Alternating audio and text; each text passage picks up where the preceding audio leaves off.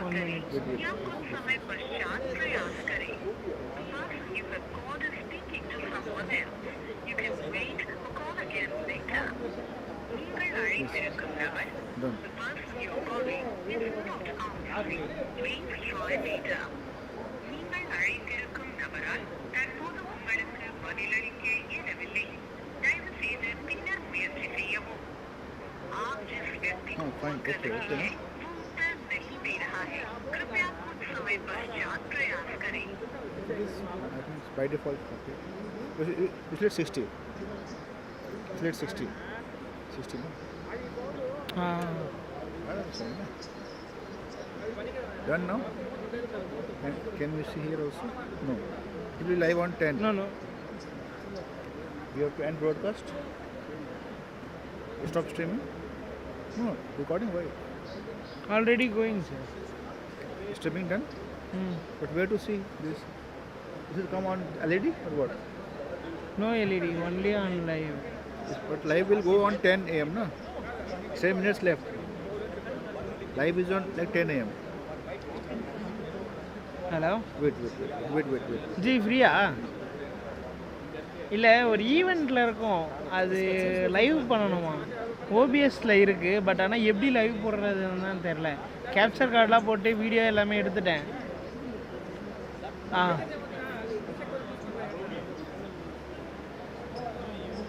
Fine. Congratulations. Sound check.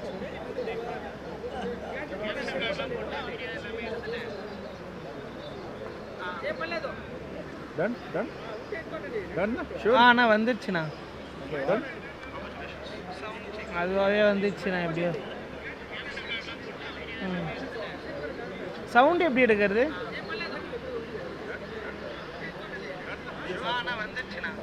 Audio இதில் வருமா?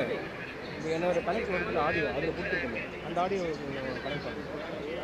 அது அங்கேருந்து அவங்க ஆடியோ கொடுக்கணுமா? ஆமாம்.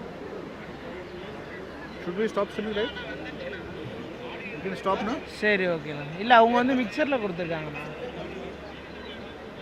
Hello. Check. Good morning.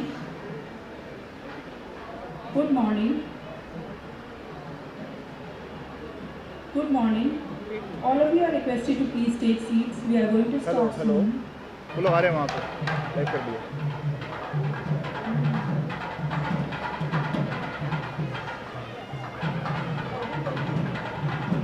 So good morning all of you. Please take seats. We are going to start. Guests have arrived. So huge round of applause for our guests.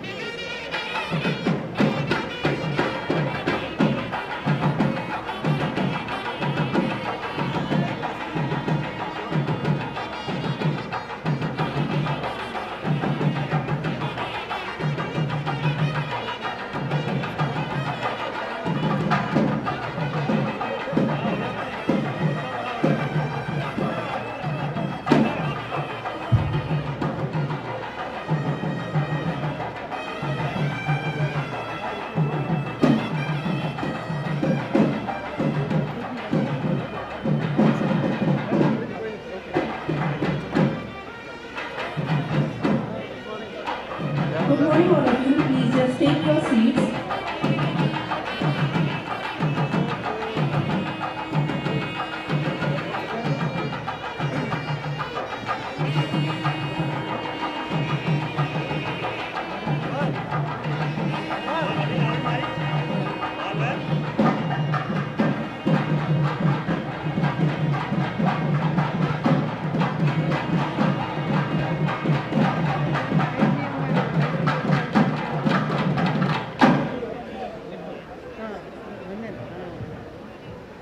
Good morning, dignitaries, ladies and gentlemen.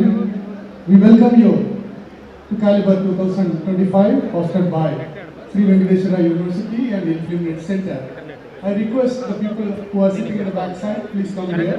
Put your mobile phone on silence mode. Internet ఇచ్చాము connection. We are about to start in 1 minute. Manware. All guests have arrived. Tamil connect area. And with pleasure, I invite Dr. Surbi as Master of Ceremony for this inaugural session of Volume for नहीं आ रहा, 3 volume नहीं days आ रहा, volume नहीं आ inaugural रहा, volume नहीं आ रहा बोल रहा है. program of the 3 days workshop, Audio capture. the International Conference Caliber 2025. I request all of you to be seated so that I can call the Master of Ceremony for official, formal start of the program.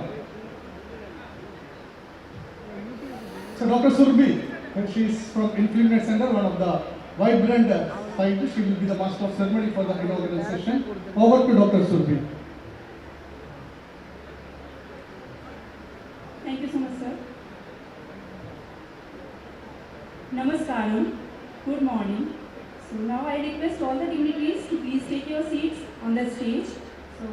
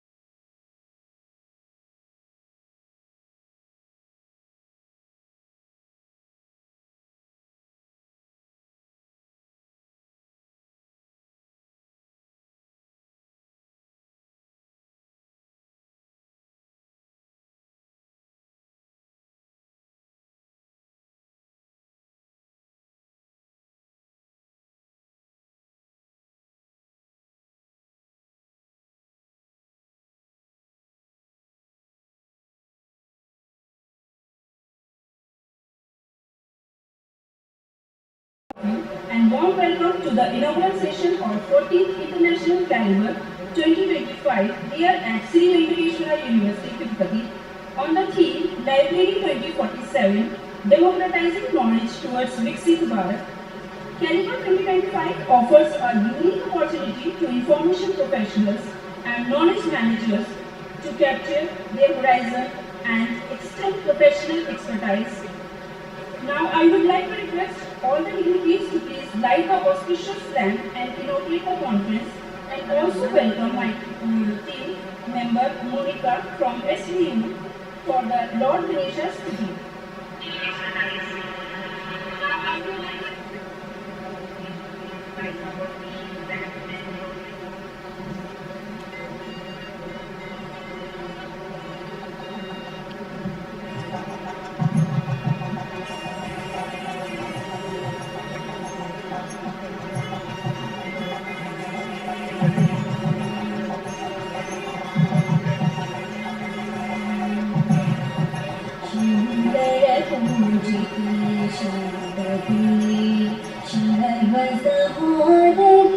Shankara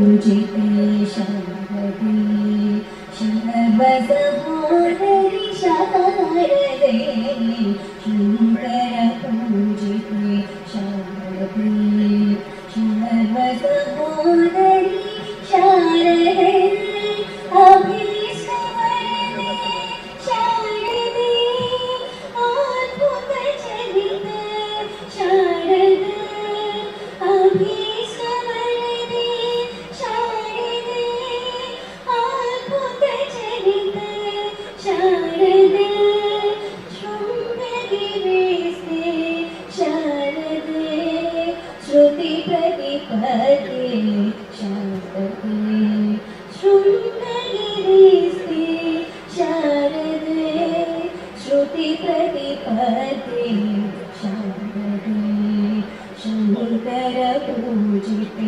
शारदे मङ्गलदायिनी शारदे सङ्गीतप्रिये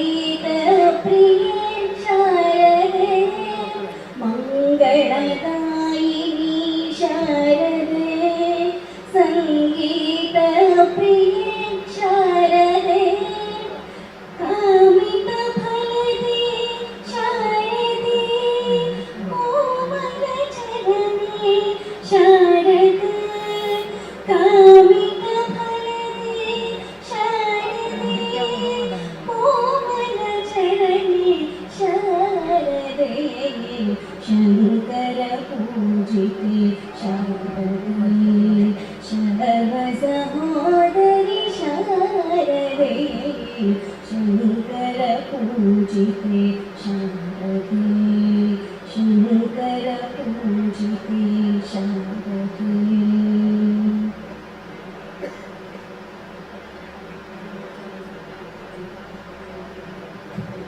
Thank you all the dignitaries for lighting the traditional lamp and inaugurating the conference.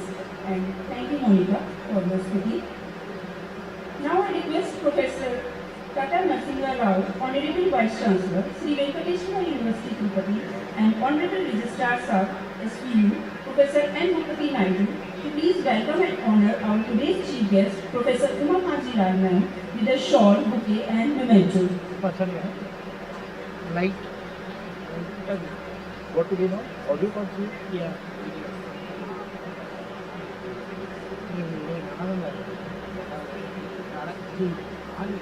Audio அது audio camera அங்கேருந்து எடுக்குதுல்ல அதை நான் இதுக்கு டேரெக்டாக audio கொடுக்கணும்டா அவங்க இது வச்சுருக்காங்க மிக்சருக்காங்க அதை வச்சு உங்ககிட்ட கொடுக்கணும். இது don't have audio team don't have.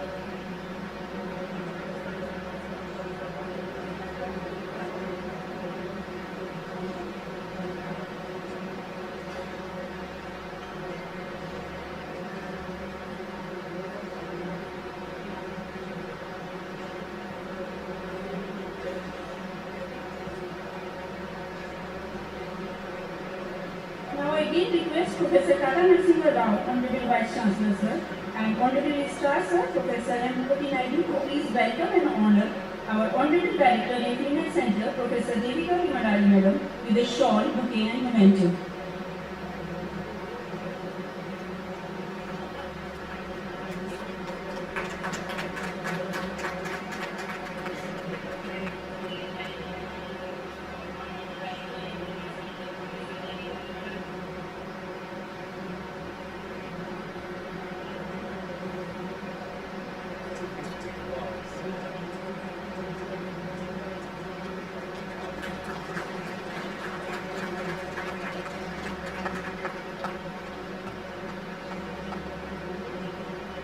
Video card लगा, वीडियो कार्ड से नहीं होगा, वीडियो कार्ड से नहीं होगा,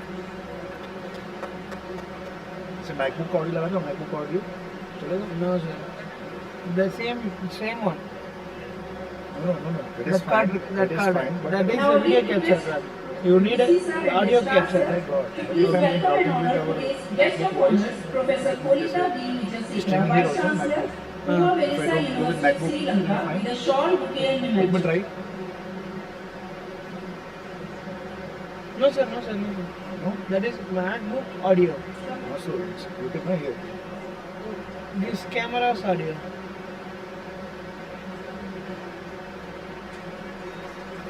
So the MacBook is something nice actually. The MacBook is something nice. Okay. Yeah. That's something to see. Let me test it once again. Na? Let me set it. Wait, not now. When she will speak now, then. I again request Vice Chancellor sir and Registrar sir to please Not now. welcome our today's guest of honor, Professor S. Vijay Bhaskar Rao, Vice Chairman, Andhra Pradesh State Council Higher Education, and in charge Vice Chancellor, Dr. B.R. Ambedkar University, Vijayawada, with a shawl, bouquet, and memento.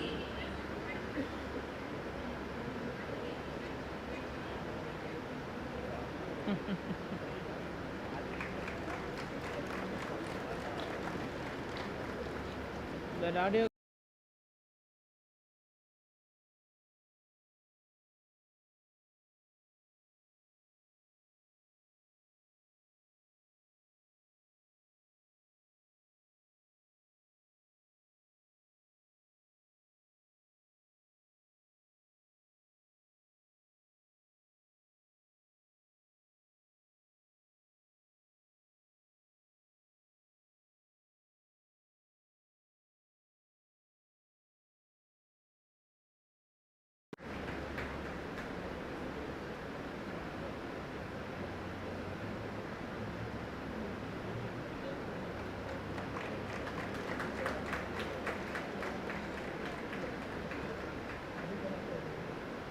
Not now.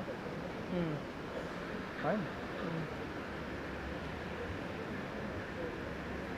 Now it's here.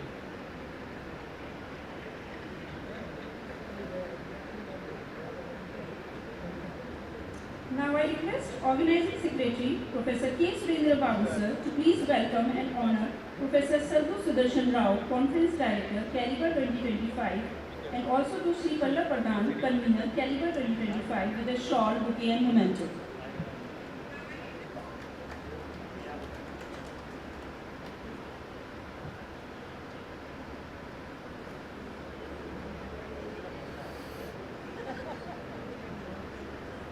Hmm.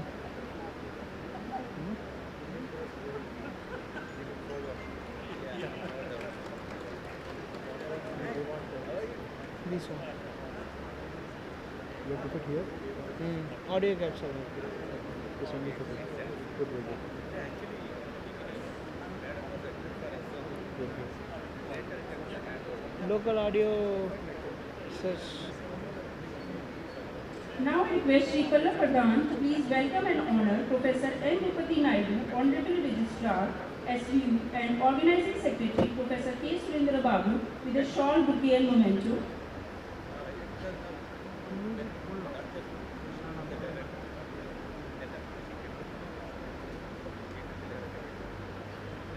Digital audio, no?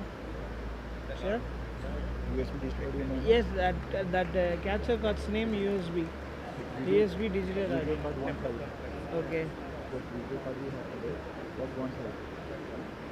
That will not work, no? Video card. Super Video audio. card we have, no? Video card. Video card only capture video.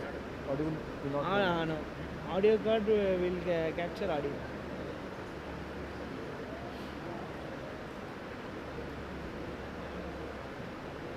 The purpose of the video and audio card is this is input.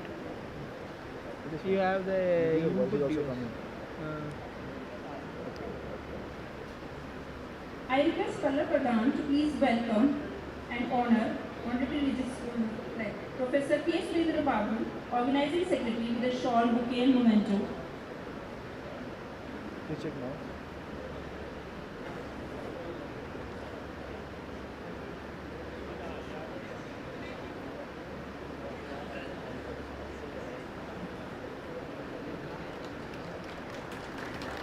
Yes,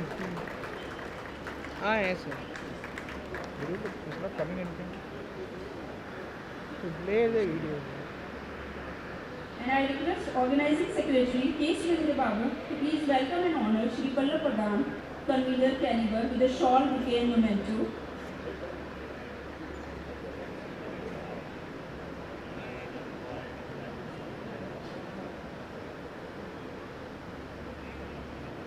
Sir, our eye is coming there.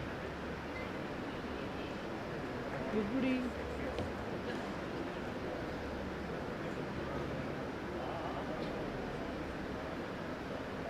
மொத்தமாக வெளியே இருந்து எடுக்குதா?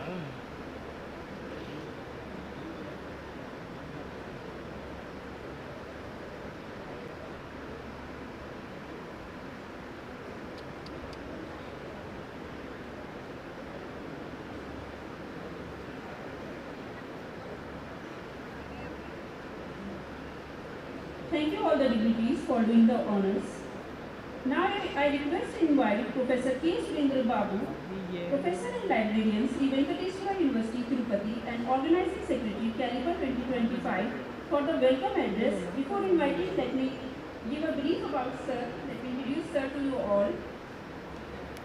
K. Sri Babu Sir is a distinguished academician and library professional presently serving as Professor cum Librarian and Dean of Examinations at Sri Venkateswara University, Tirupati. He holds MA MLIC PhD degree in Library Information Science and has built an exemplary career spanning more than 2 decades in teaching, research and academic administrations. Over the years, Dr. Babu has published 52 research papers in reputed journals, national and international journals, authored 2 books and edited 3 volumes. As a committed research supervisor, he has successfully guided 24 PhD and 7 MPhil scholars, contributing significantly to the growth of scholarly research in the field. His professional journal includes serving as librarian in charge at Riverview University, assistant professor at SDGs University Library, associate professor and in charge librarian.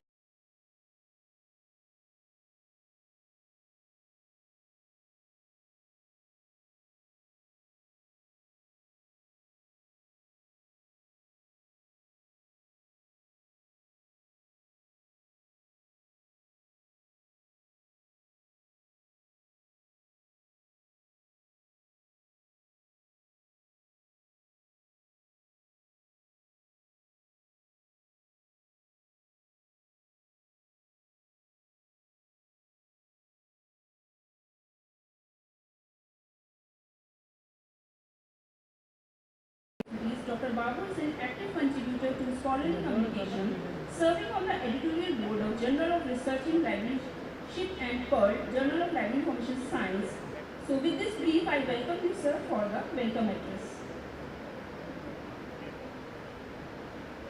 Good morning, everybody.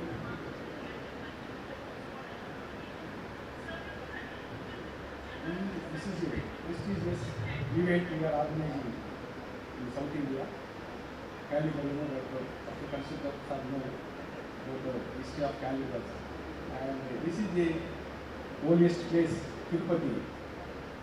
So we are organizing with the support of our authorities and authorities. This is a great event. So on this event, I am welcoming all the delegates and resource persons and dignitaries and authorities. Welcome to sir. Thank you. With the divine blessings of Lord Venkateswara, we are honored to organize this World Glorious International Conference, Caliber 25, under the foothills of Lord Venkateswara.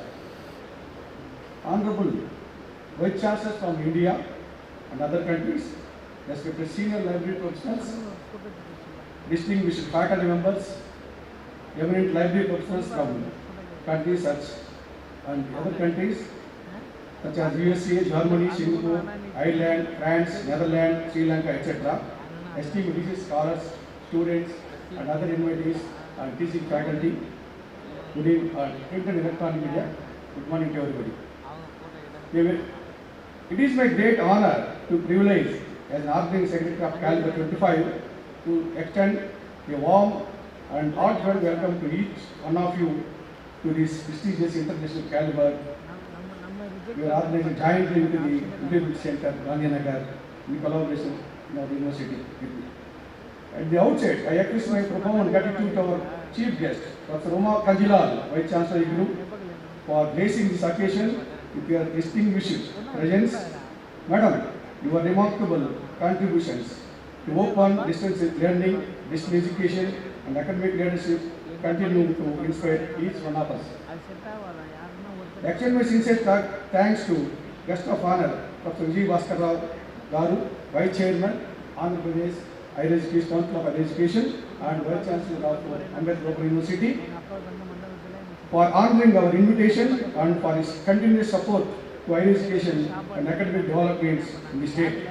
I also express my deep gratitude to our Honorable Vice Chancellor, Professor Tatara Narsingarao Garu, for his visionary leadership and wholehearted support in hosting this grand event. Sir, your encouragement and guidance have been the foundation of successful planning and execution of Caliber 25. I sincerely thank Professor Apparao Garu, Rector of Sri Venkateswara University, for his continued support in making this international conference a success. Sir, your cooperation and dedication have greatly helped us and played an important role in smooth functioning of Caliber 25, sir. My heartfelt thanks to Professor Devika Madalli Madam, Director, INFLIBNET Centre, for giving an opportunity to Sri Venkateswara University to host this prestigious conference. Madam, your academic leadership, strategic vision, and continuous support have made this collaboration truly meaningful and impactful. We are privileged to have with us Professor Polita B. Veerasekara, Vice Chancellor, Uvai LSI University, Sri Lanka. Sir, your esteemed presence adds global significance to this event and strengthen our international academic ties. Extend my sincere thanks to our beloved Registrar, Professor Bhupathi Garu, for his excellent administrative coordination and support in every stage of the conference preparation. I also take this opportunity to acknowledge and thanks to Professor S. Sudarshan Rao Garu, Director of Conference, for this valuable academic guidance, and thanks to Sri Palla Pradhan, Conference Convener from INFLIBNET, for his dedicated efforts in conducting a large-scale international event, and also extend my thanks to the co-convener, Dr. Raja. Also, Caliber has long been a prestigious platform for academic dialogue, technological innovations, and professional collaboration. Caliber 25 continues this rich tradition by bringing together global experts to deliberate on digital transformation, AI-based services, research support system, and the evolving future of academic libraries. I am confident that the discussions, interactions, and exchange over the next 3 days will inspire new ideas.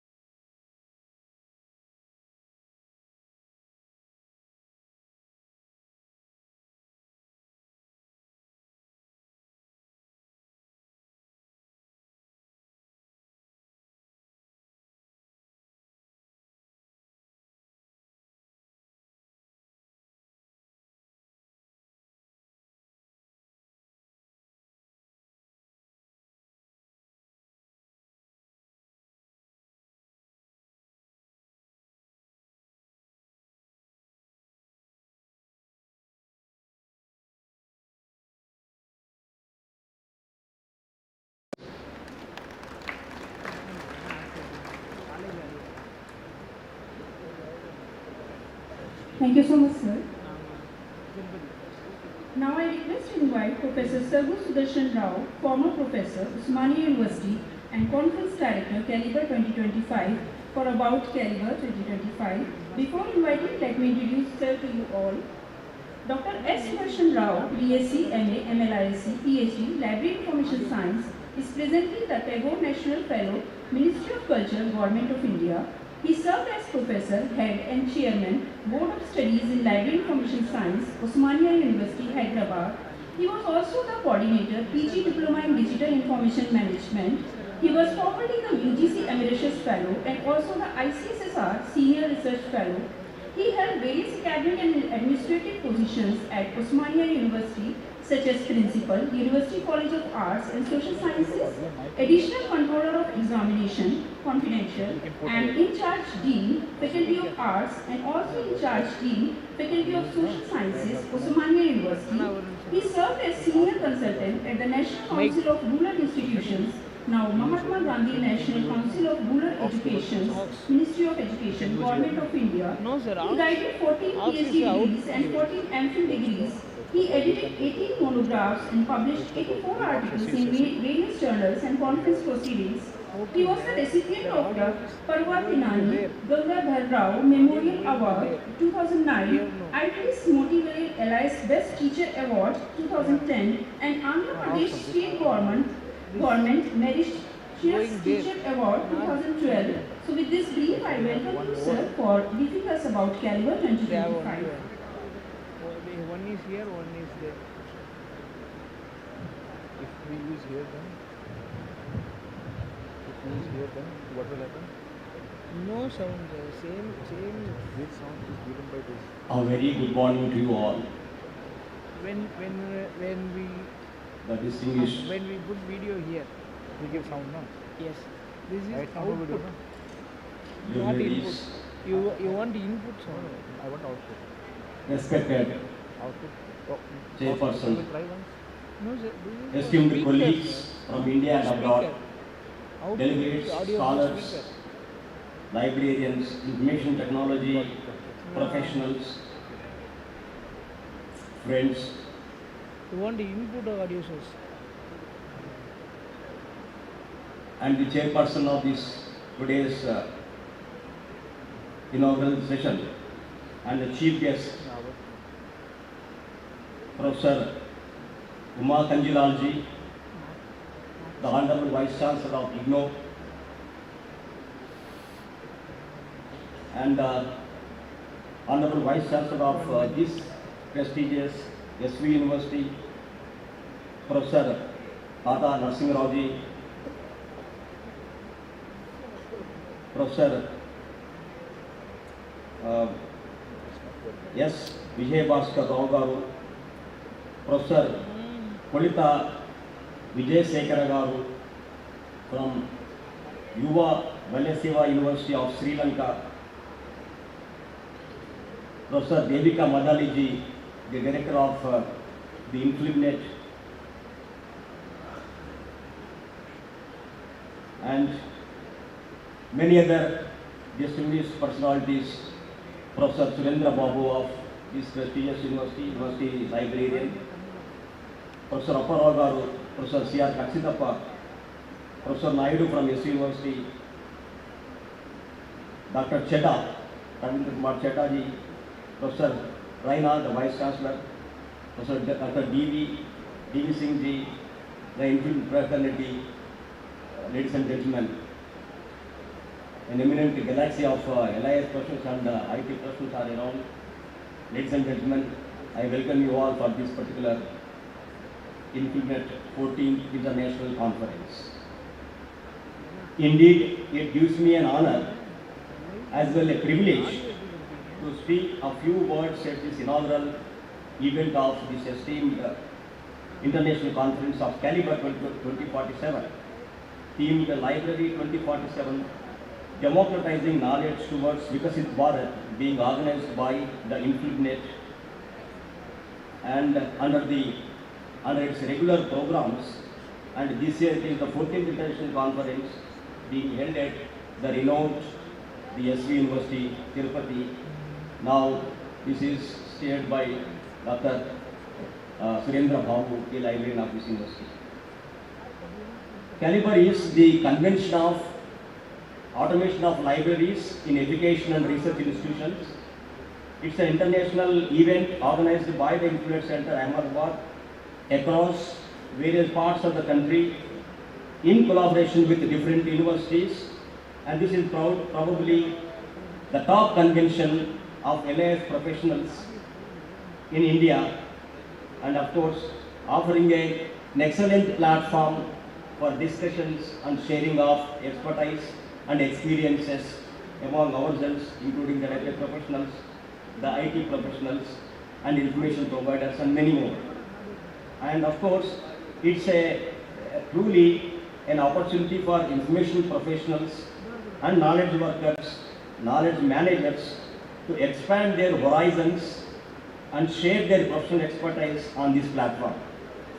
The convention features invited talks and contributed papers as well by eminent professionals that provide coverage of different issues such as the standards, best practices, IT solutions, recent advances. They are concerned with all the LIS issues like its own operations, practices, management, IT applications, and many more things. This conference also showcases and exhibits new products and services in the field, and they are all concerned with the library and information centers and libraries. The theme of the present international conference, it is in line with the nation's policy and the nation's vision of arriving at Viksit Bharat and also SDGs, even SDGs. A few hundred papers are received by the eminent LIS professionals, and that have been really a big, huge response indeed. And big thanks to all the enthusiastic authors who came forward to associate themselves with the program and to submit present their own papers and to have a kind of sharing of experiences in this event. And these papers have been doubly peer reviewed, and about 40 papers have been really scholarly papers are identified for presentation at the conference by their respective authors. And they deal with several issues, including the sub-themes of this particular conference. Now, alongside, there shall be 10 invited eminent speakers. Talks also will be there in this particular conference, and there shall be more than a dozen poster presentations on some of the issues concerned with the theme of the conference. And there shall be also, it would be honestly, I can say that it would be an environment with a dynamism and of course hectic, followed by a kind of sharing of novel experiences, information and interactions as well. This conference shall have some takeaways as well. The takeaways could be maybe in the form of resolutions or recommendations that may be of use for the policy makers and also to the LIS professionals. The entire conference program is planned and scheduled in advance, and then of course the whole program has been given to our own participants of this so that the program goes as scheduled. Now, to conclude, we go with the premise that the knowledge, when shared, multiplies, when restricted, it diminishes. Knowledge democratization helps an equitable access and inclusive development of the nation, and this conference, the democratization of knowledge, is in line with the vision of the country, the Viksit Bharat 2047. I believe with the active association, involvement and support of all the participants here, we wish that the program can really take a right end and then with proper recommendations or conclusions. Thank you very much and thanks a lot. Thank you.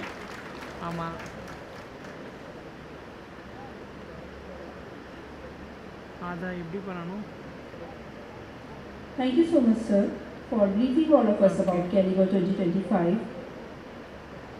Now I request to invite Professor Devika P. Madali, Honorable Director, INFLIBNET Centre, Gandhinagar, for special address. Before inviting ma'am, let me introduce to you all about ma'am. Professor Devika Madali, Director, INFLIBNET Centre.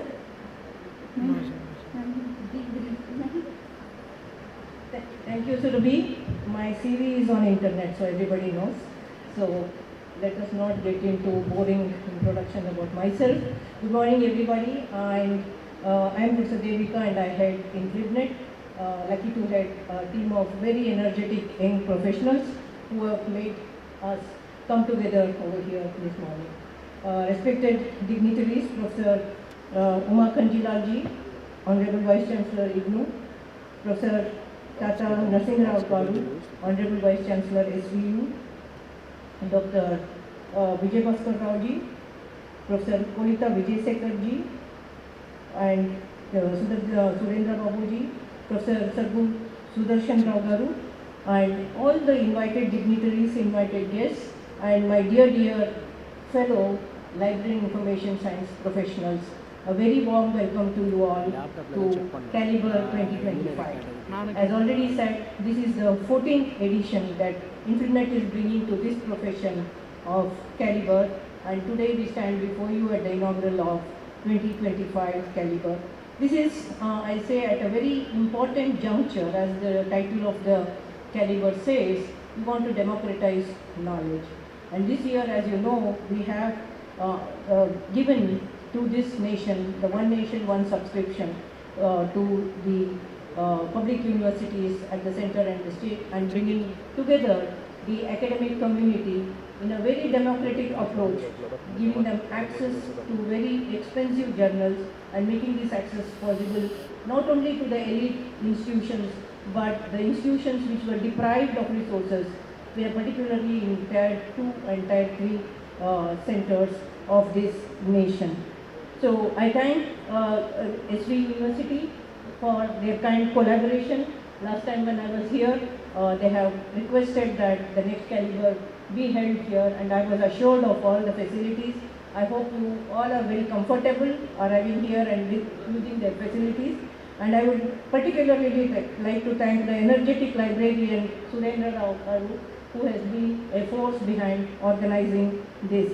And also as I said, I have a very young and energetic team, particularly led by Pallab Pradhan, my colleague, and Raja Vishwanath, and a host of my very energetic team, like Manoj ji is there, several Surabhi, everybody, I can't take one or two names, all of them contributed to bringing us to this stage where we can really kick off the Caliber 2025. I also thank Professor Waltraud Ritter, who travelled all the way from Germany to be with us, and she will be delivering the conference keynote address. And my personal welcome to her also at this juncture. So I also wish to thank all the authors who contributed their papers after we placed the call for papers. We had over 125. Many were successful. They'll be presenting their papers over here. And those who are not successful also, I would encourage them to keep trying, the young, especially the young and early career researchers, to participate in our future events, and we would very much like to welcome them also. In respect to their contributions and the time spent, I would request our theme speakers to keep to time, and then so that we allow each author their entitled number of minutes so that they can really present their papers. That is an ardent request that goes out from my side. With those few words, I thank you all once again. A warm welcome. Namaskar. Jai Hind.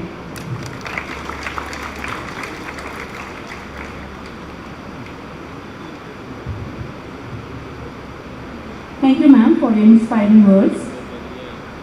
Now I request to invite Honorable Registrar Sir SVU, Professor N. Tirupati Naidu, for a special address.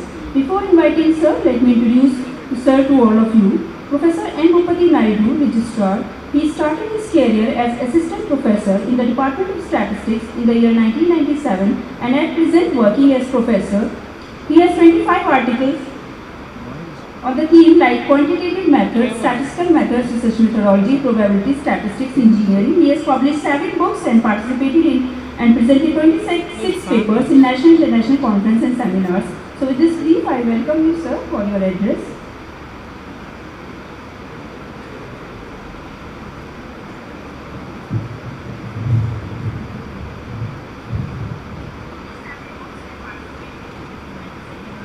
Good morning, all of you.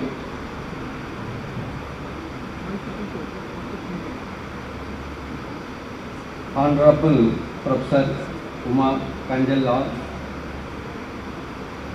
Vice Chancellor, IGNOU New Delhi, Honorable Vice Chancellor, Professor Tata Narsinga Rao from our university, Guest of Honor, Professor S. Vijayabhaskar Rao, Vice Chancellor in charge, Ambedkar Open University, and Vice Chairman, AFC, Professor Devika P. Madali, Director, INFLIBNET, Honorable Vice Chancellor, Yuva Velasa University, Sri Lanka, Professor Polita B. Vijayasekara, respected Seminar Director Sudarshan Rao, Organizing Secretary Professor K. Surendra Babu, respected Pradhanji, respected Rector Professor Apparao Garu, respected former Vice Chancellor P. Murali Garu, Honorable Vice Chancellors from different universities, good morning to all distinguished guests, esteemed scholars, delegates, organizers, and students present here for the prestigious Caliber 2025 International Conference, jointly by INFLIBNET Centre and Sri Venkateswara University, Tirupati. It is indeed a proud moment for us to host this remarkable academic gathering, bringing together intellectuals, library professionals, technocrats, and researchers from across India and abroad. Caliber has always been a symbol of innovation, collaboration, and knowledge sharing, and this year's edition of Caliber 2025 continues that legacy and with renewed energy and vision. The theme of this conference reflects the current transformation in the library and information science domain. With rapid advancements in artificial intelligence, digital data analytics, RFID, cloud services, and smart library solutions, academic libraries are undergoing a paradigm shift. This conference offers a valuable platform for discussions, demonstrations, and exchange of experience that will shape the future of library services. As a Registrar of Sri Venkateswara University, I feel immensely honored to welcome all participants to our campus. Our university firmly believes in fostering research, strengthening digital infrastructure, and promoting open knowledge ecosystems. Events like Caliber play a crucial role in culture of continuous learning. My sincere thanks to the Director of INFLIBNET, Professor Devika Madali, for choosing university as venue for Caliber 2025. I sincerely appreciate the INFLIBNET Centre, the organizing committee, faculty members, and volunteers for their dedicated efforts in making this conference a grand success. I also extend my heartfelt thanks to all keynote speakers, resource persons, and participants for contributing their expertise. I wish the conference great success and hope that the deliberations to be held here will lead to new perspectives, collaborations, and meaningful outcomes that benefit the entire academic community. Thank you all, and I wish you a productive and enriching Caliber 2025. Thank you, Andhra.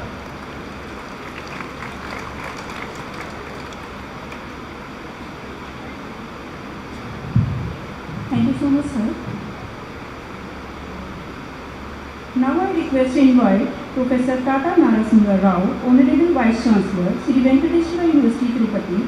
Before inviting sir, I request Lalita to please introduce her to you all. Thank you, ma'am.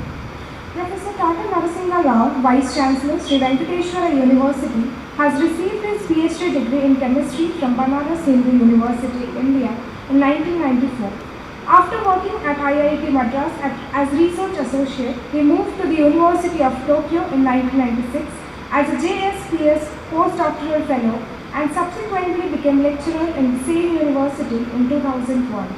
He joined International Advanced Research Centre for Powder Metallurgy and New Materials, Hyderabad, India in 2003 as senior scientist and presently is director of ARCI. In addition, he is also an adjunct professor at IIT Hyderabad. He is recipient of several awards and honors including Material Research Society of India Medal 2009, Tokyo University of Science President Award 2014, Academician of Asia Pacific Academy of Material 2015, Technology Day National Award 2016 received from Honorable President of India, Fellow of Telangana and AP Academy of Sciences 2017 and Bangalore India Nano Innovation Award 2018. Dr. Rao published more than 190 research papers and granted more than 20 international and Indian patents, several of which has been translated to technological developments. With this brief, I request Sir to address the gathering. Please, Sir. Thank you, ma'am. A small correction. I was director of ARCI and afterwards I moved to IIT Hyderabad as research advisor. Then presently I am Vice Chancellor of SDGs. So, please make that correction. Thank you so much. So, thank you everyone. Good morning to everyone. And let me thank the organizers for kindly giving me this opportunity. And respected our chief guest, Professor Kumar, and Professor Devika ji of INFLIBNET, and then we have Sadhguru Sudarshan Rao Garu, and then Vice Chancellor of Sri Lanka University, Kolita ji, Professor Kolita, and Sri Pallav Pradhan, and Surendra Babu Garu, and our beloved Registrar Bhupat Nadu Garu, and our rectors of Appala Garu, and all the dignitaries and Vice Chancellor of several universities, and some of the delegates from abroad, and dignitaries on the dais, off the dais, and library professionals, students, print and digital media, ladies and gentlemen. Thank you very much for coming here on this occasion. And dear distinguished dignitaries, esteemed delegates from India abroad, members of INFLIBNET, scholars, librarians, can you just push it?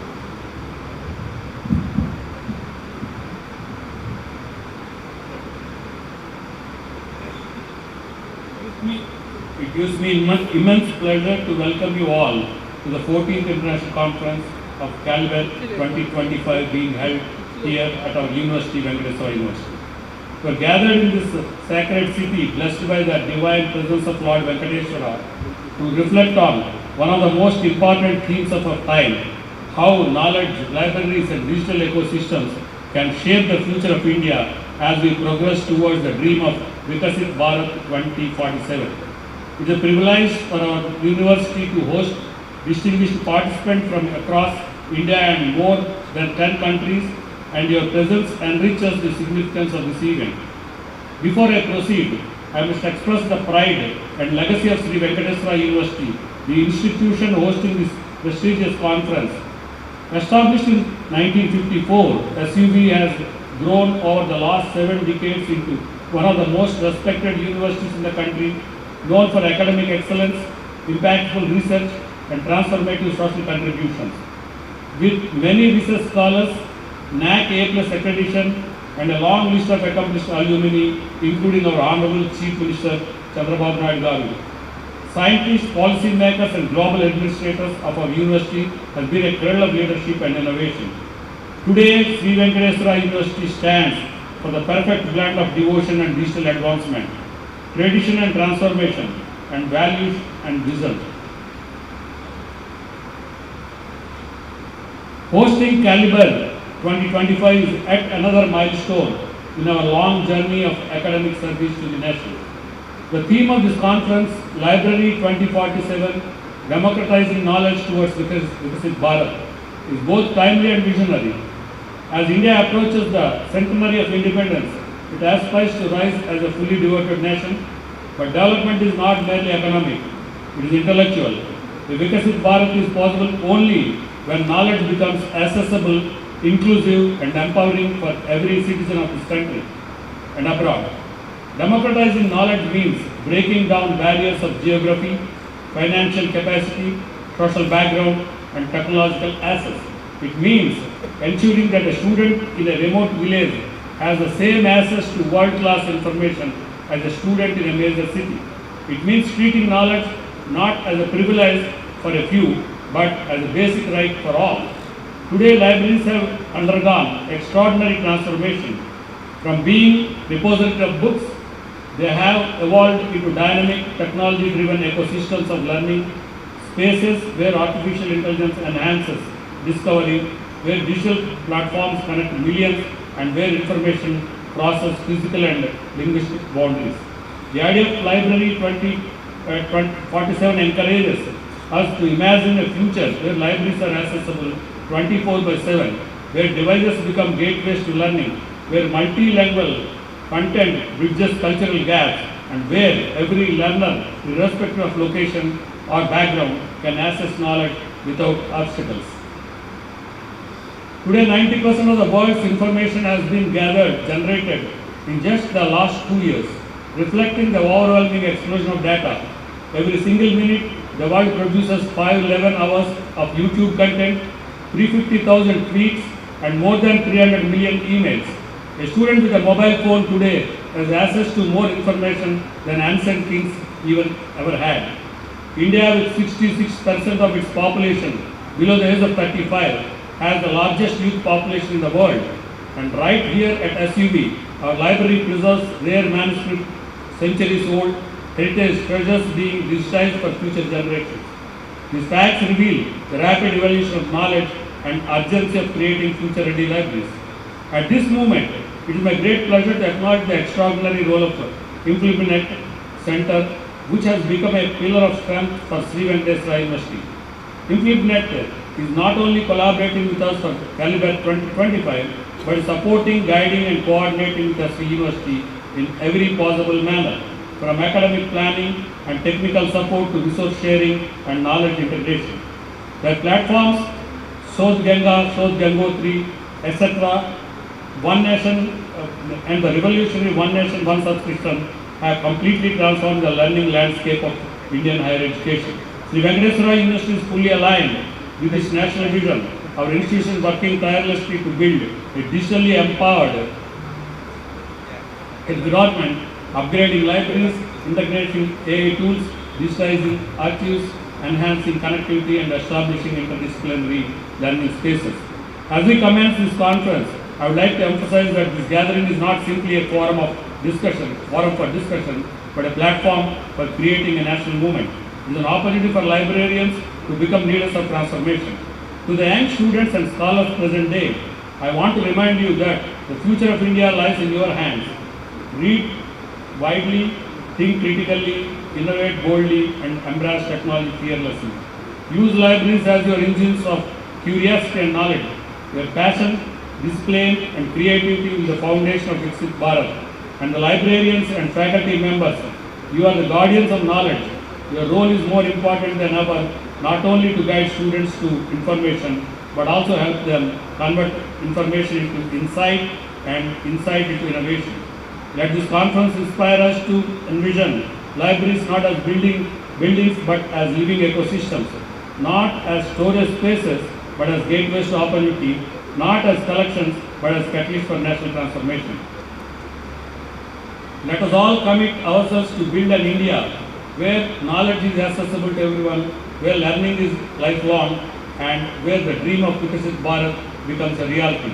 Thank you all for joining us on this remarkable journey. I extend my best wishes for a successful, meaningful, and inspiring Caliber 2025. Sri Venkateswara University is a green and clean campus with the best air quality, and while you are here for the next 3 days, breathe well so that you can get the excellent quality of air. And we also have beautiful green campus. Go around but don't go alone because we have deers, beautiful deers, but there are leopards to hunt the deer, so don't go alone and make sure that you go in groups and don't go to lonely places and enjoy the Venkateswara University's ecosystem. Thank you so much.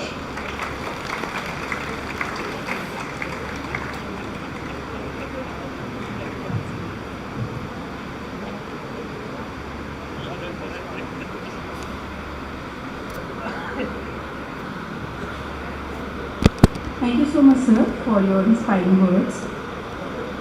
Now I request to invite today's guest of honor, Professor Kolita B. Vijayasekara, Honorable Vice Chancellor, Unveiling University of Sri Lanka. Before inviting, sir, I request Monica to please introduce to you all about sir. Sir will be delivering the special address. Thank you, ma'am. Senior Professor Dr. Kolita B. Vijayasekara is the Vice Chancellor of Yuva Velasa University, Sri Lanka, and a Senior Professor in the Department of Biosystems Technology, Faculty of Technological Studies. With an illustrious academic career spanning over 25 years, he has made significant contributions to higher education, research, and institutional leadership. He obtained his BSc Honours and MPhil in Botany from the University of Peradeniya, Sri Lanka, and earned his doctor from the George August University of Göttingen, Germany, specializing in molecular microbiology and biotechnology. Professor Vijayasekara has held numerous academic and administrative roles, including founder, dean, head of the department, and chairman of the Internal Quality Assurance Unit. A recipient of multiple President's Award for Research and the National Research Council Merit Award, he has authored 2 book chapters, 20 plus peer-reviewed publications, and over 150 conference papers. His research excellence and visionary leadership continue to advance biosystems technology and scientific innovation in Sri Lanka's higher education landscape. With this brief, I request sir to kindly address the gathering. Please, sir.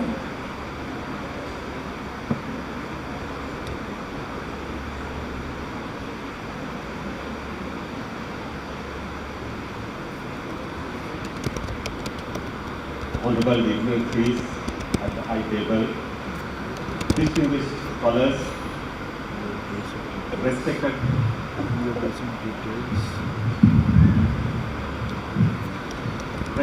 delegates,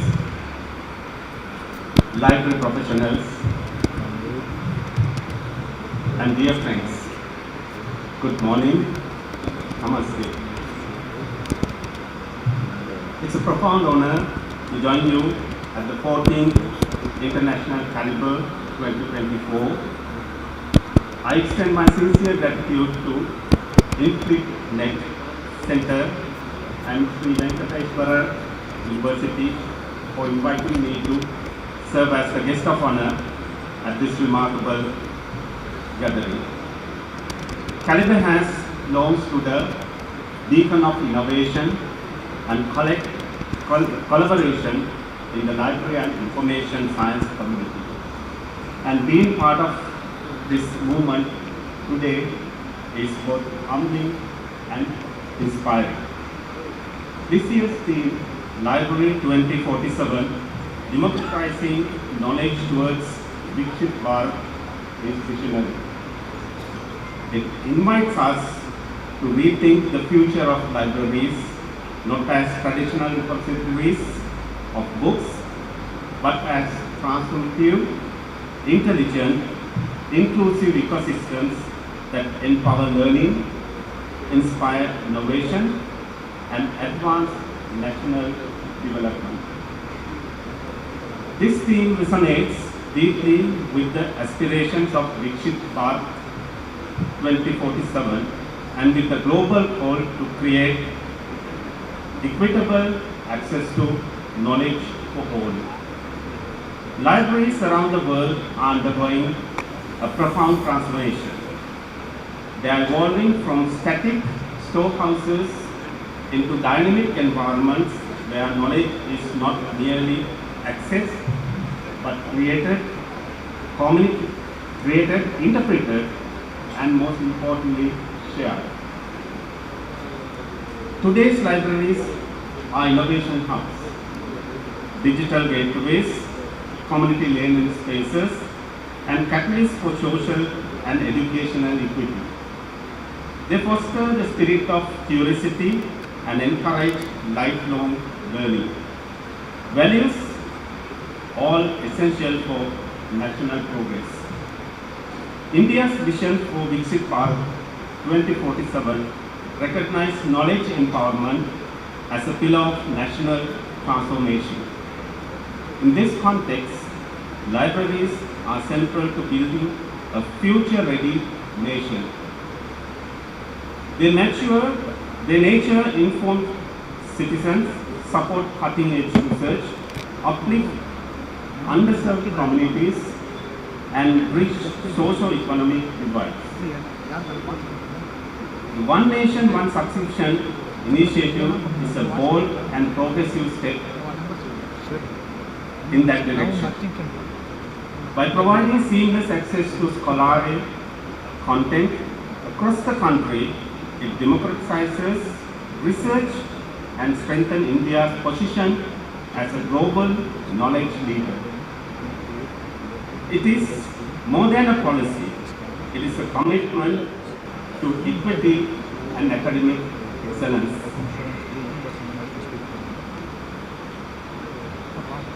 Cross-border collaborations add yet another vital dimension to this transformation. As a representative from Sri Lanka, I recognize the profound opportunities for regional knowledge partnerships. India and Sri Lanka share deep cultural, historical and educational ties.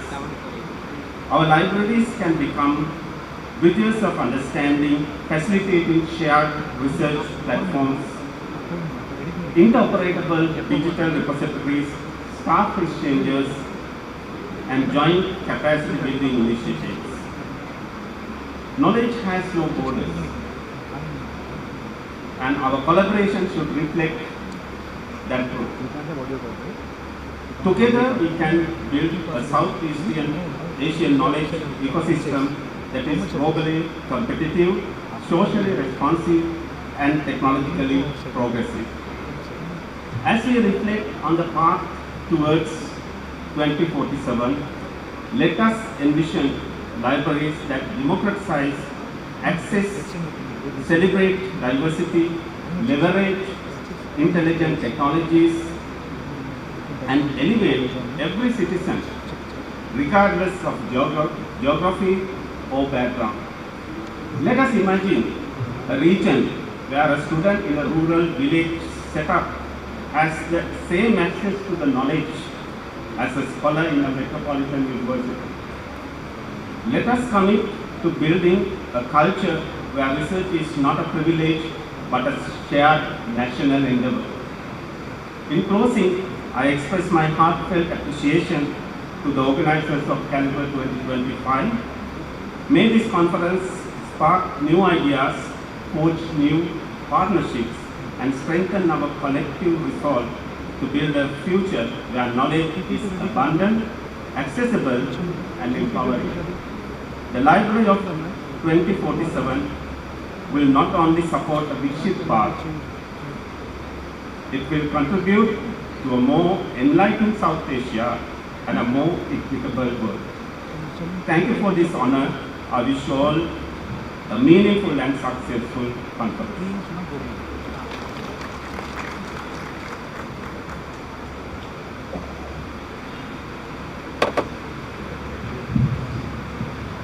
Thank you so much, sir, for your kind words. Now I request to invite today's another guest of honor, Professor S. Vijaya Bhaskar Rao, Vice Chairman, Andhra Pradesh State Council of Higher Education, and in charge Vice Chancellor, Dr. B. R. Ambedkar University, Vijayawada, for their special address. Before inviting, I request Lalita to please introduce her to you all. So, few lines.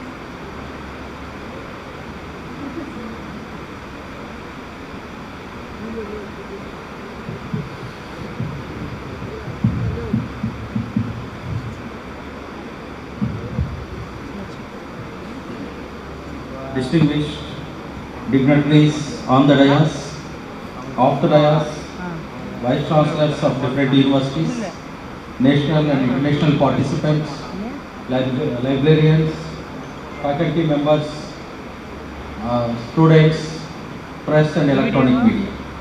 Thank you for this opportunity. I am privileged to stand before you and speak a few words on this occasion. First, let me congratulate SK University for hosting this important conference and bringing very important people onto the dais. Vice Chancellor of IGNO, INFLIBNET, and other Vice Chancellors and all the people, around 400 participants, I understand, have come from all over the country and abroad. So I congratulate the university for taking up a wonderful conference and successfully organizing this INFLIBNET workshop. I said I don't need any introduction because I am a local guy. Most of the people knows me here, so I am from the ST University only, so I don't require much introduction and other things. Now when you are talking about this Library 2047, democratizing knowledge towards Viksit Bharat, we should all have to learn one thing, that this Viksit Bharat is not only one component, but it has empowerment, equitable, innovative and global influential aspects in this Viksit Bharat. So we have to, in this transformation, libraries are not peripheral institutions, they are central engines of national development. One of the great philosophers has said that knowledge itself is power. But in the context of 21st century India, knowledge is not only power but also inclusion, innovation and national advancement. And librarians, I call them the custodians, facilitators and curators of knowledge, stand at the heart of the transformative era. So we have a lot of duty to transform this knowledge to the unreached people, and digitization is one thing, and how do you reach to the remote areas where, because there is a digital divide is always there. We are all thinking of developed cities, and there are also remote villages where no facilities are there. In this context, the digitization will come into a big boom, because you can have this idea of reaching unreached people. And then we should also think many components as technology is increasing. So towards Viksit Bharat, librarians has to do a wonderful knowledge sources, and then we need to see this digital first knowledge hubs interacting or integrating AI, cloud platforms and smart retrieval loops. All these things are required for the librarians to do this. Inclusive community spaces, supporting lifelong learning and digital literacy, research accelerators, providing access to global database, research metrics and open science platforms. After I was talking on the 12th of this month, there was a library conference organized by Tyler and Francis in Hyderabad. I was talking to them that whenever I want some data for NIRF, I used to talk to our Dean R&D, not to the librarian. But librarian should have this data, how many publications you have, how much metrics you have, how many citations are there. All this information should be available with our librarian. Similarly, today, the new component has come, the sustainable development. So how much university has to do research, how many publications are there in sustainable development goals. When you are talking about all the 17 goals, how much work has already been done and how much work you are going to do. All these things are important when you are talking about digitization and knowledge sharing and ranking and other things. And then one of the important, yes, Ranganathan has said, the father of library science in India, library is growing organism. It is not a dead one. Library is an organism. It can grow in the spirit of timeless principles. Our libraries must continue to grow, not only in the collection, but in vision, architecture, technology and social impact. At the same time, we should also understand the demands of today. Today, the students are not going to read any textbooks. I understand somebody was talking to me. They are all putting headphones and asking the AI assistant to read the articles. Not to they are not even reading the articles. They say AI, please read the article. So where is the people going to the library and reading the hard volume books now? So what do you do for those students which are digital savvy and they go everything they want on their mobile phone? I understand IGNO has an MOU recently, madam, to transfer this technology transfer to their mobile or laptops. That is order of the day. Now if you open the library and you have a volume of books, so after 5 years or 10 years, you don't find any person coming and reading the textbooks. So we need to find some alternate ways how to reach the people. And then today we are talking about digital transformation, AI empowerment, AI-driven discovery services are coming all the way. Personalized learning dashboards has to be created. Smart indexing and metadata enrichment using machine learning, virtual and augmented reality learning zones has to be created, and national level interoperable library network under the unified knowledge grid is the order of the day today. Open knowledge and science is important now. Open access publishing, national repositories for theses, data sites and research tools, policies promoting fair data principles, and of course we should also have the ethics of publication and other things. Library managed research analytics using supporting NIRF, QS and PhD rankings and other things. Another important point is strengthening the research supports, literature review and systematic research strategies. Research data management should be with the librarians, not with other people. And citation management, bibliometric analysis, journal selection and manuscript submission, all those things has to be taught to the research students who have joined for PhD in the universities. The trained librarians in research analytic tools such as Scopus, Dimensions, Web of Science and Google Scholar Metrics and other things. So supporting NEP 2020 and multidisciplinary education, we have to make the education policy, the curriculum flexible, interdisciplinary learning and creative pedagogy. Libraries must support transformation through makespaces, knowledge studios, digital courseware repositories and collaborative learning environment, multi-language digital archives supporting India's linguistic diversity.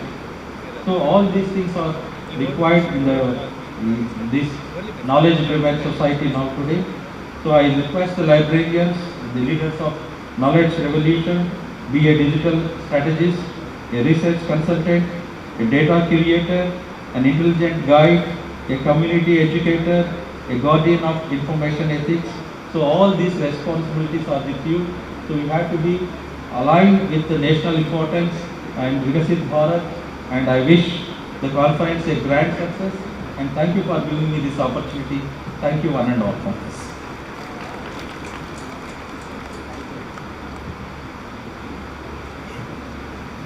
Thank you so much, sir. So before moving ahead, let me give you a brief about a very good initiative started at INFLIBNET Centre by our Honorable Director, Professor Devika Madam. That is about Research Corner and Research Tree. So I hope you might be having a picture about the Research Tree and Research Corner on the screens.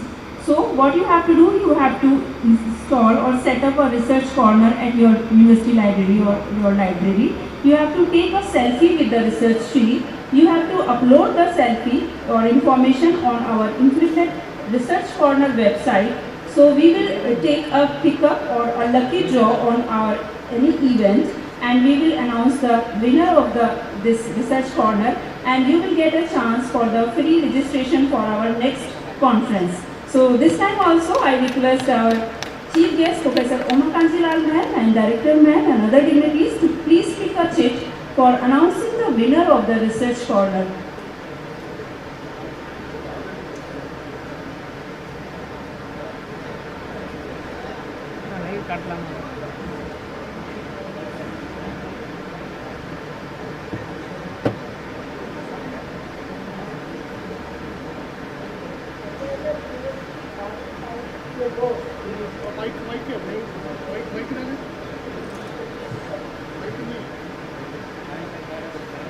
So the winner is here from Eternal University, Baru Sahib Sirmor. So congratulations. Please stand up if he is here. So he will get the free registration for our next.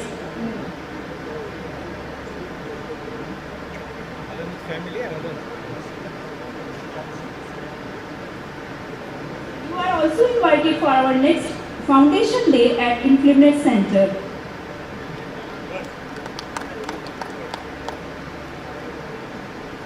So now it's the time to release and unveil the Proceedings and Souvenirs of Caliber 2025. I request our Chief Guest, Professor Uma Kanjilal, and Honorable Director, INFLIBNET Centre, Professor Devika Manali Madam, to please unveil and release the Proceedings and Souvenir of Caliber 2025.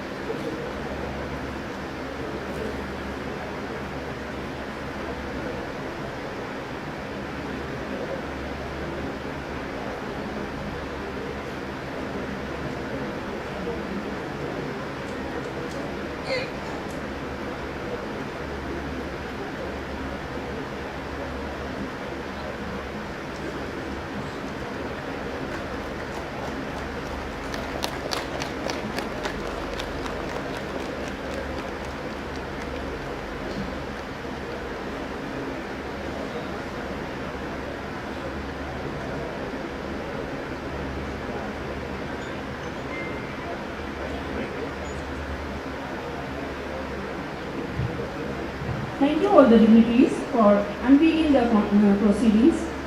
Now it's my honor and privilege to request and invite today's chief guest, Professor Uma Kanjilal, Honorable Vice Chancellor, Indira Gandhi National Open University, New Delhi.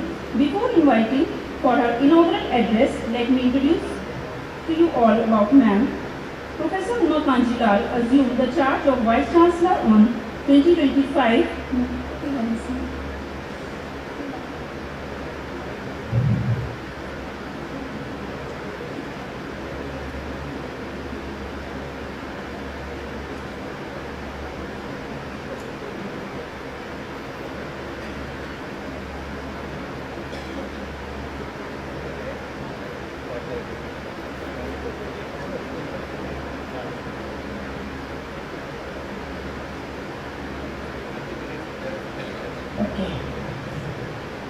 Distinguished dignitaries on the dais, my professional friends, professional colleagues, participants of the Caliber 2025, ladies and gentlemen, namaskaram, good morning to all of you. At the outset, I would like to thank INFLIBNET for inviting me as a chief guest for the inaugural session of Caliber 2025. I am overwhelmed with the reception that we had at the entrance, with this traditional reception that was there. Thanks to the Vice Chancellor, SDU and his team for that. This year's theme, Library 2047, Democratizing Knowledge towards Viksit Bharat, is aptly chosen. I think this is relevant to the day, and we need to realize the importance of libraries. I think somewhere, somehow, we have been forgetting about libraries. Actually, we need to understand that libraries are in the crux of all the activities that we do.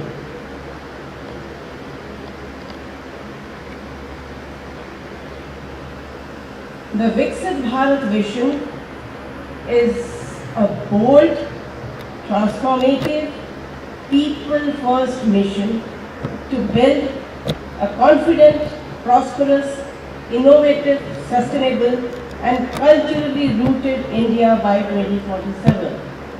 It calls for collective action from government, academia, industry, and citizens to shape future that reflects India's aspirations and global responsibilities.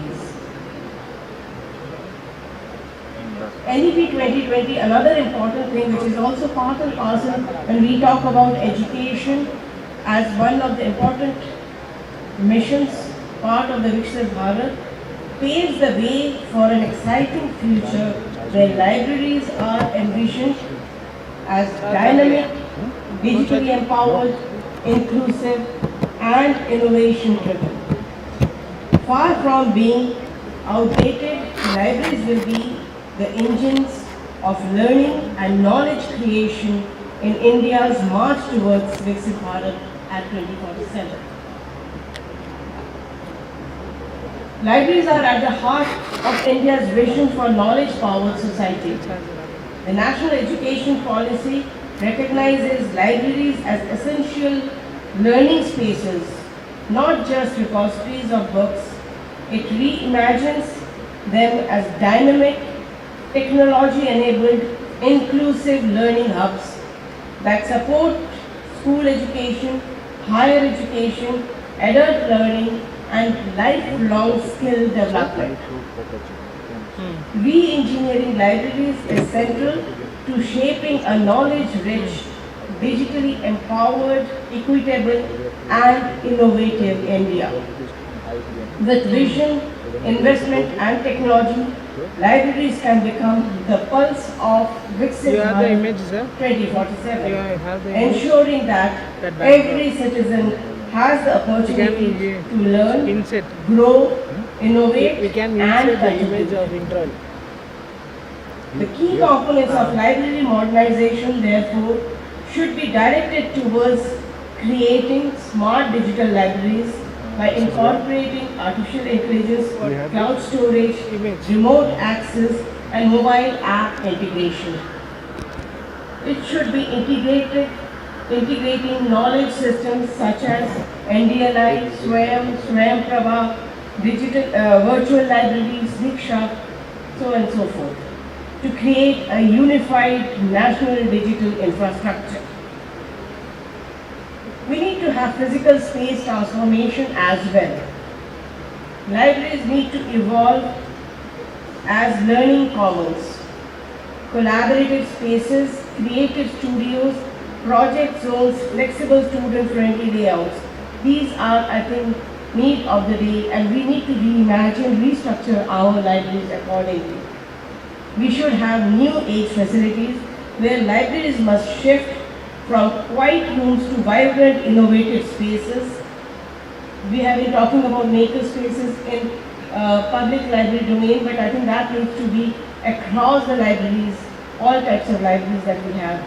Need to have innovative labs, digital media labs, coding and robotics corners, AR, VR, XR studios as part and parcel of the facilities in the library itself. We also require to re-engineer the services that we provide. In the form of research support services, we need to have research data management systems in place, plagiarism and citation to services that should be there, digital scholarship services, and knowledge analytics.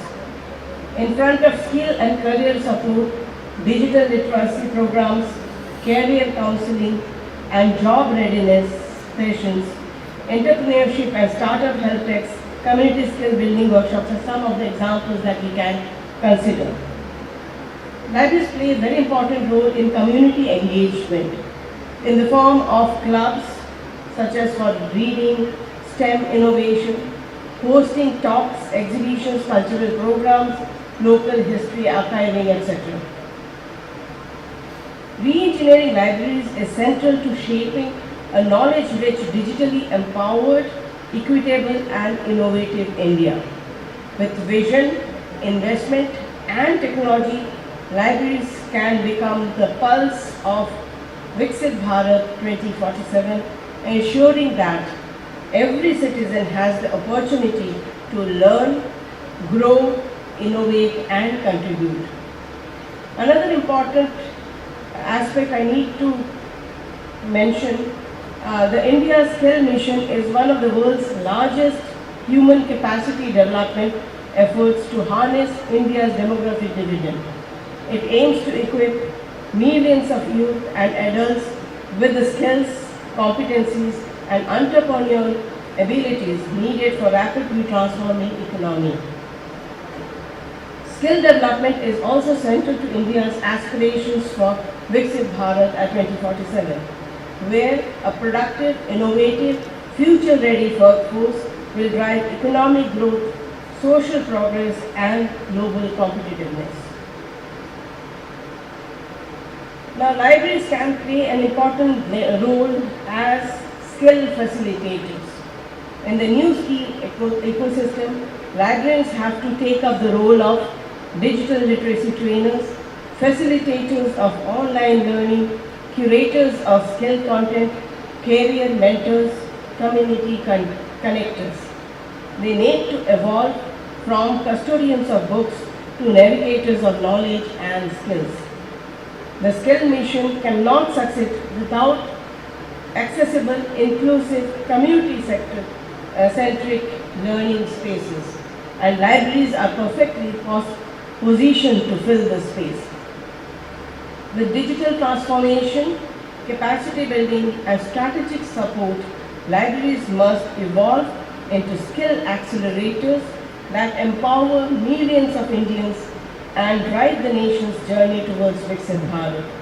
As India moves towards Viksit Bharat 2047, libraries must evolve into digitally empowered, accessible, integrated knowledge ecosystems.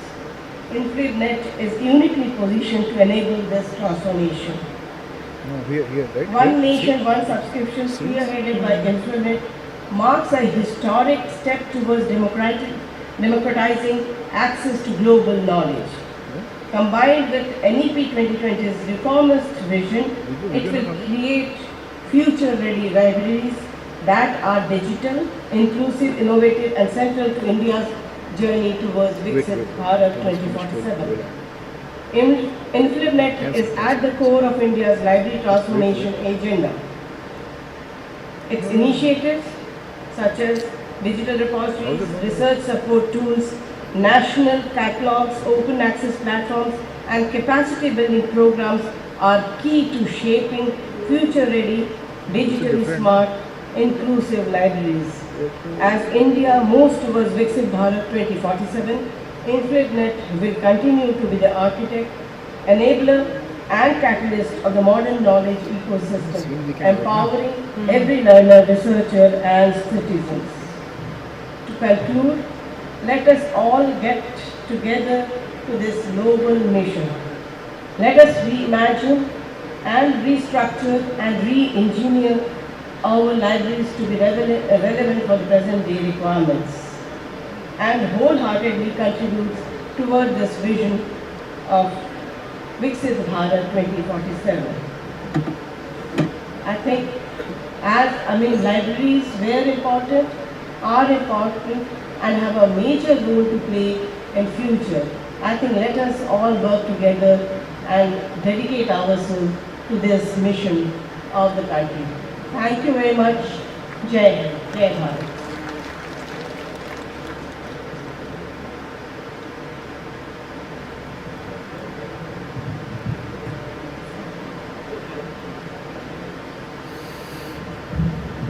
On the eve of National Library Week, the Rayalaseema Librarians Association wish to honor the senior-most professional in our LAS profession. With the kind permission of the Director of INFLIBNET and Vice Chancellor of Sri Venkateswara University, I invite Professor C.R. Karsitappa Garu to come out the dais to receive the honor from four Vice Chancellors of various universities.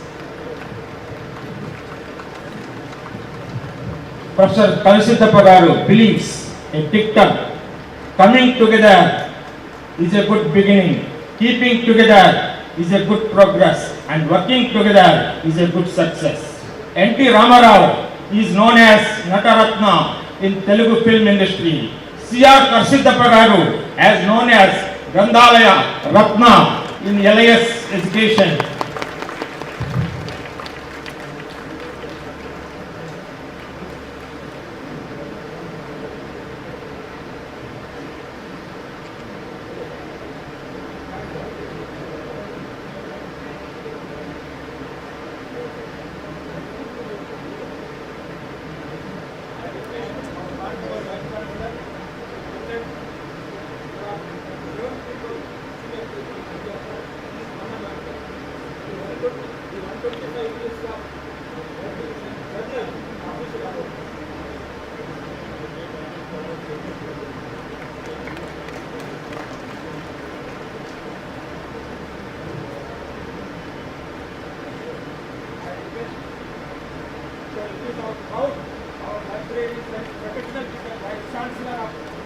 Indira Gandhi National Open University. First woman Vice Chancellor of Open University. Now I request Kandilal C to present a short program.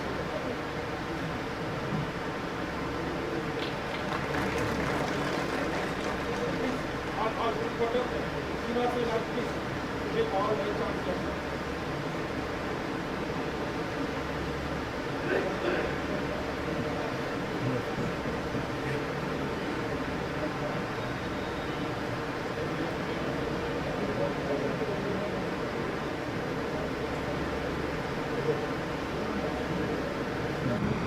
Professor Viksit Bharat is a bosom friend of Sri Gurusam Naidu Garu and best friend of Professor P. Kamaya Garu of SK University.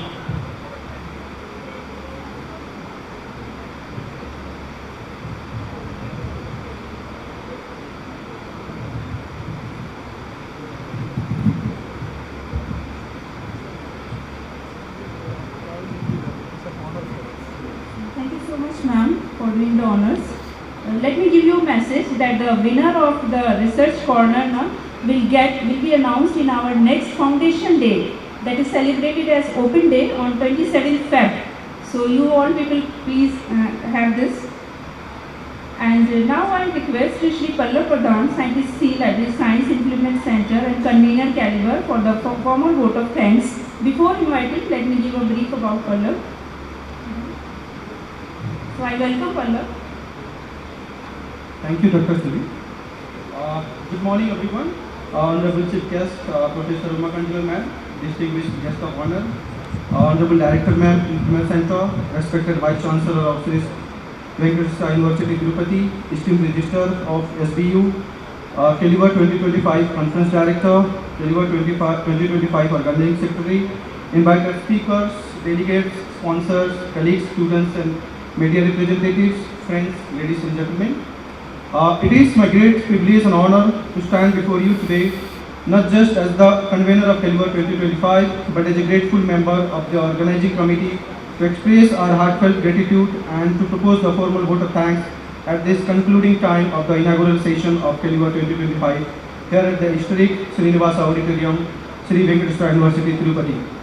The success of this morning inaugural session is a testament to our collaborative efforts and commitment to the 3 days international convention here in SVU. First and foremost, a heartfelt thanks to our esteemed chief guest, Professor Umakanjal Ma'am, Vice Chancellor IGNOU. Ma'am, we are deeply grateful and honored by your kind presence here, by accepting our invitation and taking time from your busy schedule to be with us today. Your profound insight and talk on the profound vision for the direction of libraries was truly inspiring and a great source of motivation for all of us.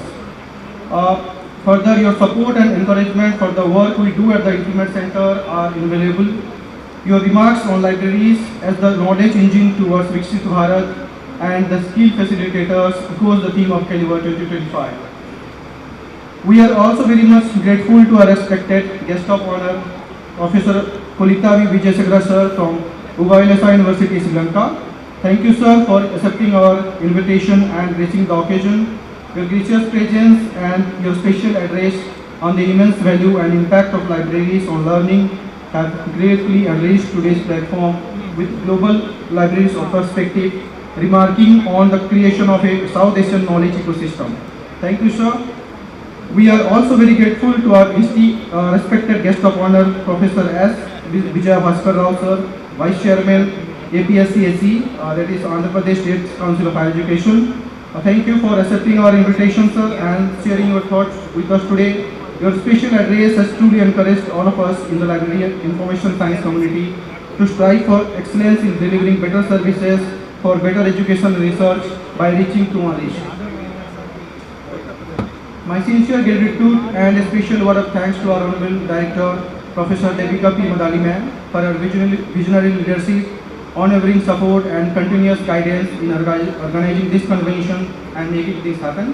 We thank you, ma'am, for your consistent extra effort and commitment to advancing the mission of the INFLIBNET Centre and ensuring that the Caliber continues to grow as a prestigious international forum fostering excellence in the library information science field.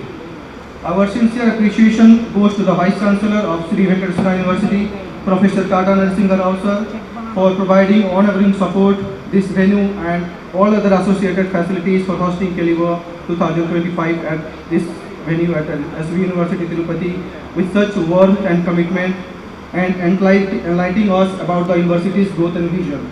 Thank you, sir. We also thank you, the Registrar, Sri Venkateswara University, Professor M. Bhupati Naidu sir, for supporting us in every possible way from the university administration side and for facilitating all aspects of this venue arrangement. Thank you, sir, for your kind support. A special word of appreciation goes to the conference director, Professor retired Sargo Sudarshan Rao sir, for his kind support and guidance since the beginning. He has always been approachable whenever we needed his guidance and advice, and for providing an insightful overview of Caliber 2025 just before. Thank you, sir, for the same. I must also recognize and appreciate the efforts of our organizing secretary, Professor K. Surendra Babu sir, for his continuous support in making this event and enriching experience for all of us from the beginning, and for the warm welcome address. Personally, I can say that he has become like a big brother to me now, and we have little arguments sometimes and all these things we carry out, but it happens and all. And if I've done something wrong, sir, I'm saying sorry in front of all of you. Thank you, sir, for that. I also thank every member of the organizing team, members of our different committees, such as the International Advisory Committee, the National Advisory Committee member, the paper reviewers, the editors, and all the technical committee members who are behind the scene, the contributors ensuring the happenings of this convention. I want to thank you, our keynote speakers, especially all our invited team speakers, to the conference rapporteur generals, co-rapporteur, who would be preparing a brief detailed report of this Caliber convention. Thanks to all the session chairs, co-chairs and panelists for accepting our request to take on the roles and responsibilities during the 3 days convention. My deepest appreciation to the entire INFLIBNET family team, though I cannot name everyone here, without whom this convention would not have been possible. I especially want to thank my colleague and joint convener of this Caliber 2025, Sri Raja Ji, for his wholehearted support, efforts and contribution to Caliber. The whole library staff of SBU, under Professor Surendra Babu sir, his research scholar, students, volunteers, and other staff members from the university administration, state office of this university, who have supported us, worked tirelessly over the past few months for this Caliber convention, ensuring that every detail of your stay and this Caliber is comfortable and seamless. An event of this magnitude cannot come to the fruition without the generous support of our sponsors. We are profoundly grateful to our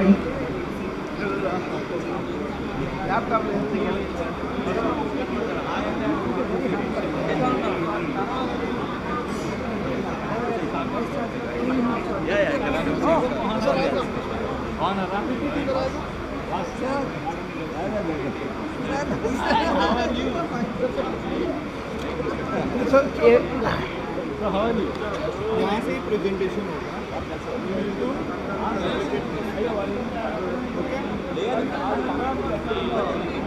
sir sir sir CV it is there. Where? Very friendly. Sir, from Bangalore, already visited to Sri Lanka. Sir, I'm a Vice Chancellor. Right. How are you, sir?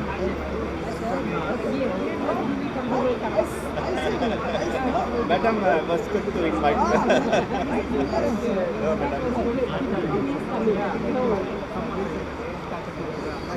I have given you that session.ppd file. PPTX. PowerPoint slide we have given. From here only, this is live, sir. Okay. We can't change here. Okay. You want another laptop? Yeah. It is possible from here. Where, sir? Can we keep here laptop?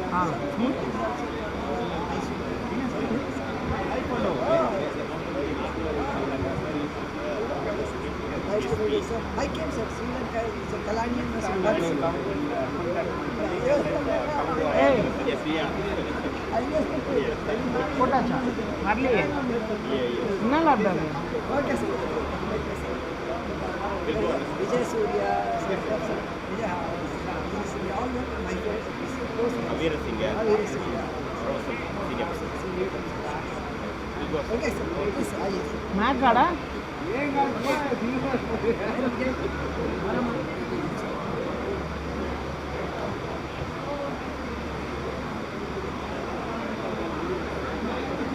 మ్యాకా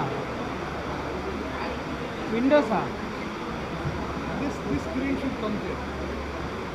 1 minute sir.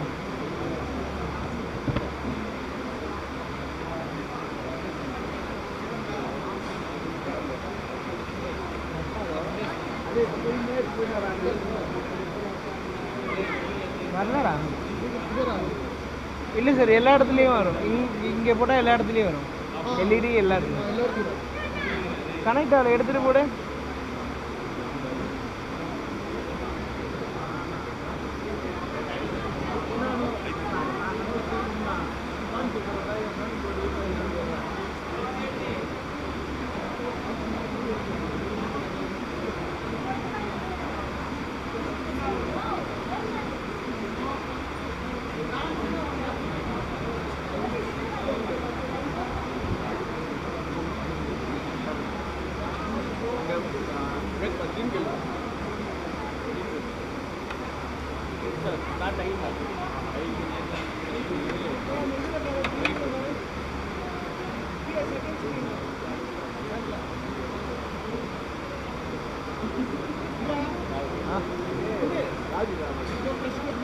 It's streaming yet, is it?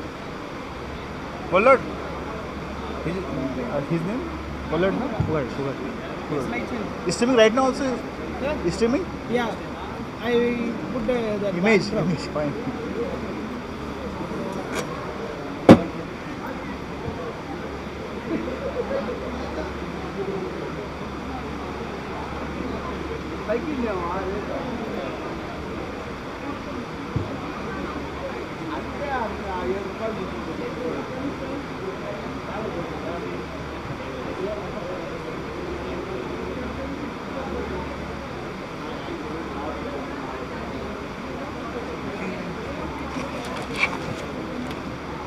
It is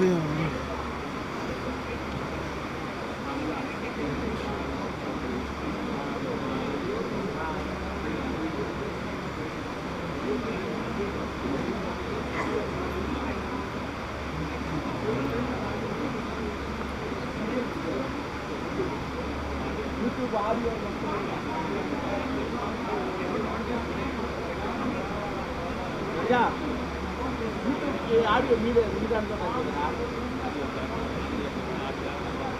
Screen changer, this pointer changer. And ये light of कर सकते हो videography वाला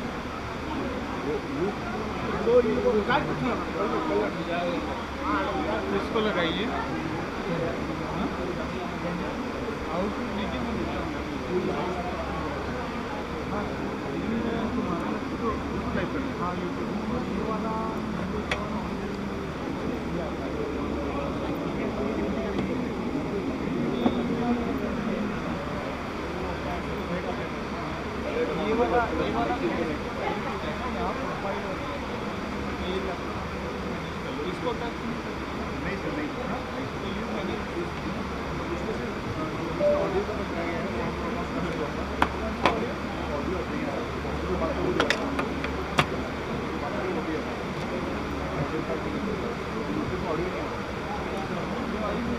audio आ रहा है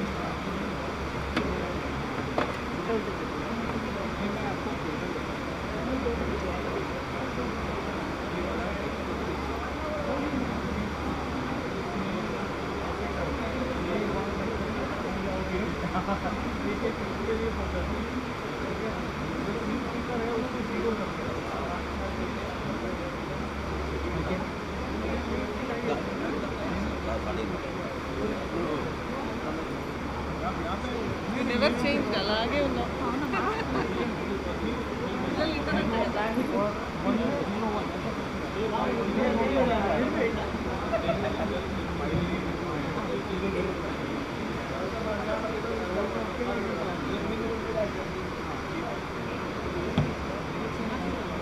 என்னோட laptop அந்த back எடுங்க. சார்ஜர் இருக்கா?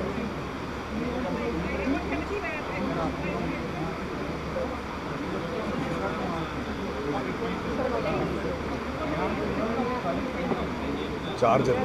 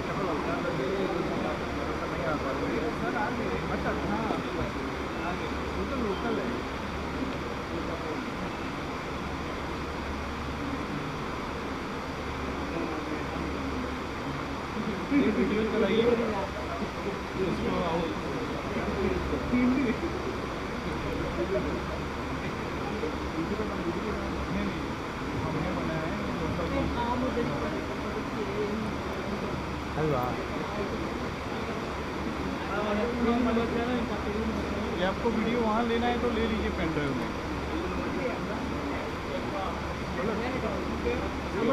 वीडियो यार ये तो वीडियो अभी कोई है नहीं ना। तो यू स्टार्ट वीडियो।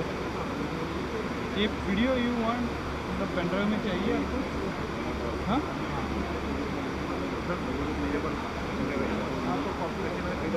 मेरे पास भी आया है, मैं वो हार्ड ड्राइव लेके आया हूँ। अच्छा इसको कॉपी करके 128 GB है, बहुत है सर।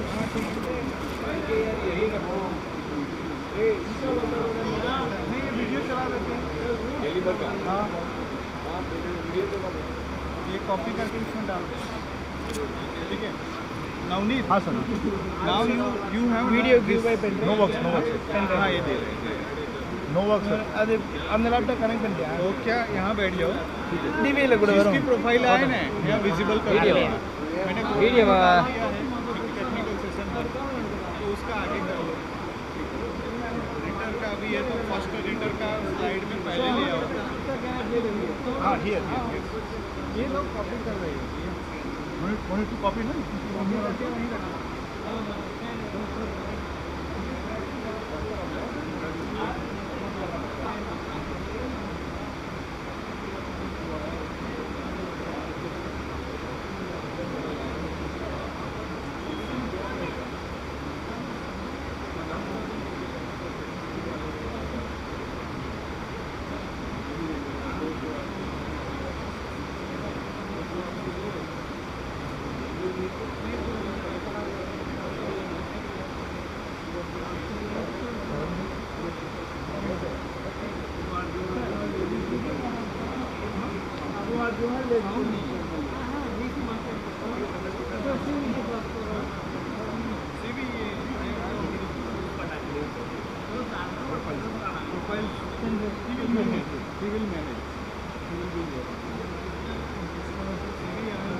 करनी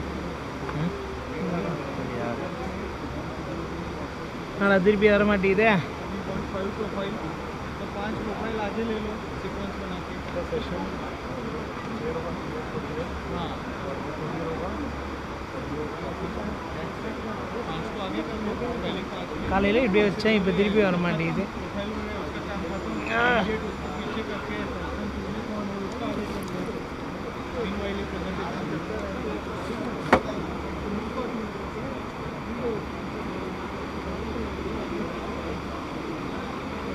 ओ कैमरा वे ऑफलर का यार द कैमरा ऑन मासले camera on मासले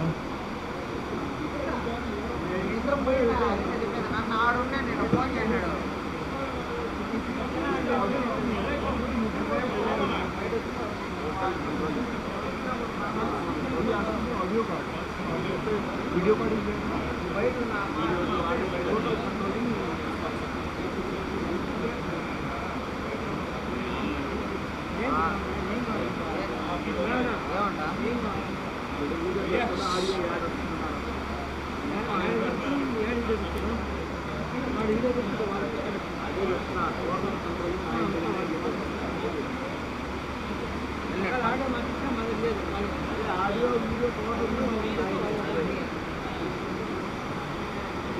Sir, how to get the video? Which video?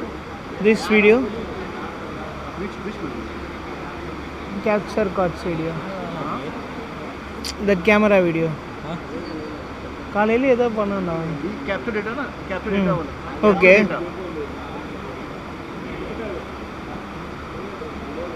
காலையில் ஏதோ பண்ண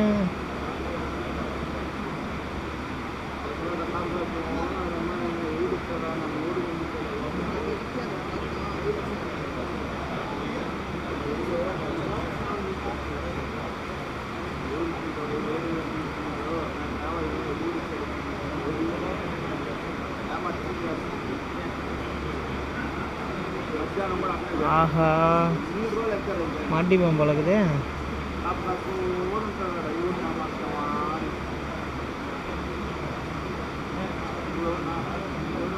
ఏదో పన్నండా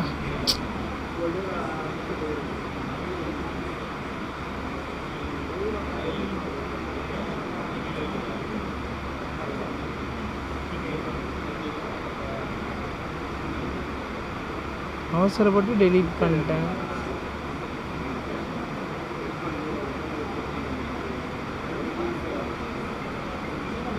శ్రీ వెంకటేశ్వర స్వామి దేవాలయానికి అనుబంధంగా ఉన్నటువంటి అన్నమయ్య ఆధ్యాత్మిక గ్రంథాలయం కళారత్న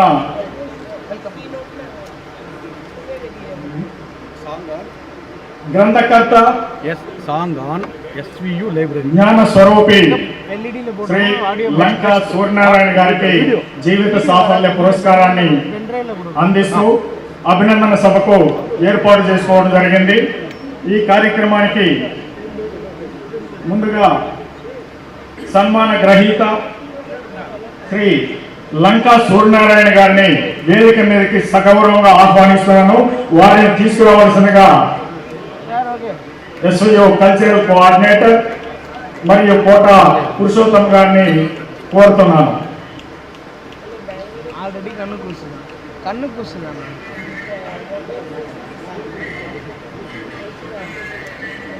ఆల్రెడీ అదివే కూర్చున్నాను అంత రైటే కన్ను కూర్చుంది. ఇలాంటి ఈ జ్ఞాన భండాగార సదస్సులో ఓ పుస్తక స్వరూపాన్ని ప్రతిష్టాత్మకంగా మనము సత్కరించుకోవడం ఓ ఆనవాయితీగా భావించి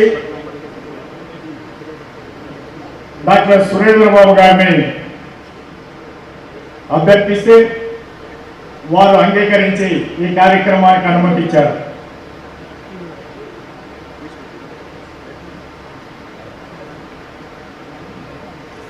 ఈ అభినందన సభకు ముఖ్య అతిథిగా శ్రీ వెంకటేశ్వర విశ్వవిద్యాలయం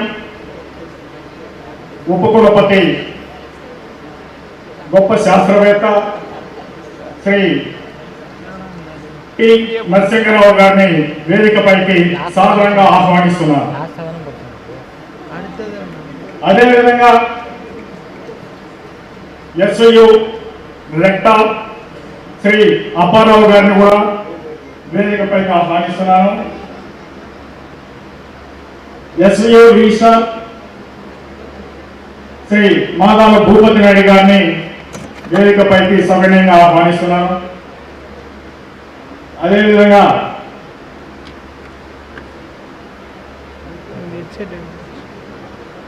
అకాడమీ ఆఫ్ ఫైన్ ఆర్ట్స్ అధ్యక్షులు ప్రముఖ చార్టెడ్ అకౌంటెంట్ శ్రీ పల్వన్ కుమార్ గారిని వేదికపైకి ఆహ్వానిస్తున్నాను.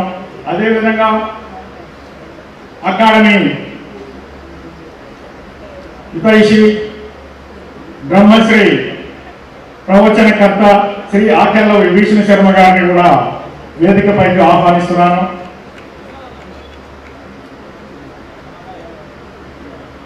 ఈ కార్యక్రమానికి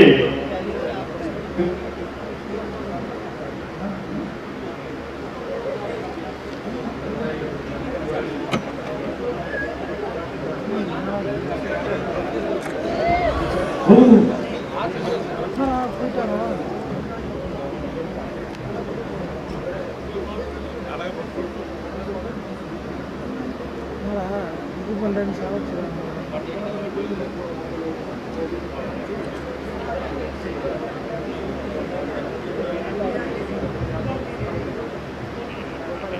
క్షమించాలి.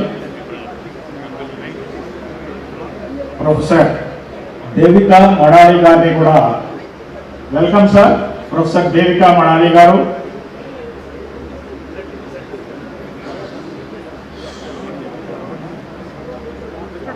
డైరెక్టర్ ప్రొఫెసర్ దేవికా మడాలి గారు,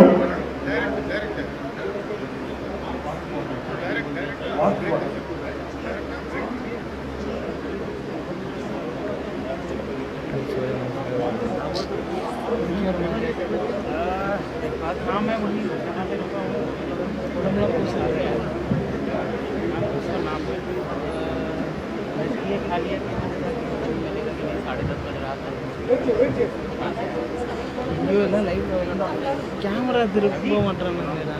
அது இங்கே தான் ஜூம் போடுறேன்.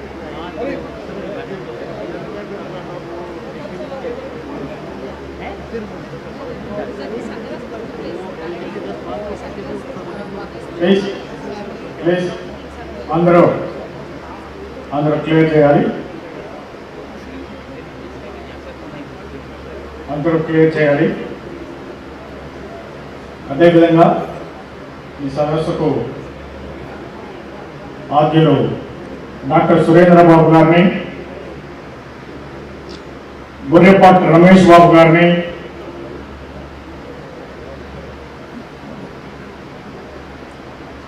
వేదికపైకి సవినయంగా ఆహ్వానిస్తున్నాను.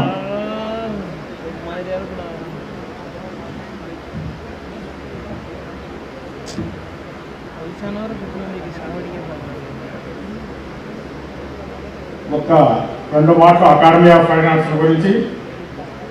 మన భారతీయ సంస్కృతి సాంప్రదాయాలు ప్రపంచానికి ఆదర్శంగా ఉన్నటువంటిది మనకు అందరికీ తెలిసిందే. మన దేశంలో అనేక కళా సంస్థలు సంస్కృతి పరిరక్షణకు అప్పటి నుంచి కూడా నడుము చుట్టాయి. ఆ పరంపరలోనే అకాడమీ ఆఫ్ ఫైనాన్స్ 1984 ఏప్రిల్ 21వ తారీఖున అప్పటి ముఖ్యమంత్రి శ్రీ నందమూరి తారక రామారావు గారి చేతుల మీదుగా ఈ సంస్థ ప్రారంభించుకోబడింది. అప్పటి నుంచి ఈ 40 వసంతాలుగా సంగీతం, సాహిత్యం, సాంస్కృత్యం, సాధికారత, ఆధ్యాత్మిక వేడుకలను విజయవంతంగా కొనసాగిస్తూ నేటికి ముందుకెళ్తోంది ఈ సంస్థ. ఈ సంస్థ అధితులుగా భారత రాష్ట్రపతులు, ఉపరాష్ట్రపతులు, భారత సర్వోన్నత న్యాయమూర్తులు, గవర్నర్లు, ముఖ్యమంత్రులు,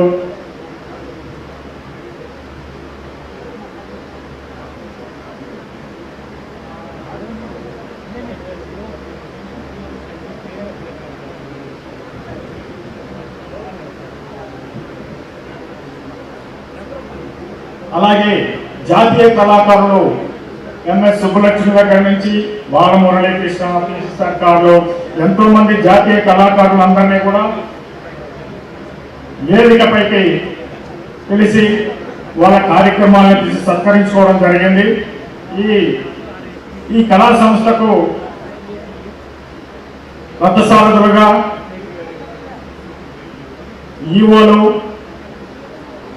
బీసీలు, కలెక్టర్లపై సారథ్యం వహించి ముందుకు నడిపిస్తూ ఉన్నటువంటి ఈ సంస్థ ఈరోజు ఈ అపురూపమైనటువంటి పుస్తక స్వరూపాన్ని మనం సత్కరించుకోవడానికి ఈరోజు ఏర్పాటు చేసుకోవడం జరిగింది. ఈ పరంపరలో ముందుగా గొర్రెపాటి రమేష్ బాబు గారిని మాట్లాడవలసిందిగా కోరుతున్నాను. ఈ ప్రొఫెసర్ ప్రసాద్ గారు వేదికపైకి రావాల్సిందిగా కోరుతున్నాను. ప్రొఫెసర్ ఏఆర్డి ప్రసాద్ గారు వేదికపైకి సాధారణంగా ఆహ్వానిస్తున్నాను.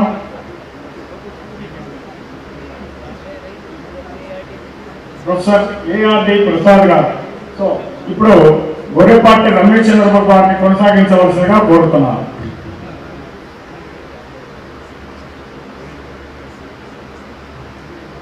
వేదిక మీద ఉన్న పెద్దలందరికీ,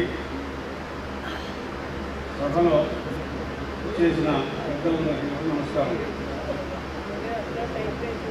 నేను పుస్తక ప్రియుడిని. అలా 10 సంవత్సరాల క్రితం గుంటూరు గ్రంథాలయానికి వెళ్ళడం జరిగింది. అది 15 జనవరి 2016 సంక్రాంతి. ఆ రోజు వెంకటేశ్వర గారు కలిసే మహాత్మాలు మొదటిసారి జరిగింది. అప్పటి నుంచి అవకాశం ఉన్న ప్రతిసారి నేను అక్కడికి వెళ్ళటం, ఆయనతో మాట్లాడటం, ఆయన చెప్పిన విషయం ఇది ఒక అలవాటు కింద మారింది. ఆయన గురించి నాకు పెద్దగా తెలిసిందంటే 90 సంవత్సరాల వయసు, అపారమైన అనుభవం, నాకు 10 సంవత్సరాల పరిచయం. పుస్తకాలనే మీద ఉన్న ప్రేమ ఒకటే మా ఇద్దరికి కలిపిన సంబంధం. వారు 1936 జనవరి ఆగస్టు 23న గుంటూరు సమీపంలోని గడగొట్టుపాటు గ్రామంలో సాధారణ రైతు కుటుంబంలో జన్మించారు. గ్రాడ్యుయేషన్ అయిన తర్వాత 1956లో ఎక్సైజ్ డిపార్ట్మెంట్లో జాబ్లో చేరి 1956లో చేరి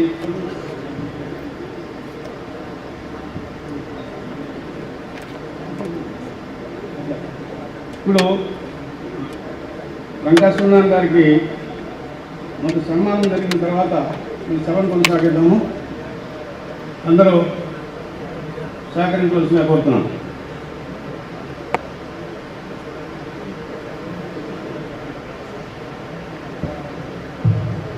శ్రీ లంకా సూర్యనారాయణ గారిని మన గౌరవ వైస్ ఛాన్సలర్ ఆచార్య తాత నరసింహారావు గారు, రిజిస్ట్రార్ భూపతినాయుడు గారు, పల్గొన కుమార్ గారు, తర్వాత ఏఆర్డి ప్రసాద్ గారు, దేవకి మేడం, ఆర్డెల్ల విభీషణ శర్మ గారు, కోటా పురుషోత్తం గారు, గొర్రెపాటి రమేష్ గారు అందరూ సన్మానం చేస్తున్నారు.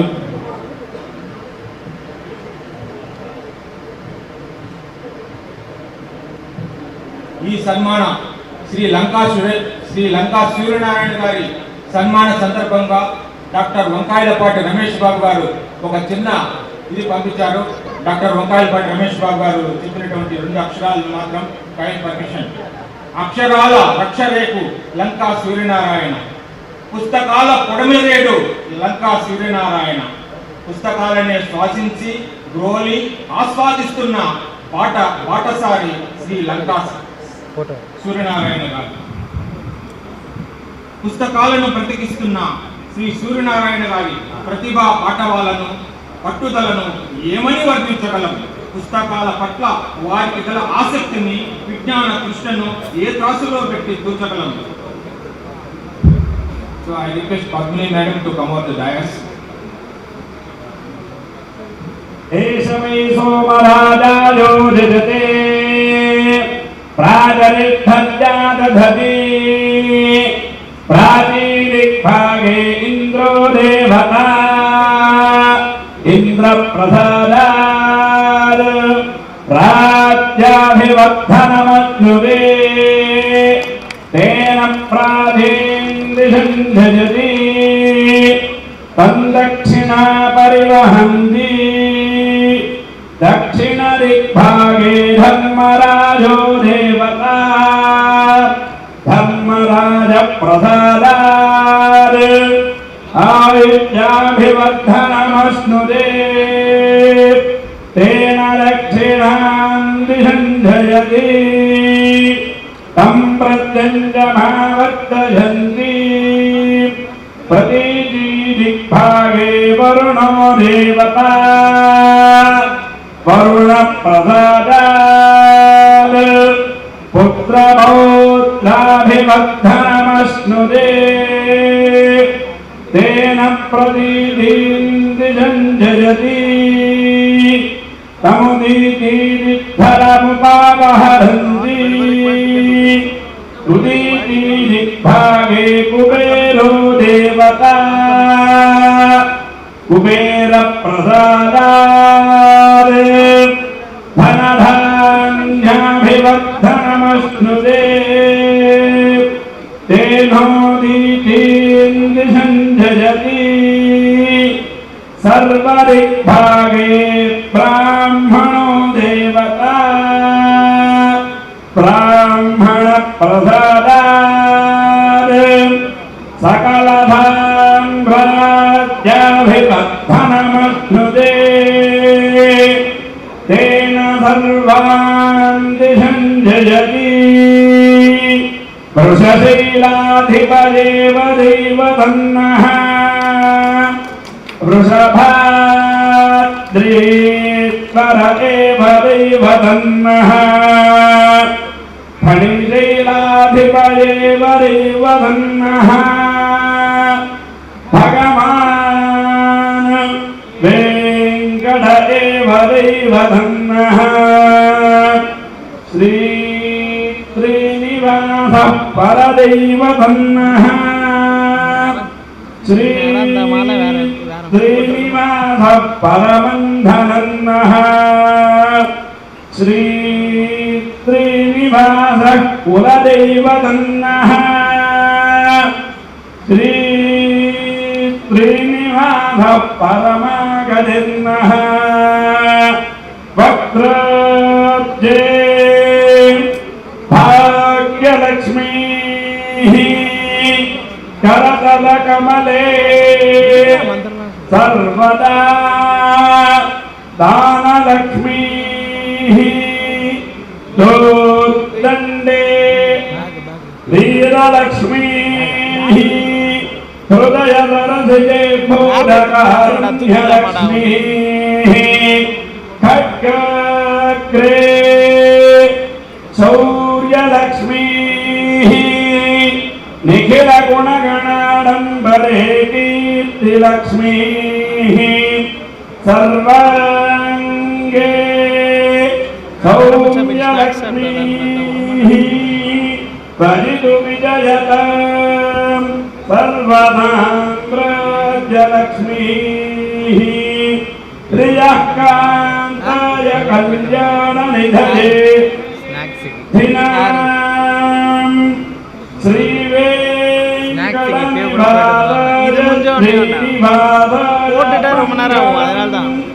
ईशानां जगदोऽद्य वेङ्कट विष्णो परां प्रेयसीं तद्भक्षस्थलनित्यवदरधिकां तच्छान्ति सम्बद्धिनीं पद्मालङ्कृतपाणिपल्लवयुगां पद्मादनर्थं त्रिशं वात्सल्यादिगुणोद्बलं भगवतीं वन्दे जगन्मातरम्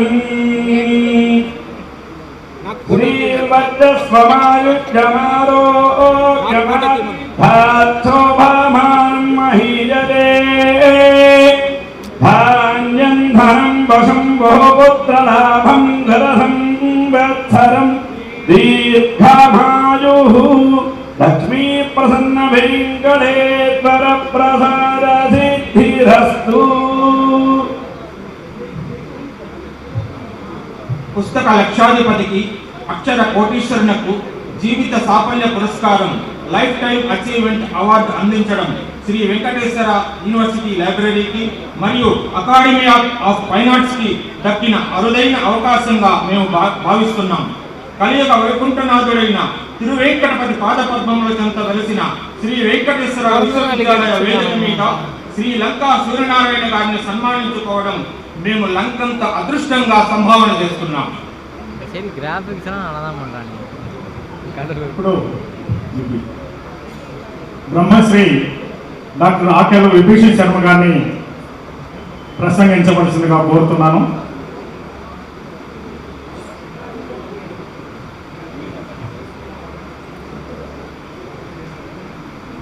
ప్రమోద ఆనంద శ్రీ లంకా సూర్యనారాయణ గారితో దశాబ్దాల అనుబంధం ఉన్నప్పటికీ కూడా వారు ఈరోజు ఒక నడిచే పుస్తకంగా చక్కగా వారు దుర్గోచరం అవుతూ ఉన్నారు.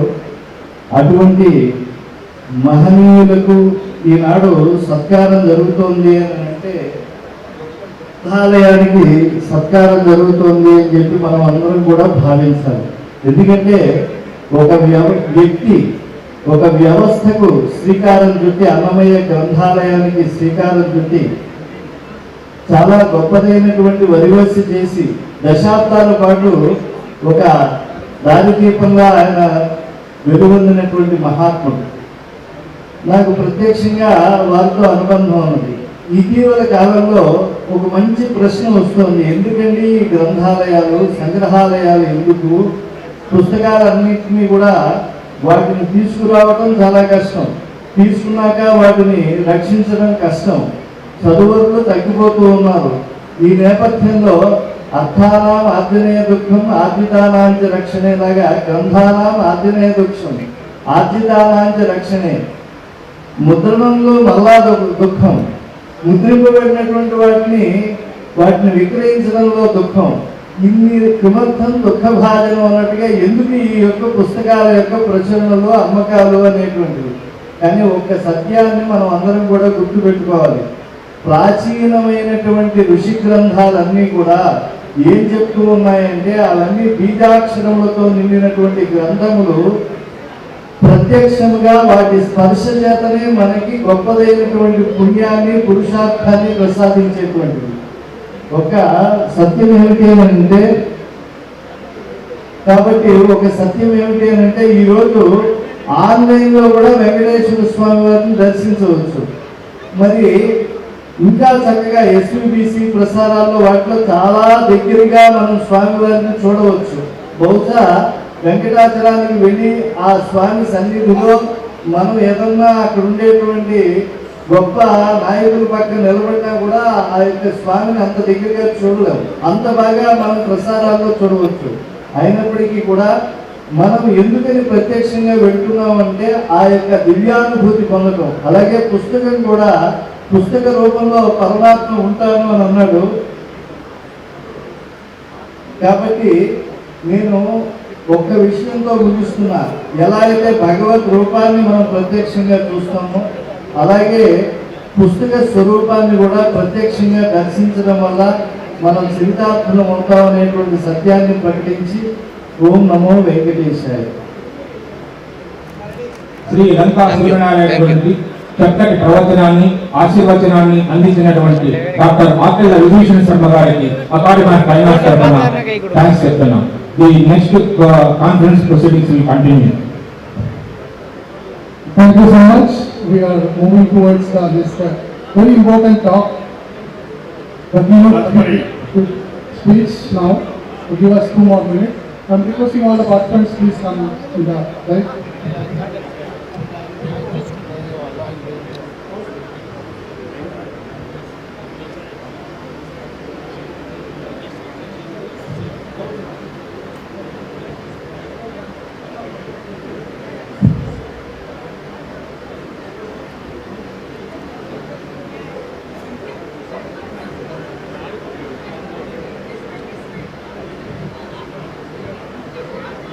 అందరికీ కృతజ్ఞతలు తెలియజేస్తున్నాను. శ్రీ వెంకటేశ్వర విశ్వవిద్యాలయ గ్రంథాలయం తరఫున అకాడమీ ఆఫ్ ఫైనాన్స్ తరఫున పేరు పేరున వీసీ గారికి రిజిస్ట్రార్ గారికి అందరికీ పేరు పేరున కృతజ్ఞతలు తెలియజేస్తూ తదుపరి కార్యక్రమాన్ని కొనసాగించవలసిందిగా కోరుతున్నాను.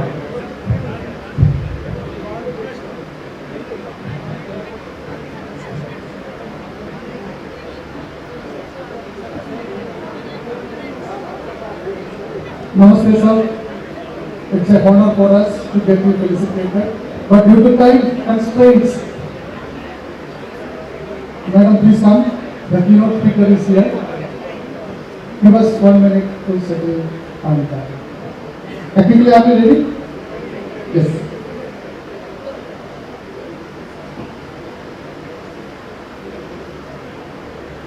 Now over to Dr. Surbi from Master Segment.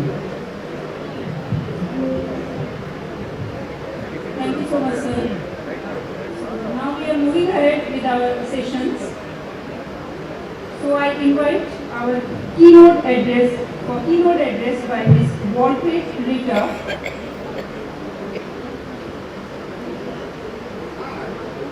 Research Director, Knowledge Dialogues, Germany.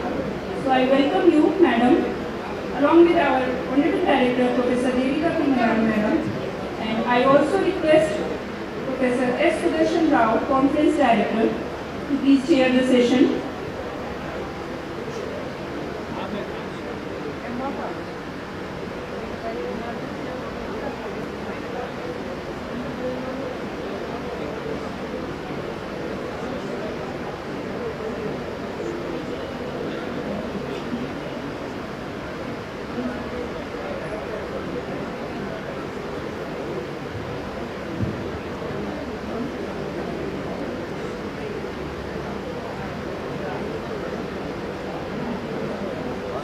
So I will once again welcome all the dignitaries for our next session.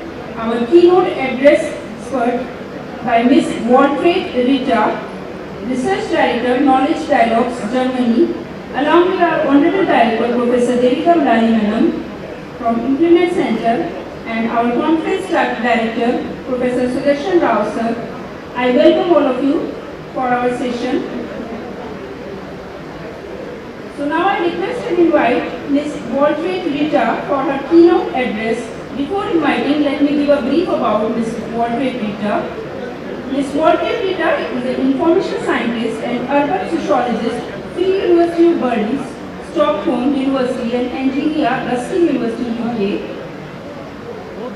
She is interested in transdisciplinary research on knowledge in urban spaces in the widest sense. Her research areas include urban and regional innovation systems, data governance in digital smart cities, and inclusive development. She actively contributes to these topics to working groups of international and multilingual organizations, such as the UN World Urban Forum and the Internal Government Forum. She is a member of the German Association for Information and Knowledge and board member in the New Club of Paris and agenda developer for knowledge-based societies. So with this brief intro, I welcome you, ma'am, for your keynote address.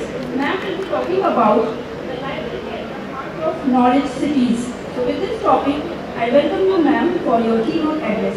Please.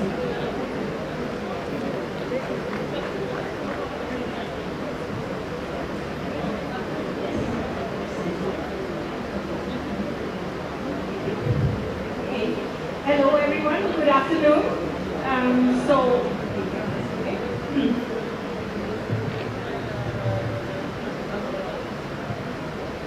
So welcome back to this session.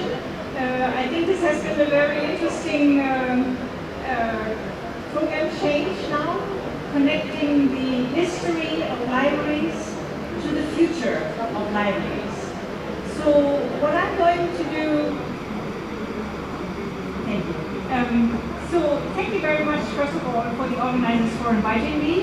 I have been coming to India in the last 20 years, and so have been to many places in the country, and I'm really fascinated with the development of the country, particularly also in information and knowledge era. Okay, so what I'm going to talk about today is to link some of the notions we heard this morning and discuss the library at the heart of knowledge cities. So this is not discussion about what's happening inside libraries, but more the role of libraries in society. So we heard a lot about this Viksit Bharat this morning, and the local version here in Andhra Pradesh is called Svana Andhra. And what I want to do is I want to put these different streams of conversations about the role of libraries in future society. And apart from Viksit Bharat and Svana Andhra, there is also the discussion about knowledge cities in India, particularly here in Andhra Pradesh. Tirupati is a knowledge city, as you know. And also the discourse about smart city, which is running in parallel to some of these discussions. Can you hear me well? Because it's a very strong echo. Yeah. Okay? Yeah. Okay, good. Yeah. Okay, so knowledge cities, what is it actually? When I travel across India, this is a picture from Hyderabad, the term knowledge city is very often used by property developers. So if you go to Gurgaon or Mumbai or Pune, you see these billboards of smart and knowledge cities. And I always wonder, what is it actually? And in most cases, this is just some high-rise buildings, some office buildings. So it doesn't tell you anything about the human knowledge that is created there. So this is kind of a visualization of the imaginary of what people think about knowledge city. And in the education and IT minister of Andhra Pradesh, he said Andhra Pradesh has 3 knowledge cities, of which Tirupati is one of them. Okay? And then in this interview in these newspapers, he said, what is actually a knowledge city? And he said a knowledge city has an AI university, a national center for AI, and 5 world-class universities in education and research. That is his definition of knowledge city. And so I was wondering, how would Tirupati look like? I know you have already IIT and this university and many other universities, but what is an AI university, for instance? I don't know the definition for AI university. So that is his definition, and this will be coming up in the next 20 years. And my question is, the knowledge city, would it have a library? Because the library is not mentioned. And the library is not mentioned in Viksit Bharat, it's not mentioned in any of the policy papers. So that means somehow the libraries have been forgotten. Or maybe I overlooked something, but AI university, high-tech industry, IT industry, and so on, but not libraries. So what I want to do is to discuss with you, what is the role of the library and where should it be? What's the position in a knowledge city for a library? And there's another imaginary in India which is very strong, and you probably know about it, and that is the Indian smart city imaginary. I'm sure you have heard about it. India has 100 smart cities, and they meet every year. It has been going on for about a decade now, the smart city discourse. But if you see the pictures of smart city, then you always see big roads, and you always see high-rise buildings. But again, where are the libraries and where are the humans? You know? This is kind of a very technocratic view of what a knowledge society is. But it's very funny, if you Google this term, smart city, you always get this kind of pictures. So I'm wondering, why is the discourse not focusing on learning, on education, on inclusiveness, and all these social aspects that come with smart cities and smart citizens? And again, the libraries are missing. So this is actually Tirupati is also one of the smart cities. And the commissioner for the city, they have the Japanese company NEC as a main partner. And again, if you see the pictures, I read many of the documents about Tirupati's smart city. And you also see the pictures of the city, and then you see these kind of white, it's not rain, it's really data and information raining from the sky. So that is a vision of knowledge of a smart city Tirupati. And again, you cannot see a library. You know? So the library again is absent. It's absent from the discourse on smart city. It's also absent from the discourse on knowledge city.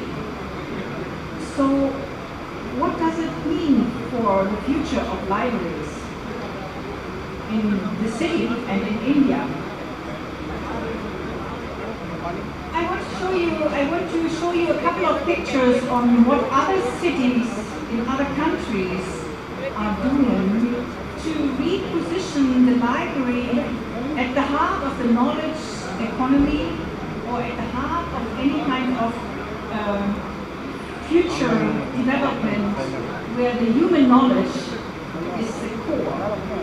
And this is a picture here from China, from Tianjin. In 2017, they built a giant, very futuristic looking library in the middle of the city. It has about 1.2 million books. And I think the design is maybe is kind of striking, but we all know that in China, access to the internet, access to knowledge is quite limited. But I just wanted to show you this building because the imaginary of a futuristic building for the library is quite striking. So in a way, the reinventing of the library is a discussion that we have had for the last 200 years. And here in India, of course, you all know Ranganathan, the library law, right? The library is a dynamic organism and so on.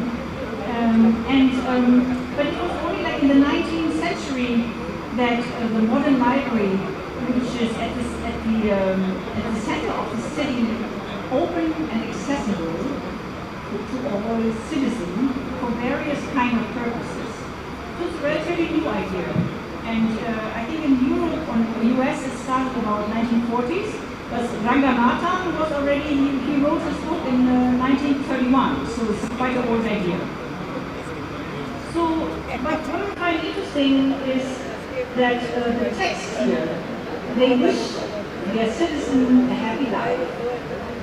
And this wording is actually the same wording that you find in the Viksit Bharat, the happy wealthy society. So it's interesting that for the 200 years we are discussing this idea of a library for happy citizens. And so the smart cities, inclusive smart cities, they should include the library. And I think we as information science and library professionals, we need to work a bit harder to get into this discourse. Because at the moment, we are ignored, largely. So here I wanted to show you, this is a picture for those here for those of you here from Andhra Pradesh. You will probably have seen this this document, the Svana Andhra, which is the local version of the Viksit Bharat. And so you can see here, creating a wealthy, healthy, and happy society. And also, more importantly, they also talk about the collaboration for societal uplifting and community empowerment. So that is that inclusion that some of the speakers this morning spoke about. But I think I have one critical remark because, we think if we put a high-speed computer center in a village, all the knowledge is accessible to that person, whether he's in Mumbai or in Boston or in that village. But I think that is, of course, not entirely true because we are ignoring hierarchy, we are ignoring the social context and so on. And so to create that society uplifting, it requires much more than access to information.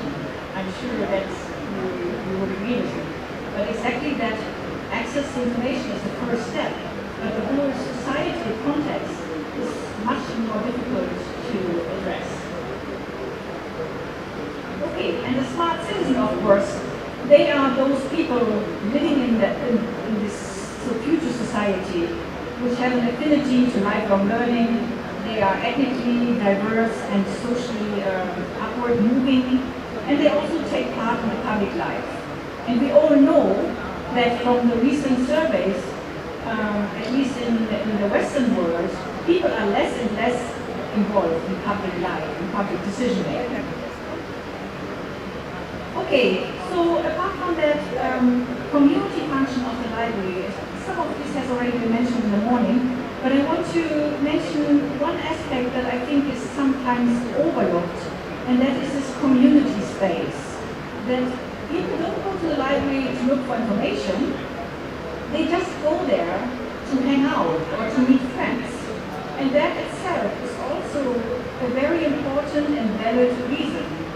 I spoke to some of the library directors in some of the new libraries in major cities, and they said Saturday is the busiest day. Everybody comes on Saturday, and they come just to meet friends for a coffee or to read some newspapers and things like that. They not necessarily go there to look for information in the first place. So that function as a community function is very important. And actually, I was looking up on the website, I could not find where is the public library in Tirupati. Maybe somebody who is here from Tirupati can tell me later on. Because I know you have, of course, a great library at the IIT, you have a great library here at this university, but where is actually a public library in Tirupati? Is there one central library? That's something for later. And the library is also a co-working space, a maker space, and a future center. It's a space where everybody can come together to discuss the future of the city and the urban development. And also, this is also not new. This comes from a very famous book on the library as third places from the researcher Oldenburg, Ray Oldenburg. He said that the library is so vital for any city that it is between work and your home. The library is like your public living room, a public space which is always open and always there for any of your needs. I think that is a very important notion that people who are talking about urban development need to focus on much stronger, to have this accessible space for everyone. And I know in Berlin we have a lot of discussion because, of course, in libraries in winter it's cold, and we also have homeless people or poor people who go there. And I know in Bangalore people go there in the summer because the library is air conditioned. You know? So these are also valid reasons for library, because the library is a public living room. Okay, now I want to show you a couple of big cities in Europe with their brand new or very new buildings, which is at the center of the city. So this is the famous Oodi in Helsinki. It's right in the center. You get out of the train station and you go to this thing. I think from this picture you cannot really see, it's really a giant building, and it's very open. It has a lot of light and a lot of different spaces for different purposes. I show you one picture here from a kind of living room. And the library is open like all day until the late evening. And even if the librarian is no longer there and you are a registered user, you can go there. You know? There's nobody, there's a kind of high level of trust, of course, that we have in Finland. But it's quite an amazing space. Of course, very nice architecture and so on. And here is another famous example from Oslo, Norway.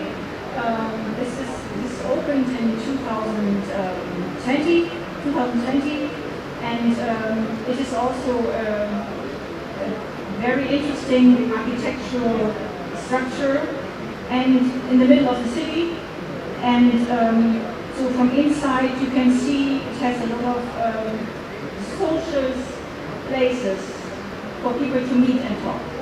And I think that is really something that is, I have been to many libraries, public libraries in India, summer and in Chennai and Bangalore and Kochi Public Library.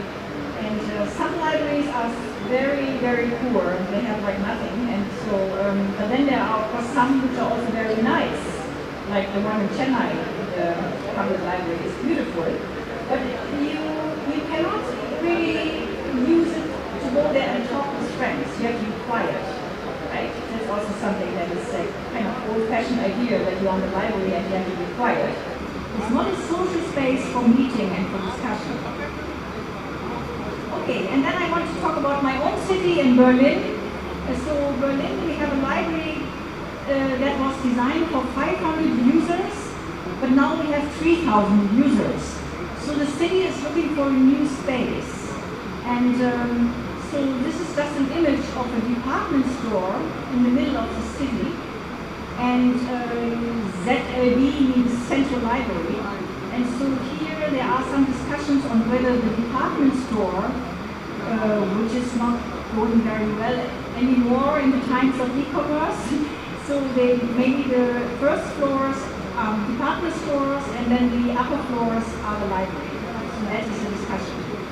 But of course it costs a lot of money, and so we haven't yet a new building. But I think if you are a rich city, like Helsinki and Oslo, they are very rich countries, they build some striking architecture in their city to show off. But I think for other cities, you can also think about reusing existing spaces. But I think the most important thing is it must be very easily accessible. Okay, so to conclude, I think libraries, we need to rethink library as a heart of the city and really make sure the library can continue by adding value in non-library specific services. This is another example from Finland where the social service, for instance, if you apply for family support or you apply for any kind of social services, it's in the library. So the library gets kind of other municipal services integrated in the library. That's also quite a good idea to bundle different purposes and functions of the library. Okay, so my question to you is, I don't know if you have a discussion, but we are here next week, and talk in person. My question is, how can library and information professionals really contribute? உன்னோட account details இதை போட நான் 2 சட்டை cancel பண்ணேன் அதோட காசு சொன்னேன் எனக்கு அக்கௌண்ட் கரெக்டாக வர மாட்டேங்குது Getting started with this transdisciplinary dialogue across many streams of society. Thank you very much.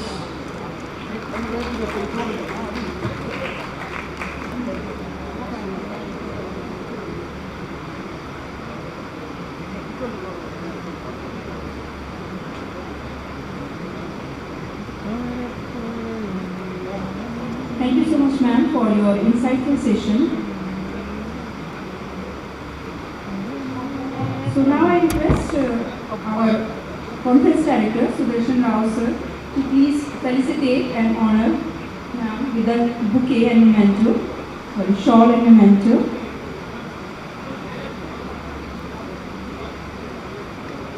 Lunch விடுவாங்களா இல்லை அப்படியே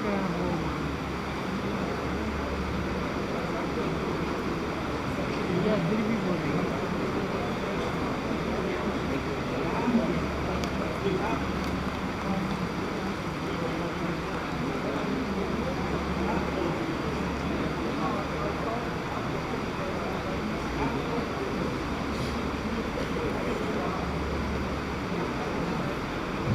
Thank you, sir. Thank you, ma'am. So, anybody is having any questions to ma'am? Yes, sir.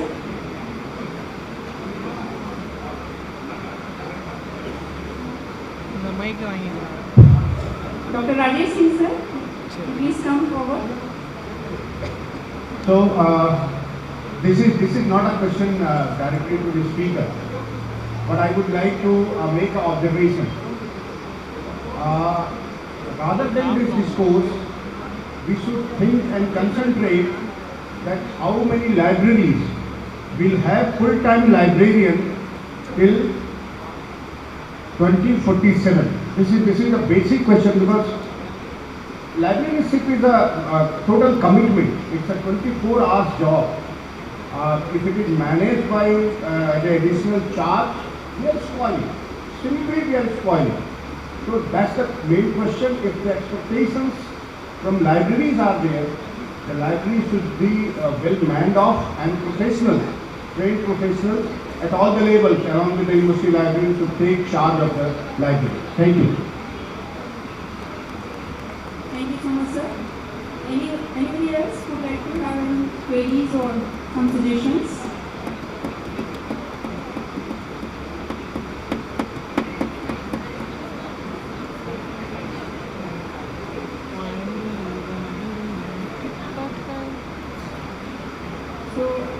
questions to ma'am? So now I request Conference Director Sudarshan Rao sir to please close this session with his briefings.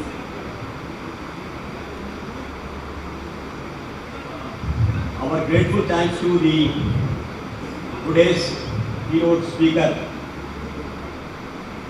Dr. Walter Ritter, for our thought-provoking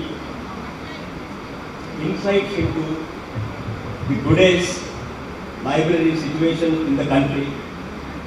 We are moving on to build smart cities, knowledge libraries, but what is the role of the librarians? What is the status of libraries? We are unable to really correctly define them, their role and all those things. And they have a bigger role to play, honestly, according to Ms. Ritter, that we have to establish the libraries as not only knowledge hubs, there should be the community centers, community service centers, not necessarily only education. There should be a kind of knowledge hubs and also community centers, and of course in nature spaces. I think this is what exactly Dr. Walter Ritter wants to communicate. We have to now come to this kind of a question for all of us. How best we should be able to associate with the libraries in order to build or in order to really have the Viksit Bharat of tomorrow's our own vision. That's thank you, madam. You really give a thank you very much. Now we will move on to the next year.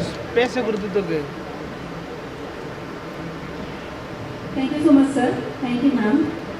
So now moving ahead, we have another presentation from our Honorable Director, Professor Devika Madam, presentation about INFLIBNET activities and services. So I welcome you, ma'am, for your session.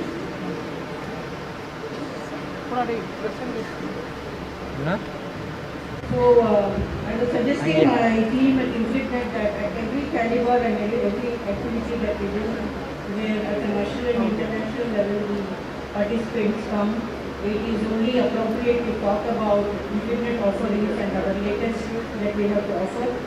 In that sense, we want to just make a very, very brief, keeping the time in mind, and that time, I'm very sure many of you are hungry, so we don't want to keep you for a long time in this auditorium.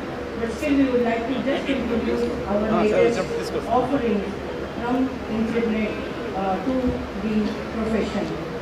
So,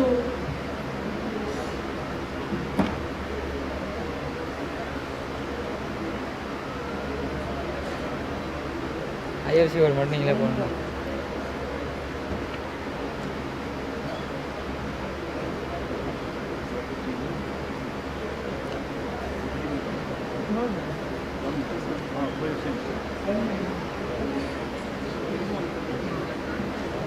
So as we speak, for the uninitiated, the INFLIBNET was established in 1991, and we exist now in our own campus at Gujarat, Gandhinagar.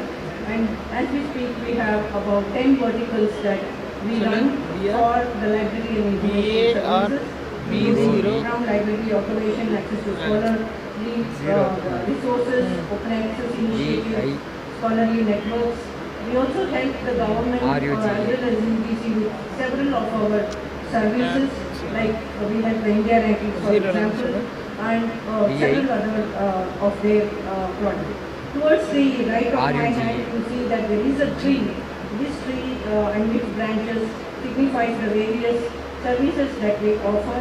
And in the earlier session, we have done like the lottery period of people who installed these INFLIBNET services poster or the tree at their library or at research corner or anywhere in their this thing, and then they said registered that on our website. So I wanted to tell at that time, please those who have not done, install that large poster because it has got QR code to our survey. So your researchers, your students can simply point out the mobile to the QR code and access the INFLIBNET service. And we also we pick up, like we picked up today, we have lottery at every INFLIBNET event.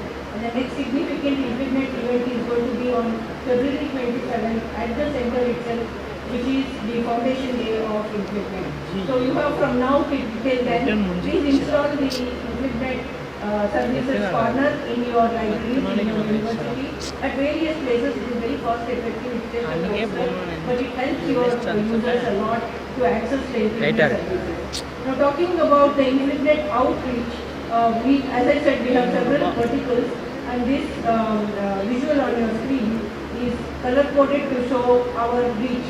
Practically we have a reach across India for the services that are there in the caption over there.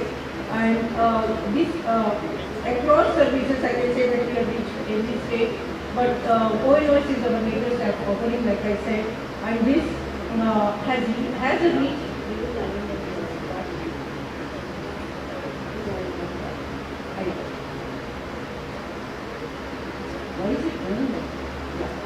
The ONOS was supposed to be unveiled on 1st of January of this year, but due to the logistics and the collecting the finances and all that, on March 31st we have signed the last contract that we had to sign with the publishers, and from then on it has been operational. We have made it IT enabled. We have tried our outreach every Friday in the afternoon. We have a webinar, and through which we will try to reach the stakeholders. There are 30 publishers who have partnered us in ONOS, and at every webinar we have invited 2 of them to come with us and then do the outreach program. And this month onwards we are also starting a physical outreach program where we will visit some universities which have got large constituent colleges or nearby universities. They are invited to do more of the outreach of ONOS. Since this is a Government of India scheme and we have paid about nearly, it is invested 2,000 crores in it per year, we have to show the impact of this scheme come December. Okay? So this is very important when the government is investing for the library sector. We usually have a complaint that government doesn't look at libraries. It's not a priority sector and such things we say. But they have invested now. So it is on our shoulders to show that what they have invested is giving results. So I need you people to really talk to your stakeholders, your constituent library. Usually the universities on board, mostly 90% or above 90%. Constituent colleges are not. Okay, they are not on board. So we want to investigate the reasons why these are not on board yet, because ONOS is completely free of cost, whether you talk about the content or the technology platform for that. On both ends, me and my colleague are acting out service to give and facilitate the access to ONOS completely free of cost and seamlessly connect to 13,000 journals, which is practically unprecedented at the scale that we did in any country on this globe. So I need you to partner us to make this success. And these are some statistics that my colleagues will talk about later.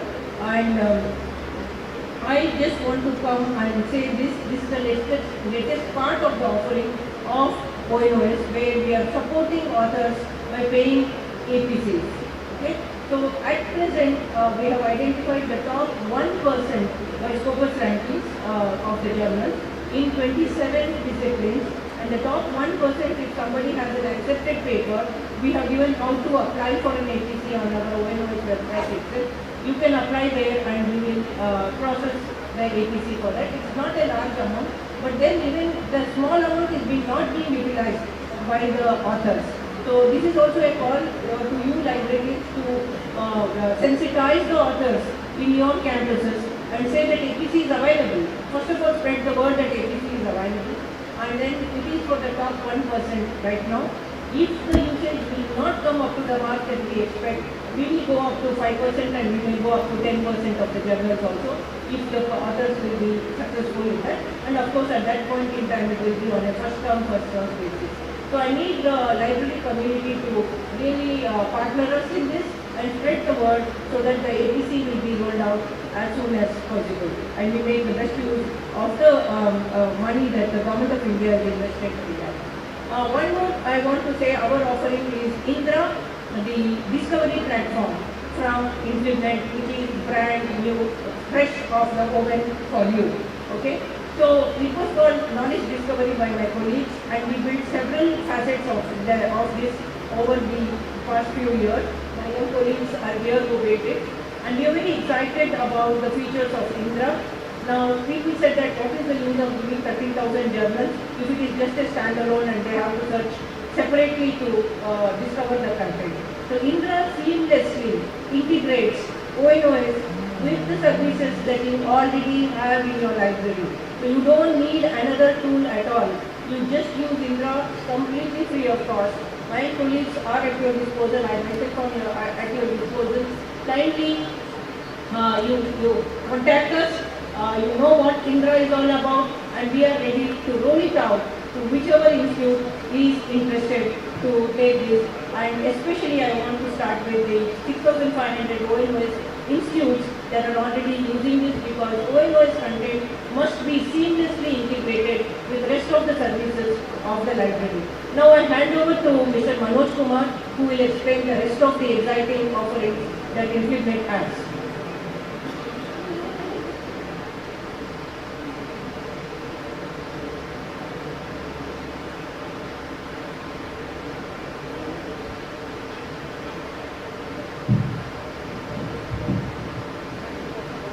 Good afternoon, ladies and gentlemen, the Honorable Chair and Honorable Director. Professor Madam has unboxed the treasure trove which is expected, and Caliber 2025 we feel that will be remembered in the name of Indra, which is the future. So give her a big hand that she brings such a kind of exciting idea to the academic community. Indra stands for Information, Discovery and Retrieval Aggregation.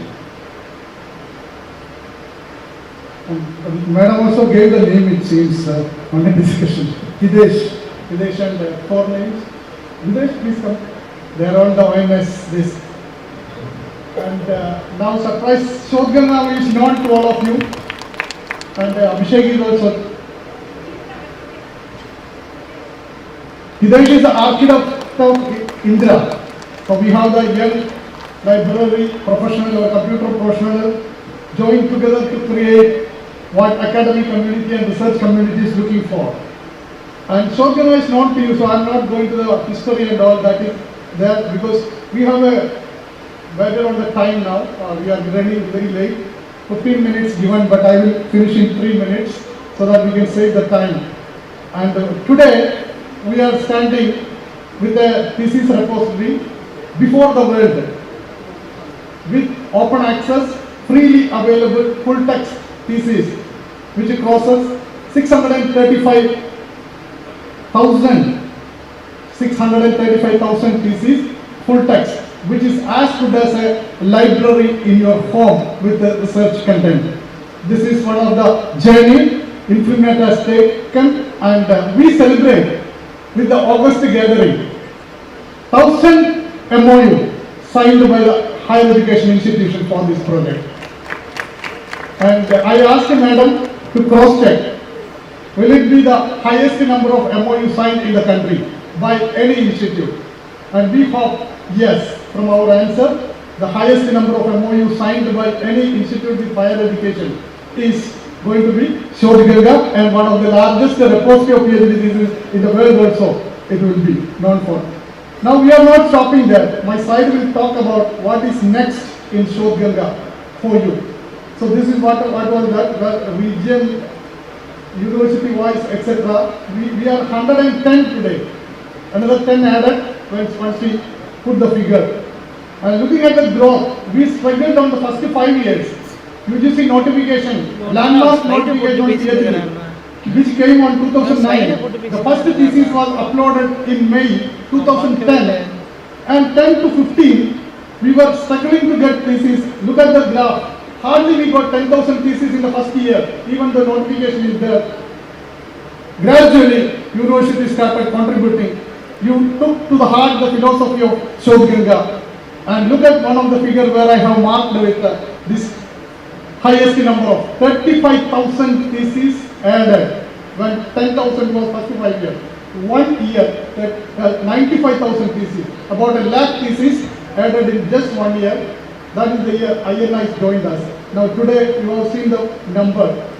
And the moment Madam came, she told that it is to scale up Shobganga. Shobganga cannot stand it as it is because content is that we need to have the latest tool to data mine to give proper information to the research scholar.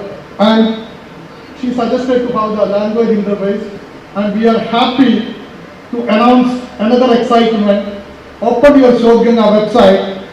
It supports all the Indian languages now. Up to 2 levels metadata. Full text PhD thesis, PDF cannot be converted now. But the Anuvadini, thanks to the tool developed by ICT, which we could integrate with that AI translation, somewhere you will see a mismatch on the translation. But we are taking them and join working together to make it. Where is Dr. Subi? Subi is the Shobganga working with me. He was anchoring the complete event. And she said, you are the Upadhyaksha for Hindi committee also. So she will see that error-free will be available. Now what is in our, we are looking forward for that open day on 27th to launch the DSPI 2.0. Migrating from the 5.3 to latest version of DSPI which launched 2-3 months back, 9.1. We were ready with 8. But Madam told us, let us try on 9 latest. So we will migrate. The biggest challenge is migrating almost 15 terabytes of data into the new system with the old metadata. Those who are working with the technical, you can understand the pain and the difficulties to migrate this complete data. But I thank Professor A.R.D. Prasad sir, a hand. Professor A.R.D. Prasad and Dr. Saiful, who voluntarily came and did the first time when we migrated to 8 and we were successful. So we are very hopeful. We are redesigning the interface of upload. And have you noticed the speed now you are getting on Shobganga?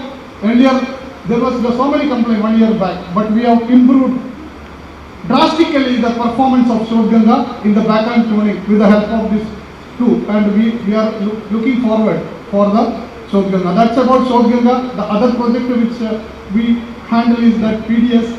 We are providing a plagiarism detection software, and we thought that university may not be using it, but the Delhi University, Rajesh is laughing because he is the highest user of PDS software. 56 lakh documents are scanned for plagiarism. It means the quality of paper coming from India. Look at it for the next few decades. And this become a habit now. So even if we don't provide, I hope that university will still continue to keep your research ethics and the plagiarism content out of your research paper by using any of the software. Right now we are using this drill bit, but probably we will have a tendering very soon also. And Madam has already suggested, I cannot declare it, so let us see that because it has to come from there. But if everything works fine, the NEP compliances, that is research is included in the graduate level, then the project will be going to that level. So this, because of you, this 5.6 million document came. Now I request, I should finish it, Madam, because of the paucity of time, I stop it here. And I call Abhishek ji for the next small 2-3 projects. All the projects, he has, I think, about 20 projects now. Thank you, sir. So, good afternoon to all of you. So, apart from whatever the Madam and Manu sir covered, apart from that, one of the recent initiatives we have taken, Sochakra. The background of the Sochakra is, from Ministry it was asked how many research scholars are working on the Kalidas during the pandemic.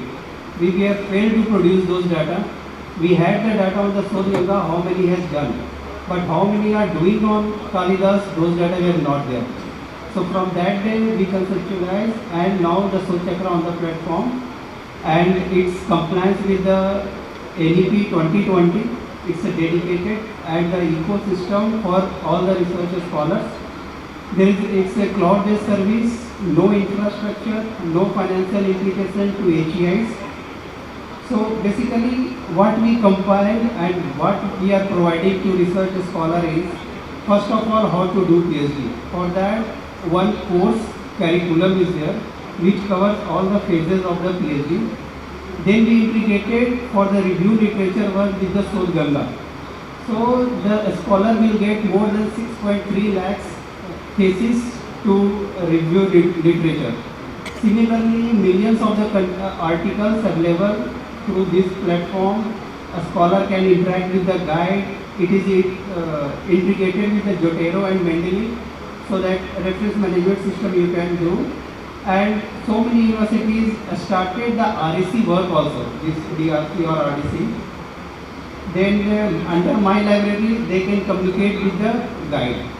Being a guide also, he or she will get the dashboard where all the activity he can monitor of their scholars. So it's a non-financial MOU with the universities.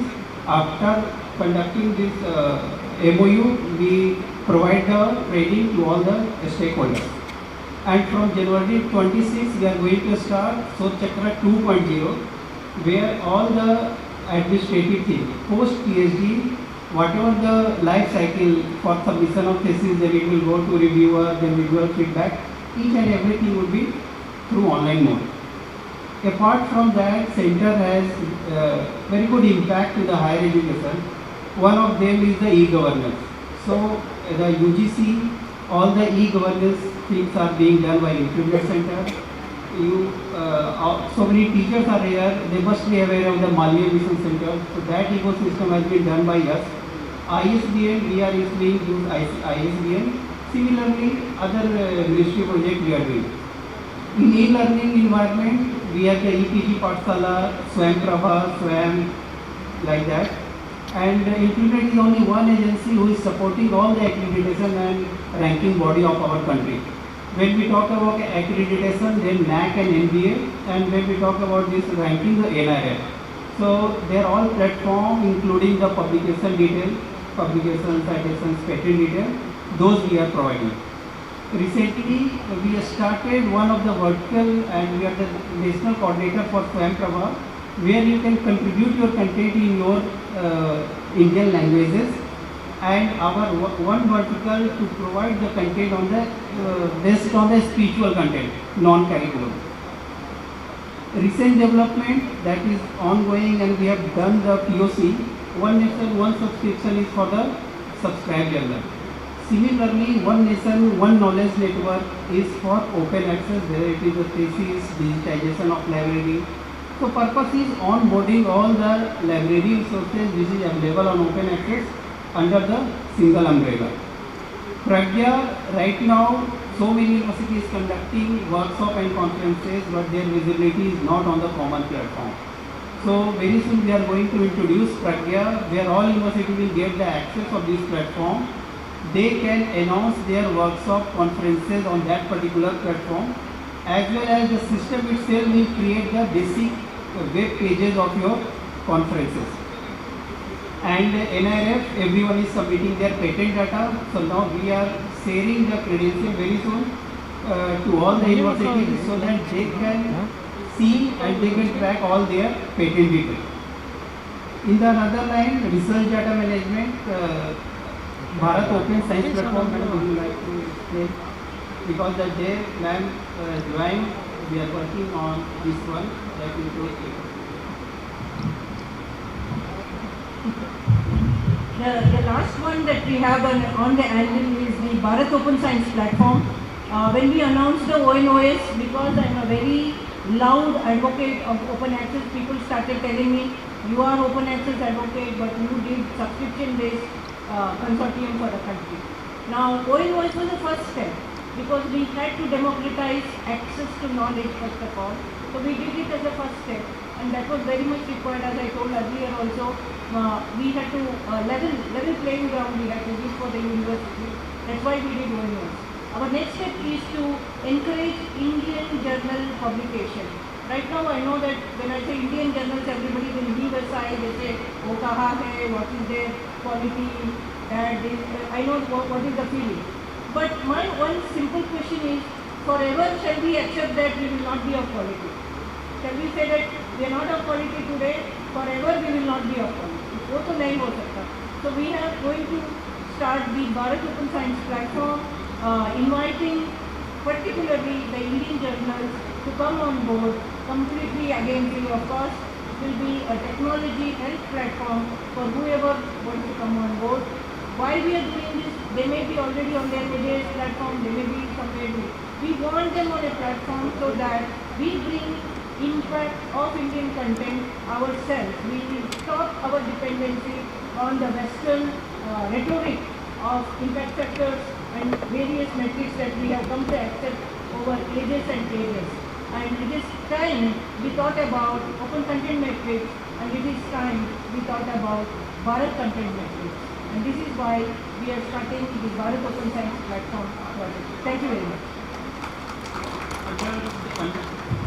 Under the Bharat Open Science platform, Madam has also started paper place and paper retraction.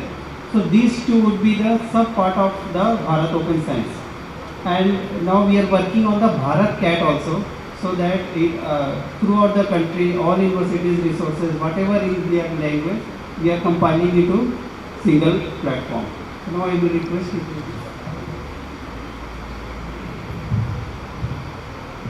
Thank you, sir. Apart from many more services explained by Manoj sir, madam and Viksit sir, we are also offering many different services in Indian research network system. So first of all, we are maintaining since 2002 Professor Directory that was extended with under University popular databases with one, where more than 3 lakhs plus researcher and faculty members profiles are available. And based on that, we have enhanced in 2017 Indian Research Information Network System with the enhancement of department level and institute level research profile to all the institutes. So based on interest given or interest produced by Ministry of Education, and based on that we have developed a prototype model for Indian Institute of Science and Indian Institute of Technology, Madras in 2017, and later on it was approved as under university as a project to provide more than 150 plus centrally funded technical universities and technical institute and university to provide as a free of cost cloud-based software as a service to all the institutes. And later on, it was next 5-year plan we have opened to all institutes, including private institute also can part this. And as of now, we have more than 1750 plus institutes are enrolling in this initiative, and more than 2.6 lakhs faculty are maintaining their profile, and it is purely dynamic and purely interconnected with third party open and means different bibliographic and abstractive database, and which received this more than 2.6 lakhs faculty contributed around 36 lakhs publication, and along with around 370 plus lakh citations are available in our database. So what we are integrated under this, so it is not only faculty level profile, but it is purely connected with the third party sources based on academic identity, just like ORCID, Scopus ID and Google Scholar, from which we are retrieving publication and citation details, and we are interconnected with different sources which will be updated your profile, and it is enhanced with a different group of faculty profile working under same department for different department level profiles and institute level profile, which we are producing for ranking and accreditation agency purpose, which will be helpful to AQC members as well as faculty profile to showcase and contribute their profile. And we are insisting all faculty members wherever they are providing or they are submitting their manuscript or any other project proposal, so you share, instead of sharing your CV, you share this our persistent identifier given by each faculty member, that is called a Vidwan ID, and that will be interconnected with various portals just like Samarth and many more different government agencies are also using this portal. So this will be helpful. Not only this, we are retrieving Almatrix database. Those publications are discussed over social media. So what are the positive feedback, how many times it is read in mindly, and all statistics you are deriving from elementary children, which is interconnected with your article level statistics with this profile. And this with this we have provision to link each publication in a faculty level publication level article linked with institutional repository. Along with this, I would like to share these two more products which is recently launched by our director madam on Librarians Day. This LibVind, this is a dedicated portal developed for library information professional, which will be not only maintaining expert profile but will be available all resource related information, research related conference training under this portal. And this the last one, my last slide shows about the Saving Sea Research Network of India, which maintains the faculty, women faculty members profile and what they contributed across the world. Our Indian female faculty members, so they contributed, we have more than 1.17 lakhs profile, and they contributed around more than 10 lakhs publication. So with this brief introduction about this research network, I conclude my presentation. So thank you very much, and I must acknowledge Dinesh Ranjan Pradhan, so equally work with Indra, so I thank to Dinesh also. So these are the offerings in short. We don't have much time, but please engage with INFLIBNET on any of these services. You want information, you want it installed at your institute, you want to run a training workshop on these, please contact us. I don't want to stand between you and your lunch. Thank you very much.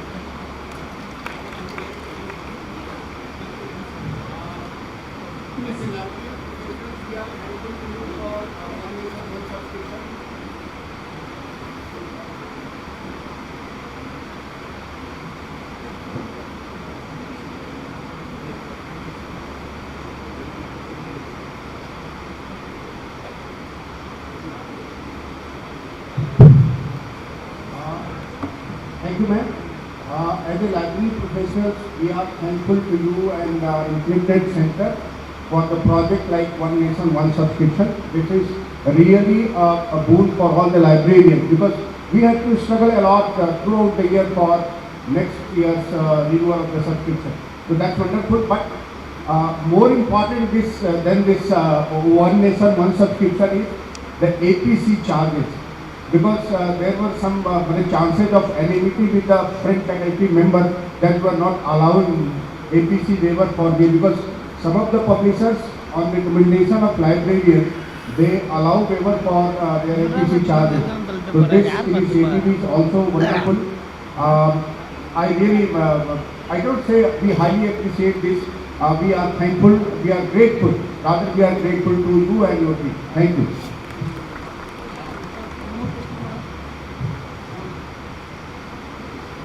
Good afternoon, everyone. We are about to go to lunch. I don't want to take much of your time. Good afternoon. Actually, first of all, I would like to thank INFLIBNET, because I am working with the University of Pradesh. They have a lot of burden and pressure to subscribe the databases. And this ONOS made easy our job. 80% I can say, almost.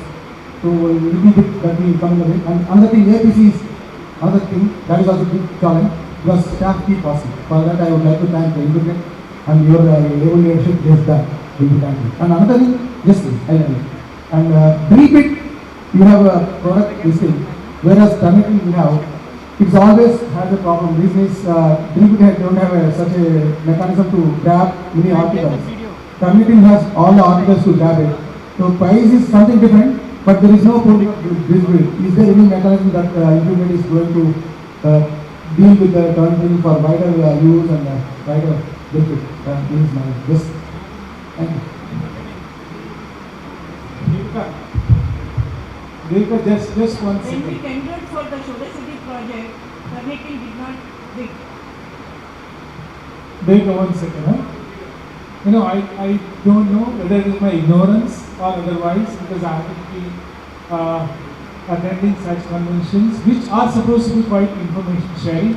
But apart from what was said and thanked by the professionals here, one thing which had been bothering me as the institutional head was that we do in India researches quite a bit which are relevant to Indian scenarios, Indian situations. Howsoever brilliant they are not captured by these Western indexing, abstracting services. And we don't know whether we should pursue that or not. The need of the nation, as has been projected by UGC through various fora, that ultimately at the end of the day, whether you are doing research, whether you are publishing, whether you are doing doctoral dissertation, please see to it that there is something which has impact to the Indian society. So you are taking care of such publications is to my mind a great contribution, because that way not only the Indian community, scholarly community will be motivated, will be inspired to contribute to those causes which confront Indian society, which confront India as a nation. And we will see that if such encouragements are provided, we will achieve the target that has been put forth before the nation by our Honorable Prime Minister Modi ji, Viksit Bharat. Thank you so very much. After blessing, there is no comparison to the services and the databases that you have created. And you started with a Sharani project when you joined the INFLIBNET and came with Indra and many more. This is a wonderful contribution that you have made, and you made the INFLIBNET present right everywhere, not only in India, entire globe. Thank you very much, madam, and your team. Thank you so much to all the delegates for their suggestions, and we are thankful to Honorable Director Ma'am for her extensive coverage about INFLIBNET activities. Now we are breaking for lunch, and we will join back at 2:45. So take the time at 2:45. You have all to join again for the technical session 1.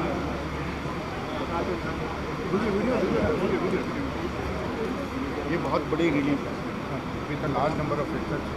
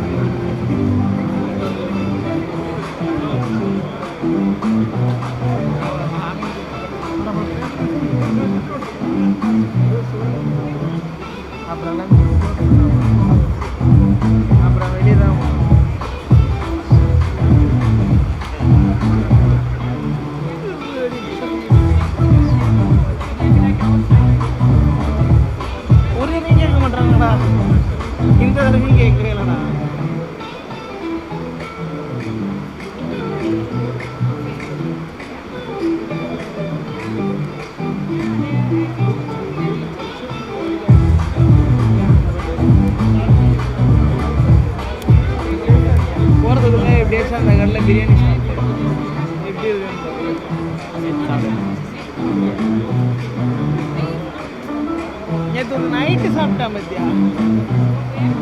சரி நான் ஒன்று வாங்கிடலாம் தான் பார்த்தேன். Already அதுவே ஃபுல்லான மாதிரி ஆனால் கூட இது ஹோட்டல் போய்ட்டு பசிடா நம்ம பசி விஷ்பின்னா Professor, DLIC, Karnataka University, Dharwad, Karnataka. I welcome you, sir, on the dais.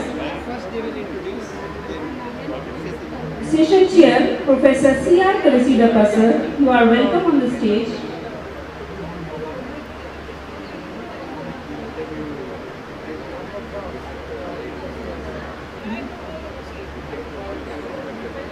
Hello. So we welcome you, sir, with a huge round of applause. Please welcome Session Chair, Professor C.R. Karasidaka, sir. Session Co-Chair, Professor S. Ravi, former Professor, DLISC, Central University of Tamil Nadu. Professor S. Ravi, from Central University of Tamil Nadu, Tirupati, Tamil Nadu. We welcome you, sir.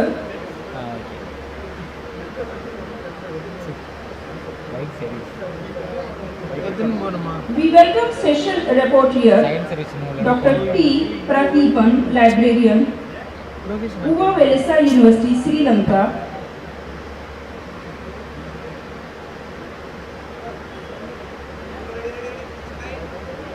So welcome our rapporteur with a huge round of applause. We also request and invited presenters for invited presentation by Professor Arun K. Tandirala, Professor, Indian Institute of Technology, Tirupati.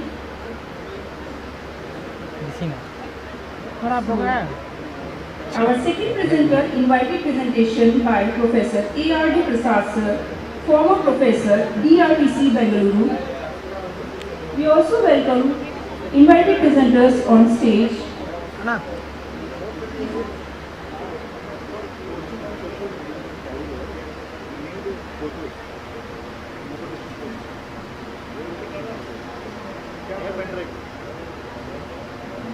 Mr. Shiva.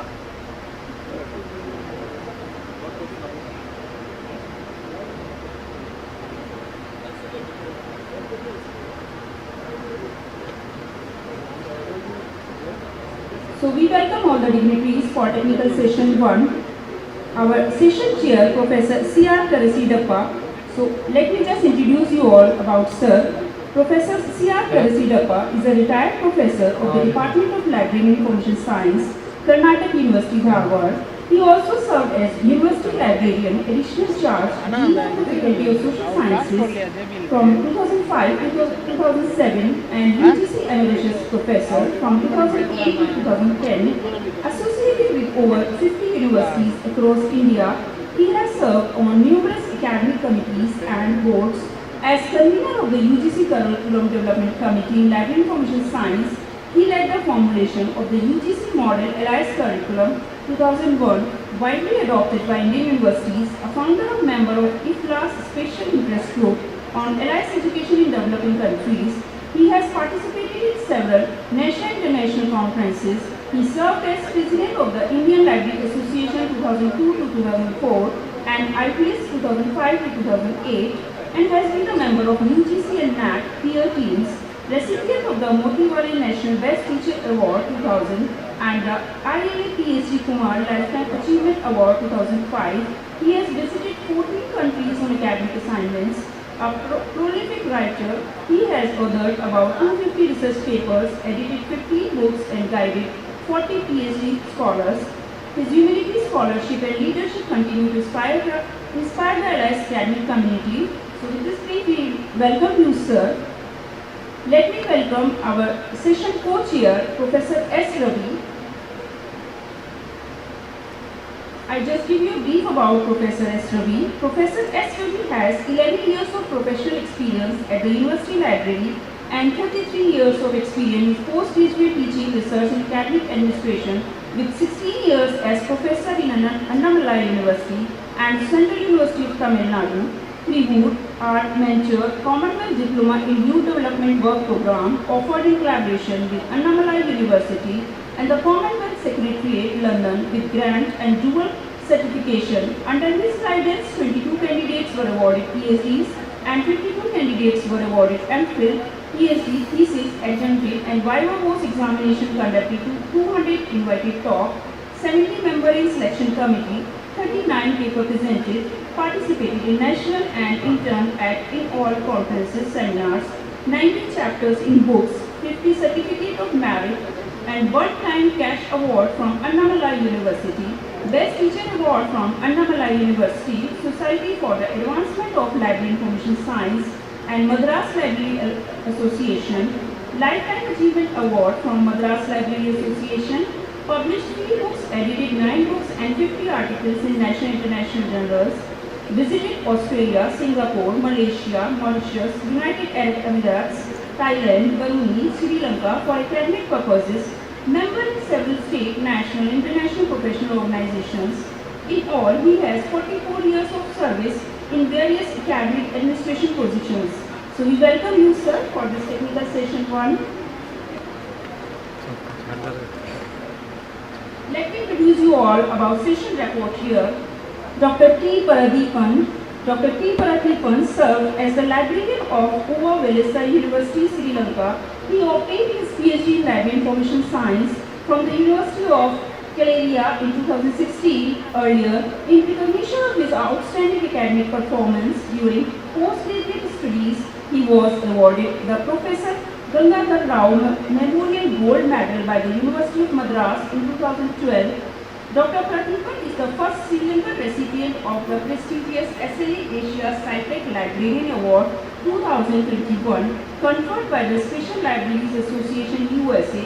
He has also been honored with multiple accolades including Best Researchers, Best Lecturer and Best Research Paper Awards of National and International Academic Forum. A respected member of the LAS scholarly community, he served on editorial boards, works as a reviewer for reputed scientific journals, and functioned as an external examiner for PhD theses with over 60 research publications. His academic contributions and research collaborations have extended to Germany, Malaysia, and India. He has contributed as a resource person, keynote speaker, and invited speaker at more than 50 conferences, seminars, and workshops organized by universities and higher education institutions across Sri Lanka, India, and Malaysia. So with this brief, we welcome you, sir. I also welcome our invited presenters, Professor Arun K. Tangirala, Professor, Indian Institute of Technology, Tirupati. Upgrade LED board. Let me give a brief about Sir. Dr. Arun K. Tangirala is presently serving as a professor in the Department of Chemical Engineering, IIT Madras. He obtained his bachelor's degree in Chemical Engineering from IIT Madras in 1996 and his doctoral degree in Process Control and Monitoring from the Department of Chemical and Material Engineering, University of Alberta, Edmonton, Canada in year 2001. Continuing as a postgraduate fellow for a short period, he joined as a research manager in the industry government-sponsored chair program at the same department. He was in charge of this position until December 2004. In December 2004, Dr. Tangirala returned to his alma mater, IIT as a visiting faculty in the Department of Chemical Engineering. Dr. Tangirala is a recipient of prestigious teaching and research awards and international fellowships. In addition, he has held the positions of visiting professorship at leading international universities such as University of Delaware, Technical University of Munich, Tunisia University. He was awarded the Young Faculty Recognition Award in 2010 and the Institute Research and Development Award Junior Level in 2014 by IIT Madras. He has recently authored a comprehensive classroom text on system identification under the title Principles of System Identification Theory and Practice, published by CRC Press. The book has been designed as a one-stop resource for linear system identification and can also be used in introductory courses on random signal processing and parameter estimations. So with this brief, I welcome you, sir, for this technical session 1. Now I request the session chair, Professor C.R. Kasidappa, sir, to please introduce to all of us about Professor A.R.D. Prasad, our next presenter for this session.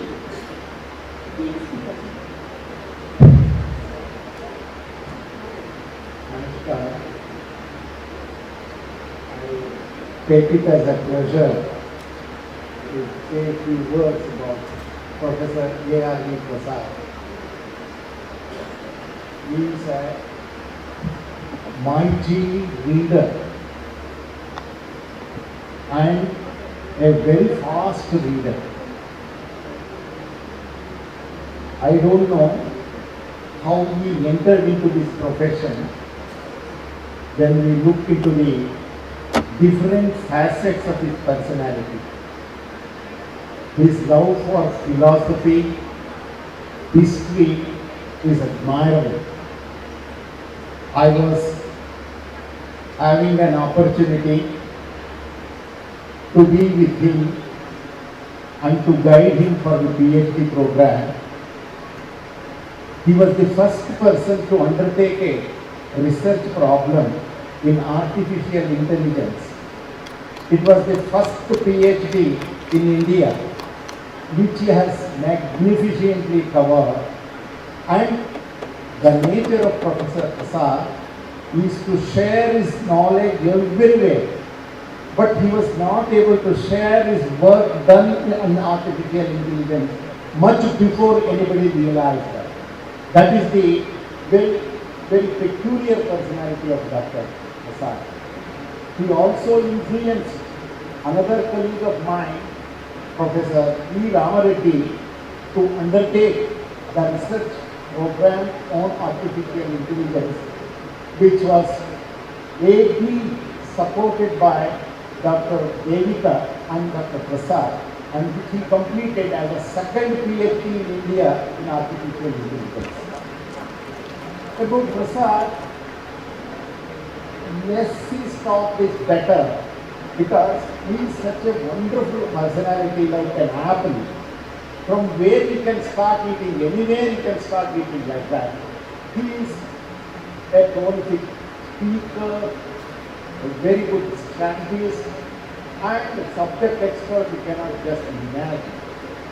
If any of you have any interest or curiosity to know about Prasad and his fundamental contribution to AI in a career, anybody, please go through his thesis, which is available openly, and afterwards realize how mad he was for the Greek philosophy and how he was able to make the things in such a way everybody can understand the artificial intelligence and its future role in the beginning of the 21st century.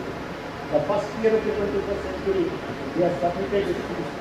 So that is Prasad. Other things all of you know, how vital he is, how popular he is, how knowledgeable he is, and how effective in his sharing of knowledge. I am very fortunate to have two distinguished professors as the keynote speakers of this session. Without wasting the time, I request Professor Garanga Arun to start the session.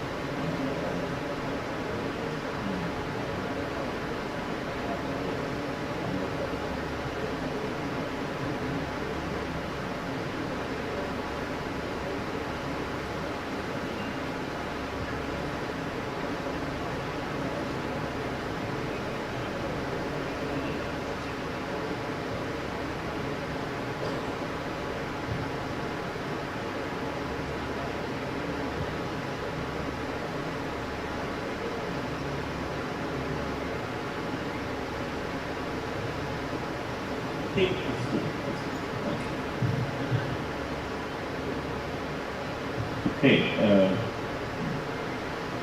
very good afternoon. First of all, thank you to Caliber for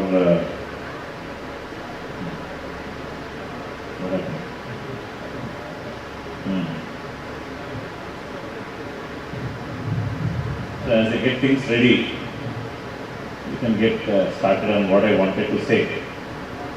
So just to give you, first of all, thanks to Caliber for having me here. It's an honor and pleasure to be amidst distinguished academicians and, of course, librarians and all other conference delegates who have assembled here to discuss how to really envision the future of library, what is their role, and also talk about all the allied topics. Of course, my expertise is not in information science. I am a data science and AI expert. Although I am in chemical engineering, just to give you an update, I moved from chemical engineering to AI and data science. I've always been using those, but formally I moved to the department when I was at IIT Madras, and last year I moved to IIT Tirupati. And Currently, I am with the chemical engineering department at IIT Tirupati, but we will soon launch a school of applied AI at IIT Tirupati. My first formal interaction with librarians and experts in information science goes back 3 years ago, when the Caliber was held at Banaras Hindu University. And it was a great experience because we have always seen as a faculty and as a student, we have seen library from a distance. But to really dwell on what role a library plays in education, that was the first opportunity. And since then I've been really thinking of how libraries should be reinventing themselves, especially in the era of open education resources and AI. Because there is an era before this AI and OER where libraries are essentially facilitators of education, and they play a very critical role by storing all the books, journals, periodicals, all the materials, everything, by essentially acting as a one-stop resource for any institution. But if you look at the current situation, we know that many students or many learners for that matter, including teachers, hardly go to the library physically, and we are sitting at our desks or in our chairs reading materials electronically. This is a fact. As a result, the footfall in library has come down. But of course, if you are in Tirupati, if it is summer season, then it's good to visit the library because they are air conditioned. That's a primary motivating factor. The second reason, that is, not only has technology forced this kind of a change, but it is also the availability of all the educational material in a free and highly accessible fashion. That is probably not making a learner go to the thinking of going to the library. And of course, there is a third factor, which is AI. And AI has really pervaded every aspect of our lives, and libraries are no exception in that matter. So how do we reinvent libraries? I've talked about this briefly in the Caliber conference at BHU 3 years ago. And when I spoke about that, the large language models did not exist at that time. The GPT models that we use today, so-called Gemini or Perplexity or Chat GPT and so on, that was not the case in 2022. They were just being made. But now I'm standing here where all these large language models have really pervaded the way we teach, the way we learn, the way we discover and so on. So what is the role that libraries have to play and how do they reinvent themselves? I'm just going to share a few thoughts of mine on that. But in order to set the context, we'll have to zoom out a bit and look at two major developments. One, of course, is a huge shift in the education from in-campus to outreach. So almost every institution today has gotten onto this outreach education because obviously we would like to reach as many learners as possible. There are so many people who are thirsty of knowledge, and now that technology has enabled things, we can reach out to this masses, so why not? And apart from that, of course, it's a very good revenue earning mechanism as well. But revenue aside, it's more of knowledge dissemination. So every institution has an outreach education wing. Now, obviously now libraries have to ask what is the role that they can play in outreach education. In-campus education has been fairly clear from the beginning. People who are enrolled, they stay on campus, they visit library, all of that is great. But outreach education, learners don't come to the campus, they are situated remotely. Then how can libraries really have a big impact in outreach education? Before answering that question, we have to understand the difference between the outreach education and in-campus education. In-campus education is a very homogeneous setting. We have controlled way of enrolling. That means we have an entrance exam. So students come in with similar academic background, and there is a face-to-face learning that is happening. So the setting is fairly straightforward. Whereas outreach education is a fairly non-linear setup. In fact, the correct word will be a heterogeneous setup. So the learners are heterogeneous, the age groups are different, and the academic backgrounds are different. You will have working professionals, you will have beginners, then you have 60-year-old learners, and people coming from various other backgrounds. How do you handle such a heterogeneity is not only a challenge for the librarian but also for the educators, right? And people are still discovering solutions to that. So, remember that outreach education involves not only knowledge or content, but also the technology, the digital platforms, the edutech tools, and of course AI, because whenever you're dealing with something large scale, artificial intelligence offers great solutions to do that. Whether you are assessing or whether you want to really personalize and so on, AI has great role to play. So that's something very important to note when it comes to the difference between in-campus and outreach. Next, when we are looking at outreach education, we cannot ignore three very important entries. One is the open educational resources, OERs, and then you have the technology enhanced learning coming through edutech tools, and then of course the big giant AI. This is a new layer that has added to the existing layer. While it brings a lot of benefits to education, it has its own challenges. I'll just take a couple of minutes to talk about both the benefits and challenges, so that when librarians or whoever is a decision maker at the highest level has to take this into account in strategizing where to and how to go forward, right? So what AI or open educational resources and edutech tools have done is definitely it has helped us reach out to the masses. There is no doubt about it. We are able to impact learners at a much larger scale. So there are obvious positives, but what we have to also think about is the induced negatives, as I call. I'll just give you an example, and this applies at all levels of education, school level or the higher education level, it doesn't matter. When a teacher is teaching some topic in the class, the student is not listening to the teacher today. Why?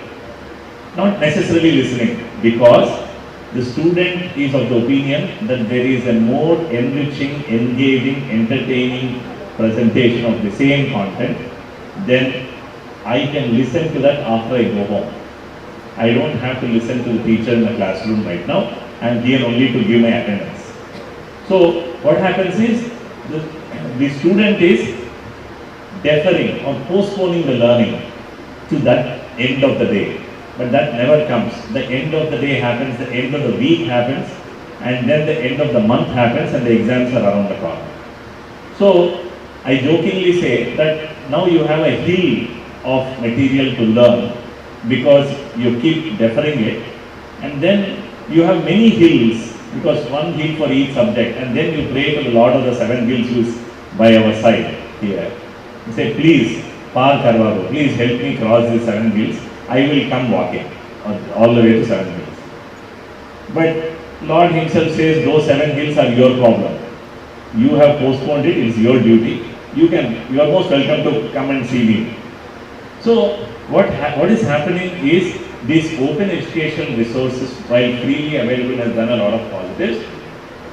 It has also, every coin has two sides, it has also brought this negative. So how do we really overcome that? And it is not just the librarian, obviously educators have to worry about it.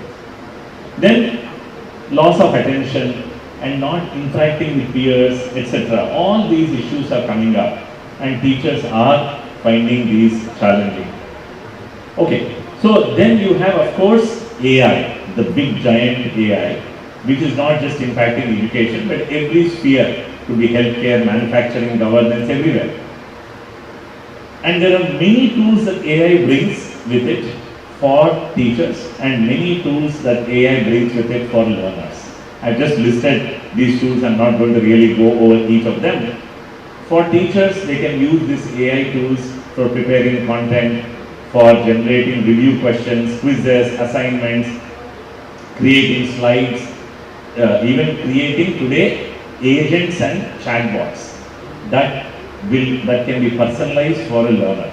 So the AI impact on education has really gone very deep, and many universities in the West have started to deploy AI agents and AI chatbots at the school level and at the education level to be able to cater to the needs and to enrich education. For the student, of course, there are many learners.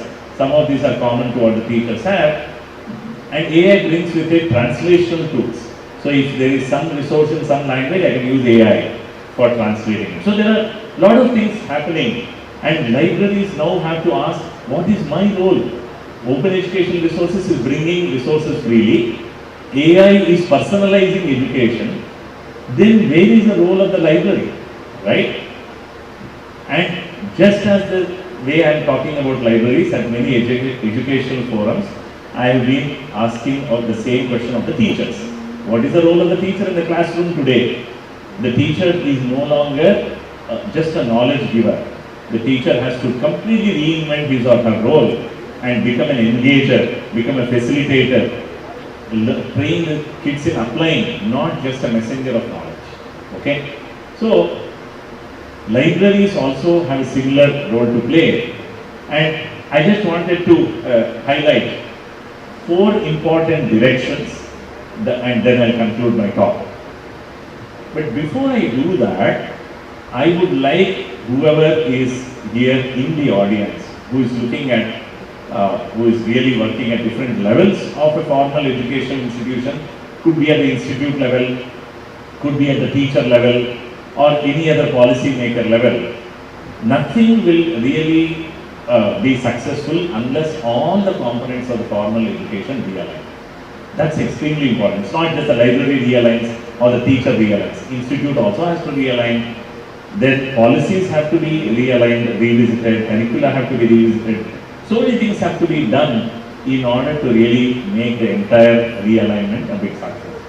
So I'll just talk about 4 directions that, and in very short, in how I believe that libraries can really reinvent themselves so that they are no longer just sleeping mandapams in the summer. Okay?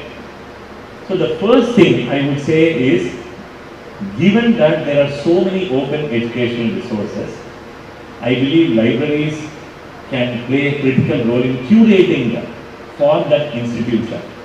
They know the departments, they know the disciplines that are being offered, they know the learner community, they know the teacher community.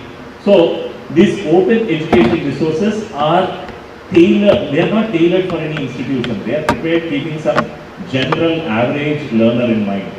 So libraries need to really take that and curate it with the help of teachers and students. Figure out what is best for them and post them on the website. So if I go to the library website today, I'll be able to search for books and periodicals. Rather than that, I would like to type some keywords and let the library tell me, here is the open educational resource that's very good for you. So that will come. So the second direction, I'll just take maybe 2-3 minutes of that. So the second direction is in the direction of creating small language models. So I have a lot of lecture notes created by faculty in a given institution. Now what am I doing with those lecture notes? Of course, the specific students in that subject are benefiting, but we would like everybody to benefit from that, and with the help of AI, one can pool all of that lecture notes, of course with all standardization, validation, curation and so on, and create a beautiful agent. I was just reading about an hour ago that already a couple of European universities have gone ahead with this idea and have created a very nice interactive AI agent that talks to the learner, queries the available material and returns with the answers, quizzes, prepares them for exams, and so many things it can do. Libraries can play a critical role in doing that. And the third direction is to create data repositories. Many of the institutions today carry out both teaching and research. A lot of data gets generated in simulation experiments. I don't know how many of you have heard of ANRF, Anusandhan National Research Foundation, a new wing that has been set up by the government of India to really accelerate and catalyze research. ANRF is looking at setting up data repositories at the national level. But that begins at the institute level. So libraries can become those warehouses, data warehouses, where they host the data that is generated from within the institution and all the algorithms that go with it, of course after due standardization, putting together a system around it and so on. And that would be a fantastic benefit for all the teachers and learners. And finally, there is a big role for libraries now, after putting all these three together, to go to graduate or maybe to realign from physical spaces of learning to physical spaces of studying to learning centers.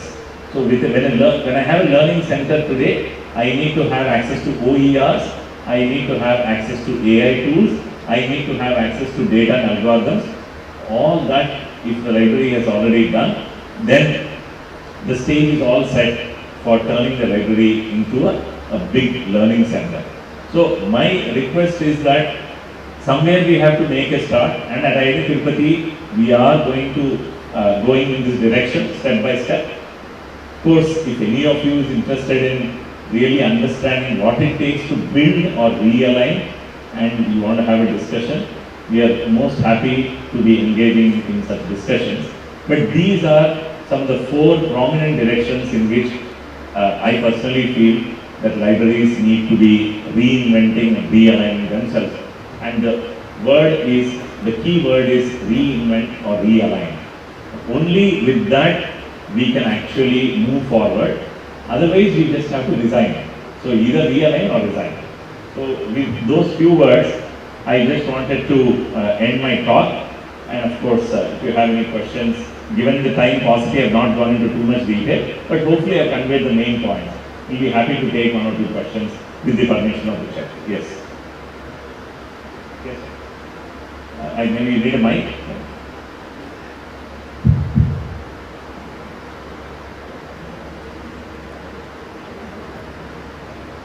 Thank you, sir.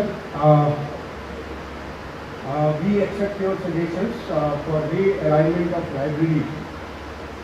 But definitely I would not like to buy your ideas that librarianship is in danger. Sir, let me tell you, when Google came, we had the same threat. Everybody was saying that Google is there, why we need a library? We survived that. Or rather, we organized. The metadata was from library. Then when internet came, the same issue was there that when everything is online, why do we need a library? So we survived internet age also.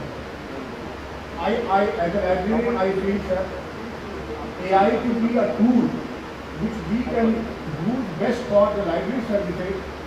It will complement the library services rather than it will displace the library. Absolutely. I don't know if that my message gave you that interpretation that's going to displace it. Just quickly I wanted to comment. Librarianship is not at risk. The whole point is, do we want libraries to really become really active centers or remain the way they are is a question. It doesn't mean that librarians are at risk, number 1. Number 2, definitely whenever you have new technology coming in like Google, or it could be internet and first internet and then Google, it doesn't mean that it is going to be really displacing an entire system, but it certainly is there to enhance and enrich. That is the whole point. So if you just have to compare a learner in maybe 40 years ago to a learner on campus today, what the learner is looking towards from the library is totally different, absolutely different, right? So you may be having 2 books or 3 books for a subject in the library, but the learner has access to multiple books, right? So clearly that's a fact undeniable fact. Therefore, the argument is not whether libraries will perish. The point is not that. It is all about how libraries need to really again realign and enrich, just as the way you have adopted the internet, you have you have absorbed search engines. Google is only a search engine, it is not a repository. So, you have absorbed all those concepts and you have realigned, and therefore libraries are still relevant today, right? So in the same way, all these tools have to be absorbed after due diligence, after due discussion and so on, and that's the only message, otherwise nothing else. Thank you. Thank you, sir. Thank you, sir, for this wonderful talk. What I get it from this, like, as you said, students are going back to their homes and studying from OCR. So, don't you think that teachers can use those same lectures in the classroom and give value addition to those Absolutely, videos? that's a And great point. those value additions, which they make a mark there, that can be utilized by library and make a package for the students. Exactly what I'm trying to say in the presentation, that libraries have a big role in curating the OERs. And as far as teachers using that OER, you are absolutely right. I have been saying this in many forums, that students believe that watching a video on YouTube, it could be NPTEL, it could be Khan Academy, whatever it is, amounts to learning, but they are mistaken. They still need a teacher, but the teacher's role has to be reinvented, right? So, one more thing, sir, but doing that, teachers are being questioned that you are not teaching, you are using somebody else. So how to defend that for teachers? I'll just give you, maybe 30-second answer to that. So, teacher's role today is not, as I said earlier, is not just about conveying knowledge. The teacher's role, even if you read NEP, National Education Policy, it clearly says teachers have a new role to play. That role is facilitating learning that only a human can do, because the human can understand the student's pulse. Secondly, training in how to apply. And thirdly, providing perspectives that are not there in the video, right? So, a teacher is always required, but the role of a teacher has to be revisited from era to era. That's the only thing. Otherwise, the teacher is always required. But if there is a teacher who is only conveying knowledge and continues to do that, then you lose the students in that. Teacher may still be holding a post and earning salary, but really not earning the students' attention anymore. Thank you very much, sir. Thank you very much. Sir, it's a nice presentation. Please. We are encroaching on the other section. Please, you Thank can you. have a discussion Sure. in the between for tea or dinner. Thank you very much. Thank you. Dr. Prasad.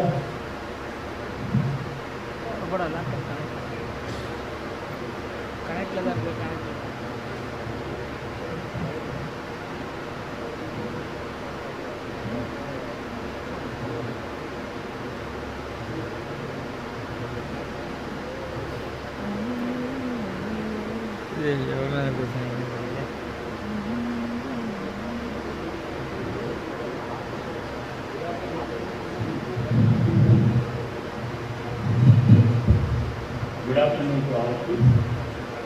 I always am afraid of speaking after lunch because I will be singing a lullaby to you if it is not quite interesting. But anyhow, firstly I would like to thank the INFLIBNET for inviting me to be here, and also the host, Sri Venkateswara University, to be with my professional colleagues, okay, which always gives me a kind of steroid meeting them. Okay. Anyhow, I will jump start to the topic I am supposed to talk. Otherwise, my teacher would chide me for taking more time. Okay. First, I would also like to thank Professor Bharat for guiding me. He was my PhD guide, and of course, a very generous man. And he is playing up. He doesn't make you tell on the face. That is one of his best qualities.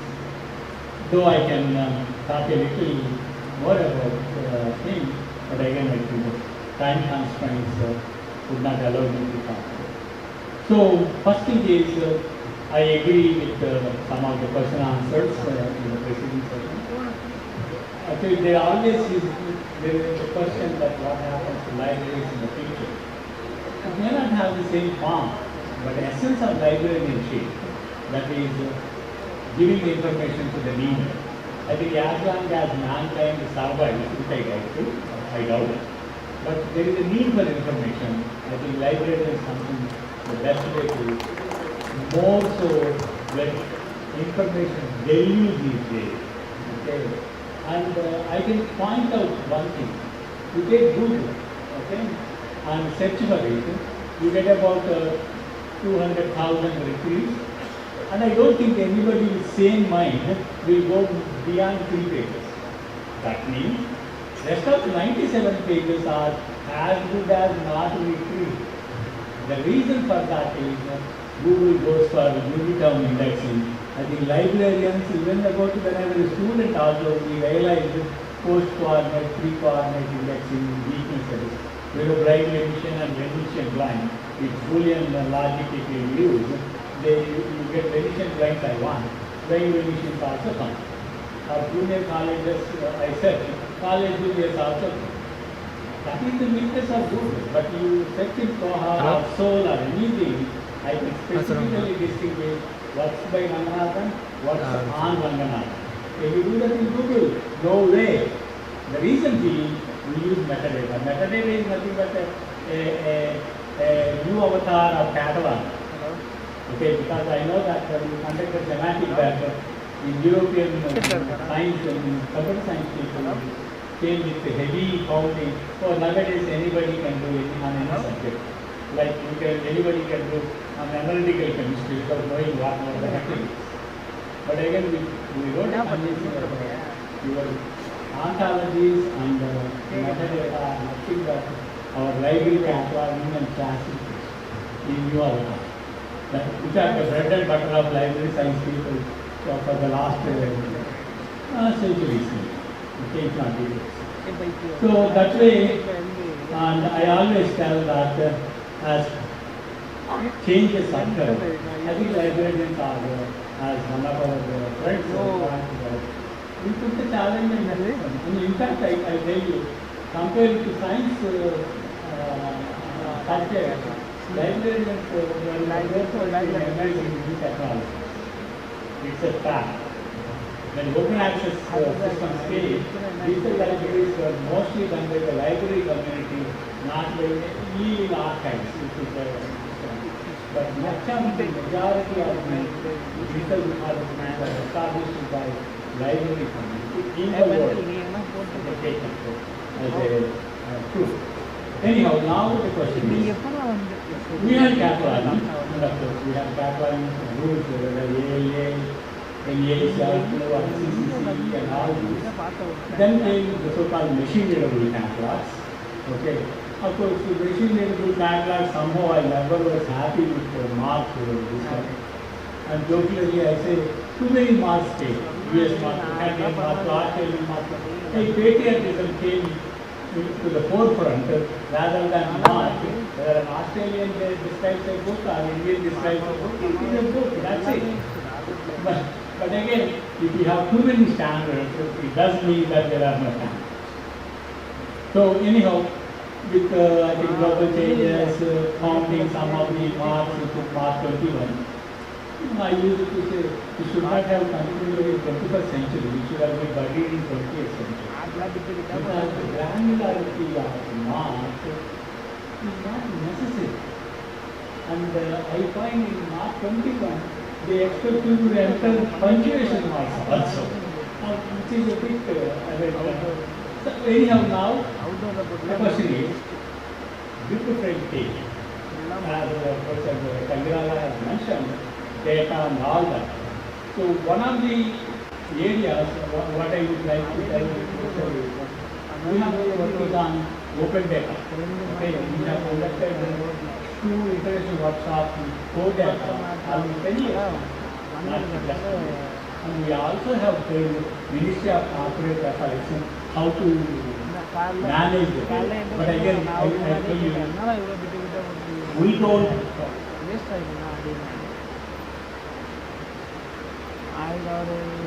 Data management is our core. That is how we collect the data, curate the data, analyze the data, making it discoverable, and using linked data. That is the main thing. In fact, in build train, we are going to emphasize how to make our good catalog more semantic. Okay, how to build semantic relations, and also how to interconnect various data elements, because we know that mark emphasizes more on the record, but we look at each entity in the record and connect it to other records. So that is, I think, the major change. Okay, then a little history developed by Library of Congress, and the first version is sometime in 2012 and second is in 2015. A model for bibliographic data exchange to replace mark. Okay. And I know that mark we have been using, I think, even when I was a student, that was sometime in 79, mark was around there. Now perhaps whether it is time to replace mark so that it can, our cataloging data can adapt to the new environment, like open data, linked open data, and web analytics. See, our Z39.50 protocol, which is a stateful protocol. HTTP is not a stateful protocol, it's a stateless protocol. That means good old days when Z39 also, I feel, librarians can test it out that it was a wonderful idea even before web came into existence. We had Z39.5 protocol, which I make a search and I make a second search or third search. Again, the searching result I can combine with some Boolean operators. In HTTP that is not possible because HTTP is a stateless web. Anyhow, that is one. And we know that semantic web, as I told, semantic web is full of cataloging data and ontologies. Probably the extra addition is building inference engines over it. For example, if you have resource description framework, you can express everything in relations. Okay? Okay, I can tell you one thing. In thesaurus building, we do BTNTs. That BTNTs, we don't tell what is the NT relation. Is it out of genus species or whole part? But in ontologies, we make it explicit. This is a part of, or this is a species of, so that I can build inference engines. Okay, I mean that is exactly my thesis during 1990. Of course, those days the models were completely different. I used for natural languages processing more linguistic approach, that is grammar, Chomskyan grammar, transformative and all that. But later, of course, the present language models, that is large-scale language models, are totally different. And we were using expert systems also, but nobody talks about it. I think in DRTC we taught AI for about 6-7 years.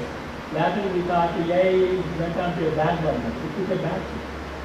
Then probably like many departments across the US, they closed it off.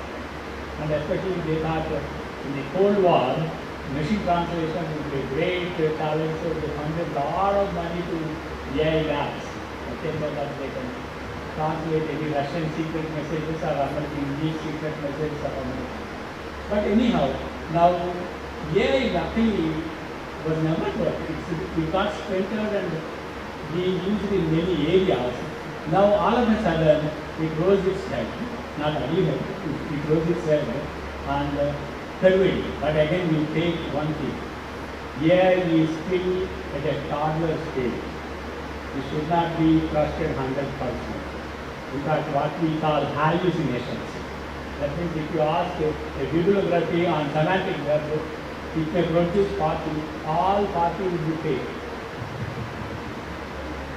Okay, somehow the so-called generative AI, it fabricates some references and they tell you, and it is quite easy.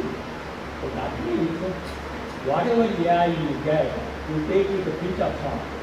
Just like I said, no, you have to take with a bag of salt.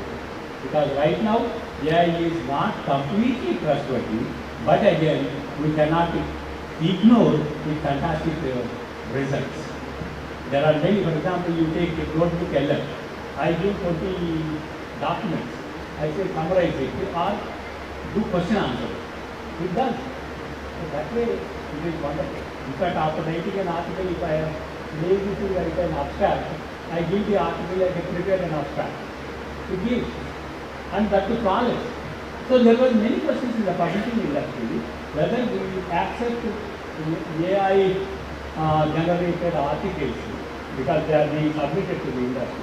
But I say that for non-native English speakers, they, see, for example, Ranganathan was writing impeccable English, flawless, grammatically.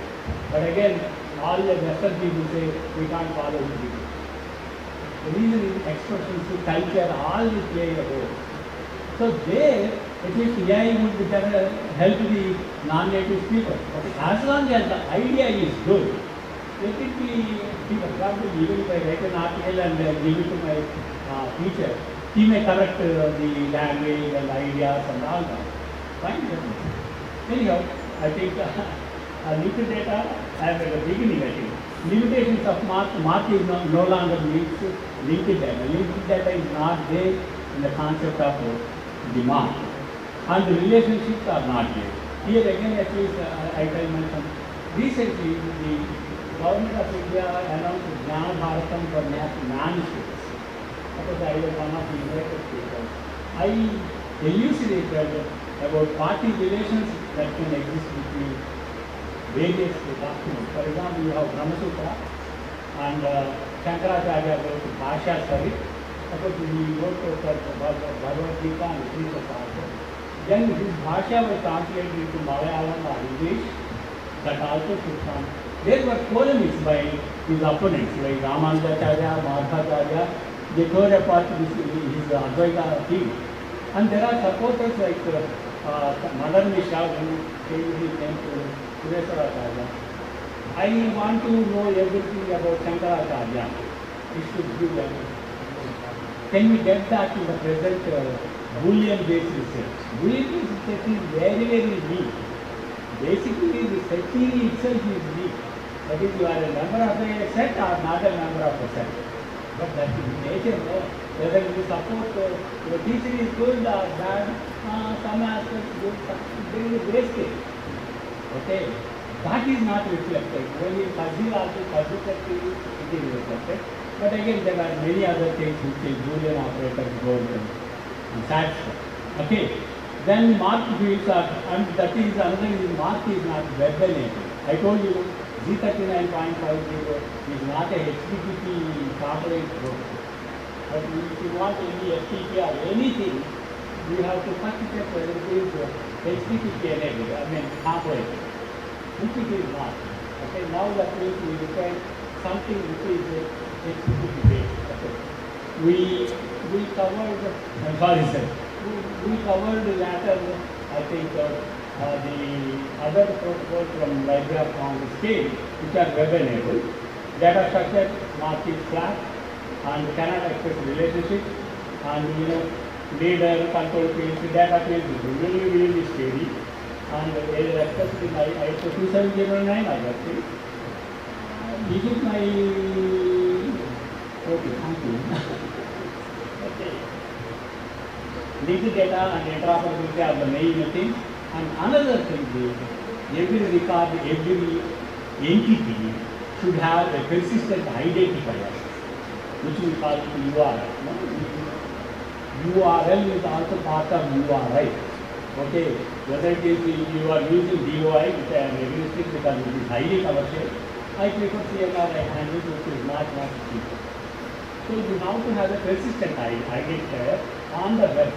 If I click any entity on my catalog record, it should take me there. And I should be able to reconcile my catalog record into Wikidata or VIAF, that is Virtual International Authority of Names. So how to build authority files and access to ontology. So there is a whole lot of technology behind it. So I prefer Wikidata. I think I go a little faster. Okay. And I believe, of course, INFLIBNET definitely did a stupendous job of having INDICAT. Okay, I think now they are also in the process of creating catalog records in Indian languages. In fact, we don't have authority for it in India. Okay, for example, Chettopadhyaya, it is spelled by different names. I mean, different spellings. Of course, some problem is Roman script itself is a terrible script. So that's why they have spell as you pronounce it. In Indian scripts, no, you cannot wrongly spell, you cannot wrongly pronounce. Okay, fine, that is one. And the mark is not amenable to AI and ML systems, machine learning systems also.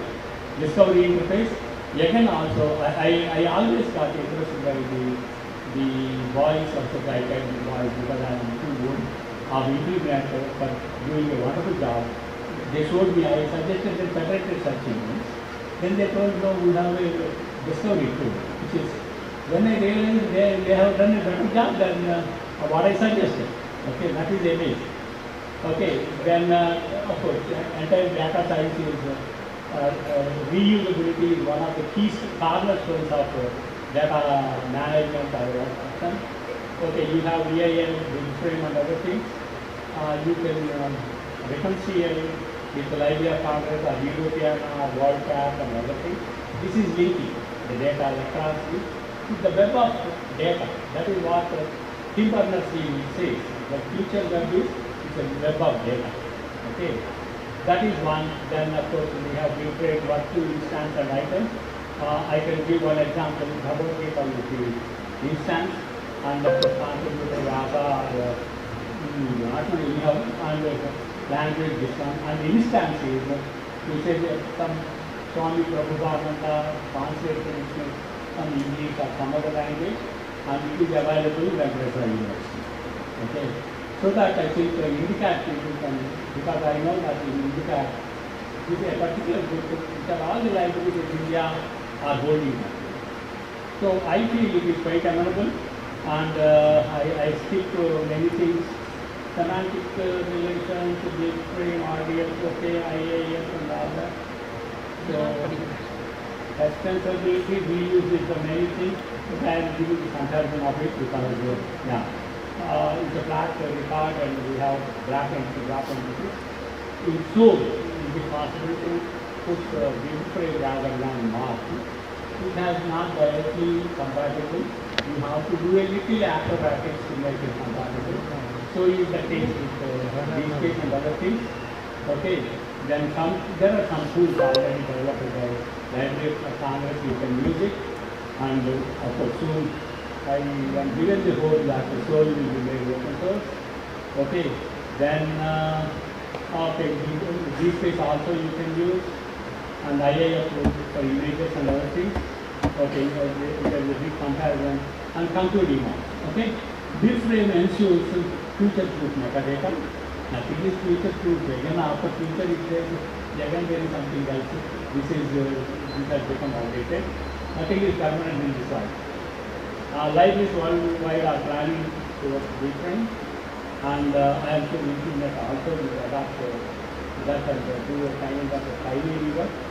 If INFLIBNET does, the idea does. Because you can borrow from this one. That's it. Thank you. I hope I am sorry. I am very sorry for compelling you to conclude your lecture. Both of you have set a ball rolling and it is a good beginning for the technical session 1 and the questions in front of you are having, you can discuss with the experts whenever they are free, either at the hall or at the dining table or at the okay. We are spending more time here. There are other 2 papers as well as the presentation. But I want to preserve the image and now follow the can I one small question to Professor Papa? No, you can back whenever you can. Yes, I right away call upon the authors who have contributed their learned papers for presentation. Number 1 is Nikhil and others. Nikhil, please come and make a presentation in a very brief time. Sorry, sir, with sir's permission, chair's permission, we would like to felicitate our two theme speakers first. So I would like to request Professor Arun P. Kandilala sir and Professor A.R.D. Prasad sir for their felicitation. I requested Professor C.R. Darsidappa sir, please present a memento to our invited speakers.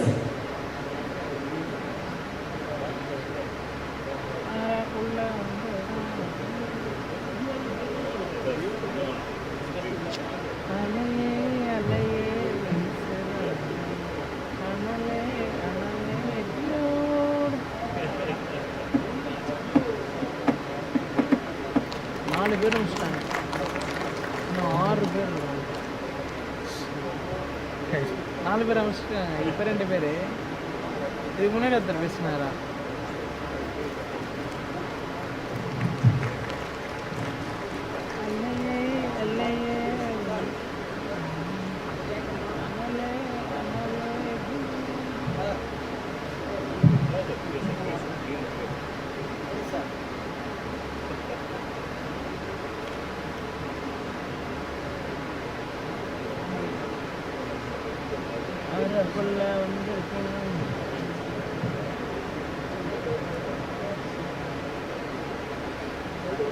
Thank you so much, sir, for doing the honors.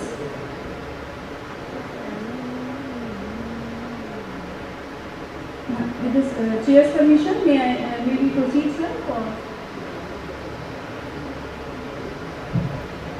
So now we are having first presentation, paper presentation, Reimagining Academic Library Websites, a Strategic Planning Framework for Inclusive and User-Centric Digital Infrastructure. Authors are Nikhil Anand Srivastava, Aditya Tirupati sir, and Satya Prakash Singh. So may I have all the authors on stage? So Nikhil is here.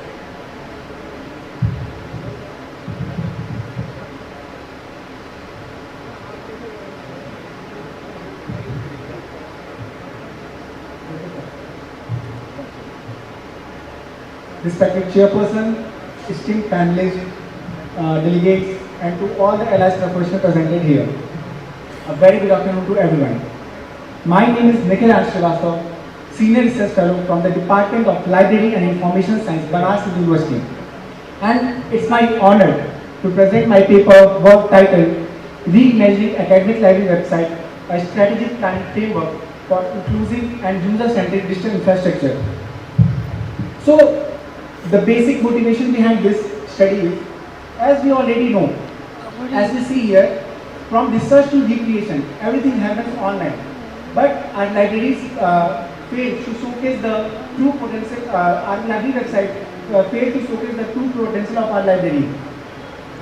So, basically, library websites have become the digital face of our institution. Globally, they are moving towards clean, accessible, mobile-friendly, and interactive design. But in India, many library websites remain static, text-heavy, and difficult to navigate, with major issues in visibility, accessibility, and integration. Under NEP 2020, digital inclusion is essential. This makes it necessary to rethink how academic library websites are planned and developed. As we can see, there is a one side, we can see there is a static, traditional static design, what library shows, which is a text heavy, non-responsive, fragmented. But when we see the modern website image, it has a more responsive, accessible, and well integrated pattern. The purpose of this study is to develop a simple, structured, and scalable strategic framework for redesigning Indian academic library website. The study has 5 objectives: to assess existing gaps, review the best practices, develop a 5-phase framework, and promote user-centered and accessible design, and provide a roadmap for continuous improvement. These are major cycle papers which focus on various areas like digital library functionality, but doesn't provide a strategic planning model. So, this study uses a conceptual analytical approach. I reviewed global and Indian literature, benchmark selected Indian websites with leading examples like Harvard and MIT, and identified common gaps and built a 5-phase strategic model grounded in usability, accessibility, and integration principles. So basically, this is my core of this study. These 5-phase strategic framework, which is assessment, design, integration, implementation, and evaluation. So in assessment part, we identify usability issues, accessibility gaps, WCAG 2.1 web content accessibility guidelines, mobile responsiveness, content quality, and how OPAC, IR, OER, and e-resources connect. In the phase 2, when we are talking about the design, plan information architecture using the 3-click rule, create wireframes, apply contrast and typography standard, and design with student and faculty to a personas in mind. When we move from design to integration, our aim is to bring all services into one platform, implement unified search, enable single sign-on, and ensure metadata standard and GUI-based access. So after integration, when we move to the implementation, we just want to develop a responsive, multilingual, fast-loading interface with consistent branding and backend compatibility with Koha, Soul, and DCS and EPIN such software.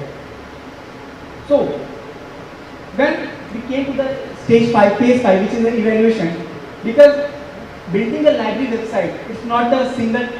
It's not like just like once you made it and just forget it. It's not like that. You have to, it's like a cyclic process. We have to do again and again, check again and again whether it worked properly or not. So in evaluation, use analytics, feedback loop, usability test, accessibility, re-audits, and broken link scan for continuous improvement. This framework helps libraries shift from static repositories to user-centered digital ecosystem. It supports NEP 2020, improves accessibility through WCAG standard, reduces system fragmentation, and encourages data-driven improvement. The model is scalable, making it suitable for both large libraries and small colleges. So these are basically my recommendations, like how we should approach. And in conclusion, this 5-phase framework provides a practical and future-ready roadmap for transforming Indian academic library website into inclusive, accessible, and user-friendly platform. Overall, it supports the creation of inclusive, scalable, and future-ready library website aligned with NEP 2020. Thank you so much. This is from my side, and I welcome any question or suggestion. One question maybe I'll do. No question. Thank you very much. Thank you very much. Thank you so much, sir. I would like to say thanks to at last to the Sri Venkateswara University for giving us this opportunity. And at last, but not the least, I want to say thanks to the INFLIBNET family. It's always an honor to be with you guys. Thank you so much. Next, I call upon Mr. Vivek Rajan. Vivek Rajan to present his paper.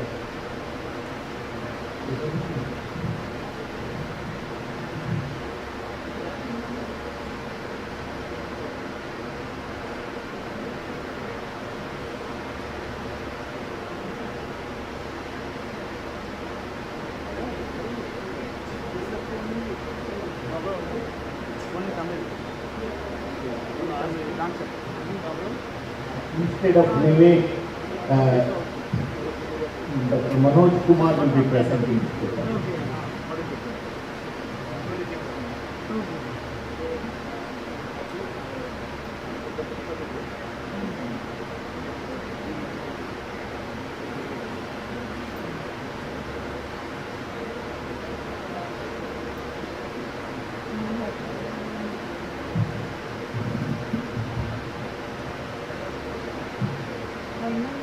Respected Chair and considerable sir, thank you for the privilege of presenting my student's paper. He was my colleague, not student, project staff. So with all your permission, this paper I present on behalf of him. I am a co-author. He is the main author. He is working in another university, but worked in South Ganga division for 3-4 years. So we all used to write paper of Dr. Agadi from Central University of Rajasthan. So the paper generally we write is in South Ganga. So we thought not to contribute showing paper in here. We presented it in Zambia last year, all two of us. He prepared the slide according to his taste and this. A lot of content is there, but I will skip it. So how much time I will take, sir? 7 minutes. Right enough, sir. So I will start that. When the Caliber theme was announced, Library 2047, Democratizing Knowledge towards Viksit Bharat. So the title itself is like a pan-India title, where you need to have some synergies working together to make a library which will exist in 2047, better than at least how much. So what are the challenges we are facing right now, and how it can be addressed? Who are the stakeholders of this? So if you are taking the Indian library system, 7 minutes means about 8 slide kind of thing. I put it 1 minute on each slide. So quickly going to that, the stakeholders, if you are taking Indian library system, when we are talking about the knowledge center, the knowledge snippets stored in the libraries, all these are interlinked, and the academic libraries, public libraries, special libraries, and other libraries, personal collections kind of, whom we have seen today. One person was regarded for his contribution, felicitated for his contribution of 1 lakh books. So similarly, there could be so much content where personal collection, and can we have a knowledge create out of all this by linking together? That was the question first we asked. For that, what we did, for literature survey, we took the 54,000 public libraries and gone with some of the CSR funding agencies like TCS, etc., how they are funding. In a profit, after profit, companies are supposed to give 15% to CSR activities. Are they putting anything into libraries? That's the first question. Second, are they putting to education, means whether it comes to libraries, how much? So studying this, the only available literature was that, which are published by Government of India, PIBs, and the stakeholders like RRRLF and the policy makers, NLM, and the infrastructure creators. Academic library means government. It can be state or central. And then the private sectors and NGOs who have the grassroots level, who can find out what is available and who can work with in tandem with the other library who are supporting it technologically or other funding wise. So this was a question about the objective. We put it across into 3. Whether private sector support libraries through CSR activities, one question, major question asked. And study how central and state government fund management. Whether state is funding, central is funding, or if central is funding, through whom. And public center, you all know that public libraries are funded by RLF. How much fund is going? And there is an interesting pattern on that. And we have, as mentioned, the literature reviews, even 2025 PIB report has to be referred for getting this detail. And we have get some collections like 50% of 10 lakh rupees which are sanctioned, and funds which is utilized. That is out of the 10 lakh rupees sanctioned by. This is PIB reports which are here. Then we took some of the report in the and you were at least ARDSA was there in the NKC, which I put it in the policies, National Knowledge Commission recommendation given in 2001, where we recommended libraries to include in the concurrence list. There are national union lists, there are state lists. Union list generally higher education is in the like that. So we have to put library in the concurrent list. That was the policy, but that I think it's still under discussion because the person may be knowing. So these are the things which we try to find out from literature review. And digital initiative, some interesting initiative taken place by corporate sector. So one is like an NDLI, which becomes very popular among students and other communities. And then TCS has developed something called Suganya Pustakalaya. for the blind, disabled person who was blind, and UNESCO's some models, ICT enabled models. All these to integrate whether we can meet this objective of Viksit Bharat. So primary source, as I mentioned, which is listed here, I'm just quickly going out, running over the slide due to time. And we have also tried the database Shodhganga, how much research has been done in the private-public partnership for improving the libraries. So with this background, the methodology used, which everybody follows, is the design, collection, analysis, validation. So I'm not going to measure part of it, how we do it. And the data analysis, state-wise, we try to analyze how much amount is sanctioned and how much is released. And there is a difference between sanctioned and released. All sanctions amounts are not released many times. The reason is that it will be in part, if first part is completed, then only. So it's stuck up there into first part. Many places we have seen that. That means there is no coordination between the implementing agencies and the fund releasing agencies. So we have taken a note of this Gujarat, Maharashtra, Tamil Nadu, and West Bengal, the percentage, which and kindly go to the paper in the proceedings, which you can read in details. I just highlight what is there in the paper. So the table presented state-wise data sanctioned and released under the National Mission on Libraries for the year 2024-25, allotted by Rajaram Roy Library Foundation and Ministry of Culture and Government of India. And LMS fund was dispersed on a matching basis, 50-50. Yes. And somewhere it is 90-10. That means what is envisaged for long years is not being getting utilized or not being getting. That means the library which you propose may not come because of the gap that exists in between. And the government supports some area 90% and they have to put 10. In developed state it is 50-50. Developing state where it is 60 or 40. Then northeast etc. 90-10%. This is the analysis. And we used some tools to find the difference on this analysis, financial assistance, sanction versus this. And with the figure we got it exactly, which you can read it from the table. And data analysis on private sector, when the companies are doing how much they are, we have find out of 15% only 2% is put into something which is not exactly library work, like a IT enabled solution for libraries, like TCS developer, LACI, etc.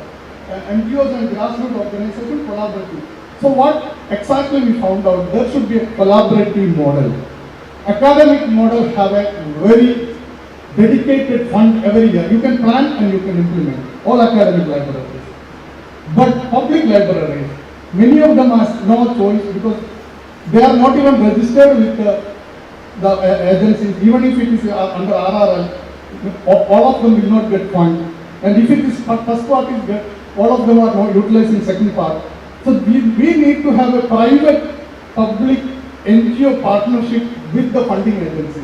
That is the synergy. If you look at the title of that. Because multi-stakeholder means all these agencies working together. And that is one thing which we have seen from the keynote speaker from Germany. She has told that how. So that's an example of what the paper we have written. We have no clue about it. She is going to present it on that. So that's all about the data analysis part and recommendation part. Definitely we will again highlight library to put into concurrent list so that state government union will give equally with the collaborative effort of private parties. That is the paper. So I will not discussion all this.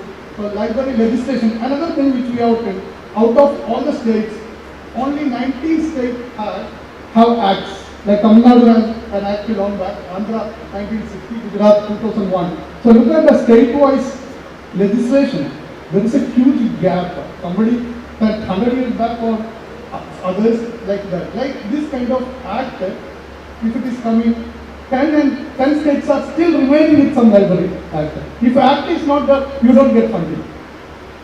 So Library Management Act and private and NGO roles, like Infosys has helped 60,000 libraries, Rajiv Gandhi Foundation 1,600 libraries, Pradham Pokhita, Story Weaver 85, at least independent initiatives are there, but it is not selected at national or collaborative model. So if that model exists, I think we are in the right direction to go for the right knowledge accumulation at a national level from the public sector, and Indigenous knowledge can be captured properly. So the key challenges: no stable funding, weak administration coordination, and policy inconsistency, as I mentioned, state level. And so overall, rich in effort, there is effort, very rich in all levels. But integration, governance, and long-term support is lacking on this. So that's the conclusion of this. So what I want to tell you is that these three ways working together depend on private entrepreneurs for the technology. Funding has to be from the CSR funding instead of the give it to for other social. At least they should tell 5% I will put for only building the Indigenous knowledge. So if every companies, we have the huge and the richest companies in the world in India. So this 2047, what we envisage, democratic knowledge where Viksit Bharat will not be a dream, but it will happen in India. Thank you so much. Thank you very much. Thank you very much. So, maintain the time. Now, Dr. Ravi will be summarizing the two talks that are the presentations that are made by our esteemed colleagues.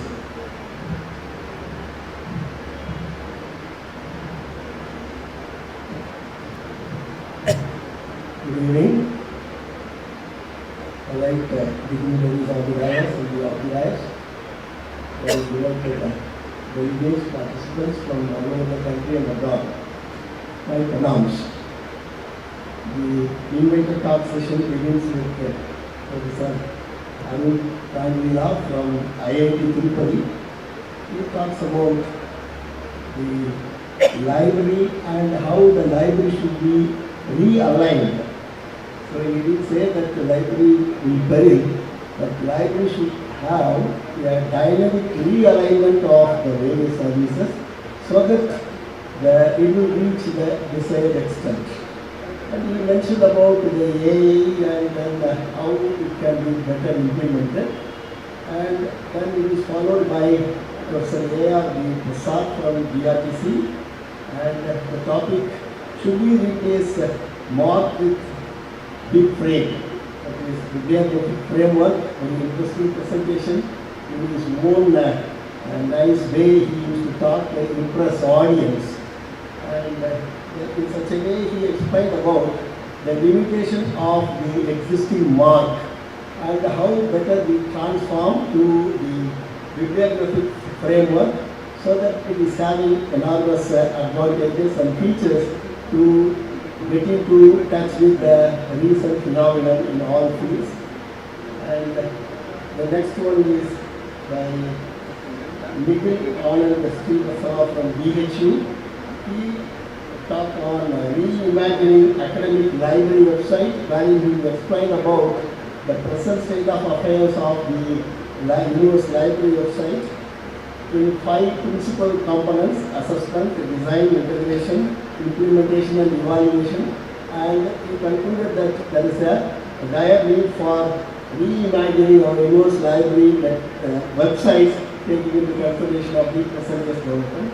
And finally, Dr. Manoj Kumar from INFLIBNET, he gave a very beautiful narration on multi-stakeholder synergies in library infrastructure, a lengthy topic, the role of government, private sector and NGOs in democratizing access and funding in India, wherein he explained about the need for the combined approach to the that is allocation as well as utilization of funds. That is very much needed. We mentioned about the various library legislation, and still some states are without legislation. Then how the states are utilizing the fund allotted. The various statistics of few states he has mentioned. Among the states, Goa utilized 100%. And like this, he explained the dire need for the combined approach so that we can succeed in all our library endeavors. With these, the 3 lectures come to an end with lucid presentation, very rich content, and all are enriched with very good content of information. Thanks for all the geniuses who have presented their papers, and we are all very much delighted. Thanks for the opportunity given to me by INFLIBNET as well as SV University to take a role in this INFLIBNET 25 program. Thank you. So thank you, Professor Ravi. Now, our commercial presentations are going to be taken. Yes, can I call JSTO representative to make a presentation?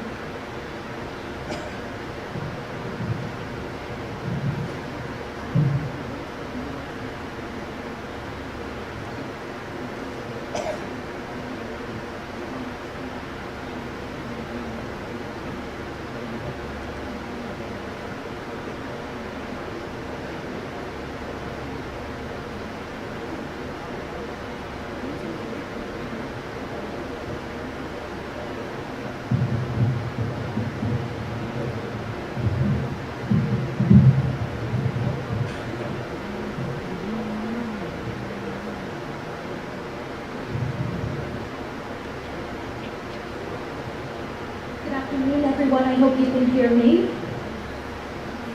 I'm really delighted to be here this afternoon. I'm delighted to be here at Caliber. My name is Javanika Curry.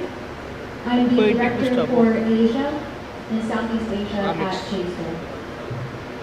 Today I'm going to talk a little bit about a new initiative that we have where I'll be introducing JSTOR's digital stewardship services. One of the things that I think is important to look at, and one of the things that we're most excited about is filling this gap within the library community. JSTOR Digital Stewardship Services is designed to help institutions process, manage, preserve, and host their digital collections at scale. Today I'm going to walk you through what JSTOR Digital Stewardship Services is, why we are operating in this space, and how you can get involved in this initiative as well.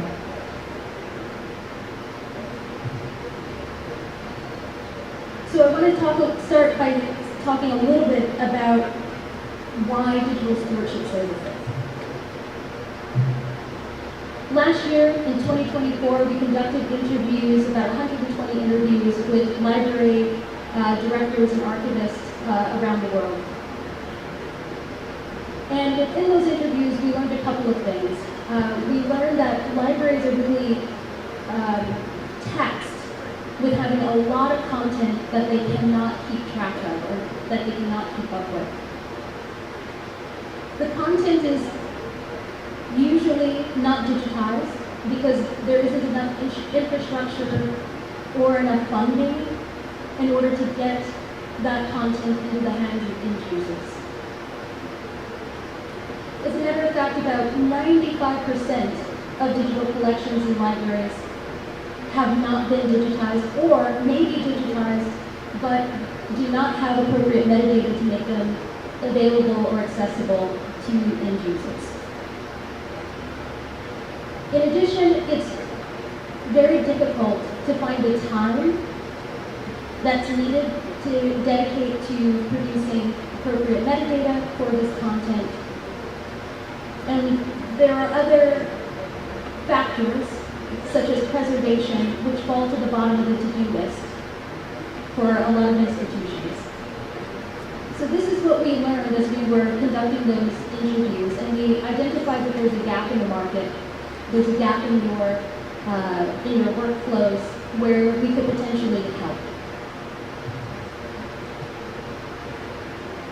So what makes JSTOR an appropriate entity to help with this kind of issue? For those of you who may or may not know, JSTOR started in 1995.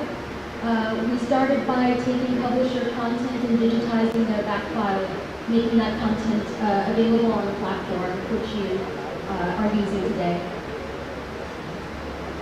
When we first digitized that very first journal, our mission, our purpose, was to use technology to make access to knowledge more accessible.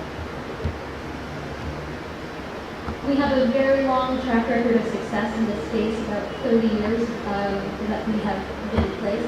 Not as old as some other publishers, but in terms of utilizing technology as a way of enhancing access to knowledge, we have a very long history with being active in this space.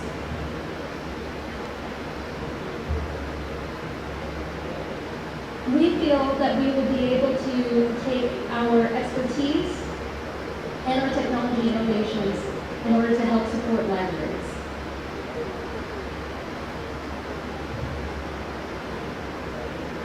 With that, we created what's called JSTOR Digital Stewardship Services. What makes JSTOR Digital Stewardship Services as a whole different is its full integrated system for end-to-end digital stewardship. It's seamless on the user side, but each part is engineered to be great at its specific task. There are four main components to JSTOR Digital Stewardship Services. Discovery,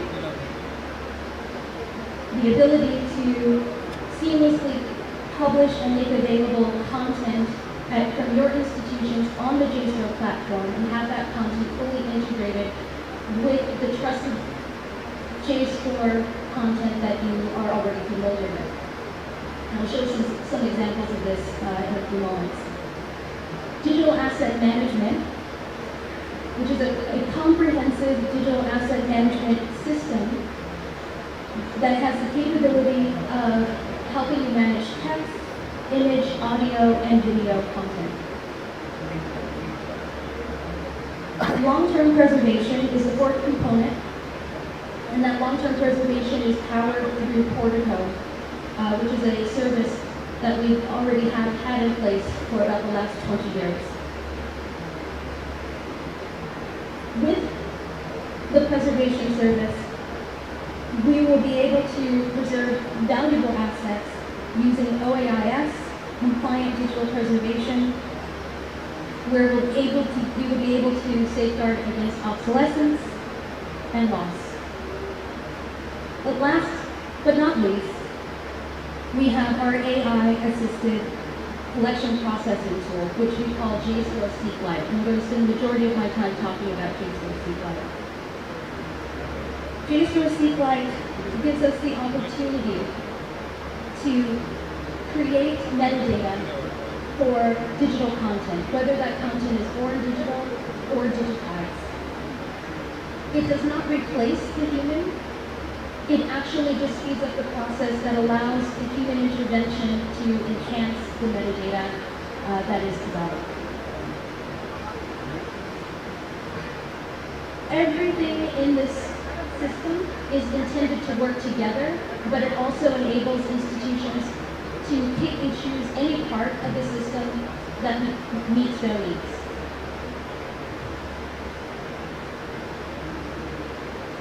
So starting with discovery,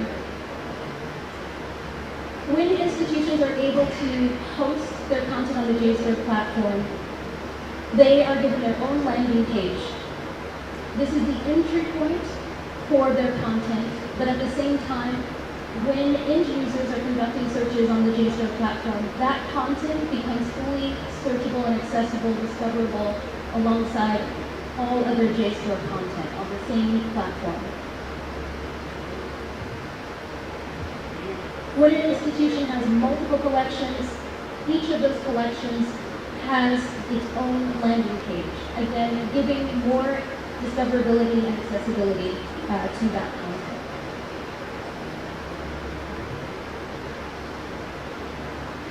In terms of integration, this is an example of an item that has been contributed by an institution, and you can see two other items that are identified as related content, and those two additional items are from JSTOR's curated collections versus the contributed or hosted content that you see in the main here.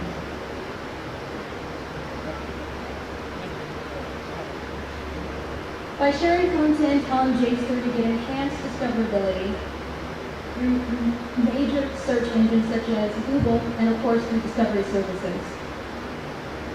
Engagement dashboards are made available to institutions so that you can see what is being accessed in libraries.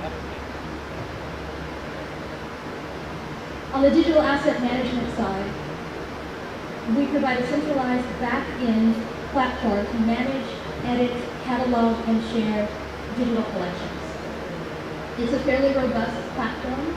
I'm not going to go into too much detail here just for the sake of time. But it's a fully robust digital asset management platform and tool.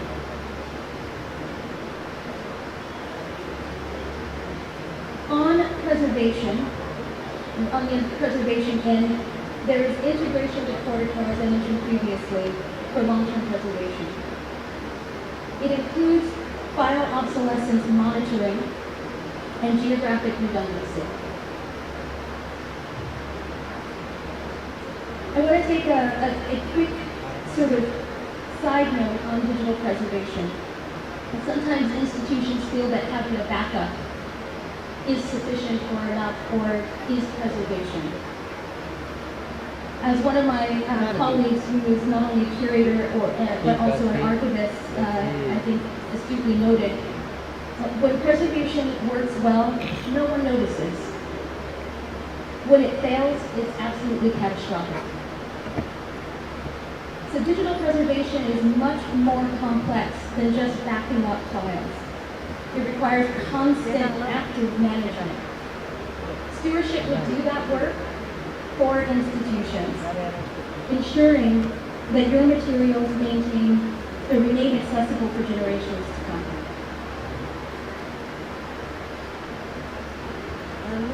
So I've covered the ways stewardship supports working with digital collections once the initial process is completed.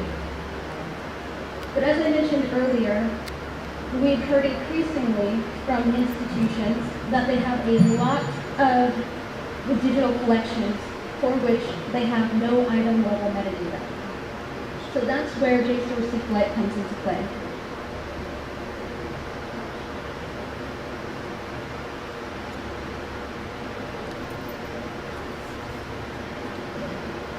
For the sake of time, I'm going to skip ahead and show a couple of examples of what JSTOR SQLite can do. When an institution uploads their content, and by content it can be anything it can be a text-based content, it can be an image, audio, video, handwritten, digitized content. In this particular example, handwriting is represented here because it's one of the hardest things for AI to use to create metadata, and one of the most difficult types of content to decipher. But here the AI tool which is using Dublin Core metadata fields, has been able to identify the year and also the title. And this has been validated by the curator of this particular collection. There is no creator that's identified, and that's because we have tried to safeguard those hallucinations. If there is a data point that is not in the item, it will not create the metadata for it. You can see here some additional examples of that particular metadata record. There is a description that has been generated by the AI tool, as well as coverage and keywords. I have several other examples here, which I'm happy to show individually if you're interested in hearing more, again, just because I'm out of time. But you can see here that you can use this AI tool with images. Again, in this particular case, the AI tool was able to identify the time period, was also able to identify that that bottom piece of that monument is actually the national monument, that there's a band playing it, etc. It's also able to identify the location and, of course, keywords. Here's another example of a handwritten artifact where the AI tool is able to generate validated metadata. So if we think about how this scales, what used to take an archivist 9 to 10 weeks of work can now be done in 2 hours.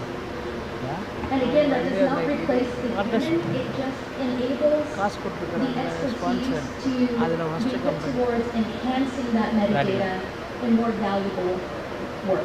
Registrar. I will end there by saying thank you, and I would love to show you all more about Seatlight and JSTOR Digital Stewardship Services. We think that it's going to be a fantastic game changer for institutions, making their special digitized collections more widely available to the world. Thank you.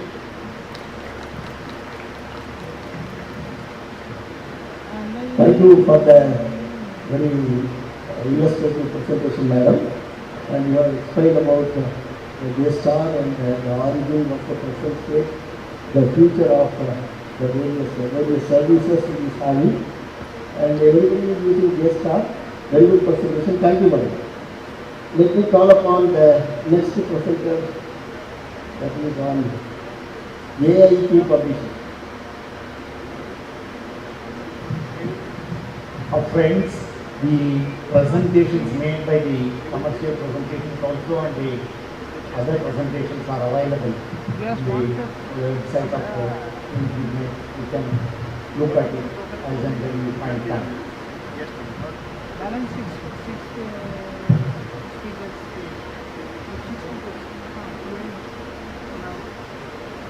Already 4 is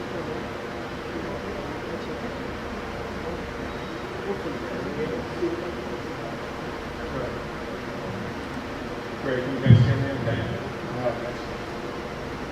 So, thank you everyone for having us today. My name is Kevin Steiner. I'm head of sales at AIP Publishing. AIP is the American Institute of Physics. And today what I'm going to talk about is not just AIP, but more importantly, India's contribution to the discovery of science. And that contribution is significant and growing. And in the spirit of science, I decided to conduct a scientific experiment. Because I had a hypothesis. My hypothesis is that the people of India are extremely welcoming, hospitable, and very friendly to their guests. And the way I was going to prove that hypothesis is through observational data. And I'm excited to share with you the results of my research. And what I found throughout traveling in India, that everywhere we see AIP, particularly on the roads and the sign on billboards. So very thank you for the support and welcoming of AIP throughout the country. So this has been wonderful to see. A little bit about AIP Publishing. At the end of the day, if your institute has a physics department, particularly if it's postgraduate degrees in physics, your authors and researchers are going to know about our titles. I have more information about these titles and portfolio outside and be happy to share those things with you. But what I really wanted to talk to you about, again, in the spirit of science, and one of the things I've learned very early on is scientists love data. So the rest of my presentation is really going to be about data.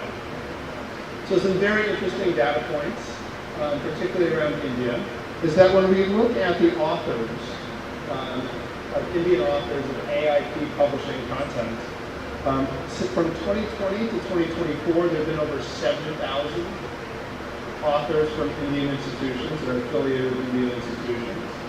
They've published over 26,000 articles, and equally important, they participated in the scientific process by becoming reviewers of scientific journals, and this is incredibly important as that reviewer.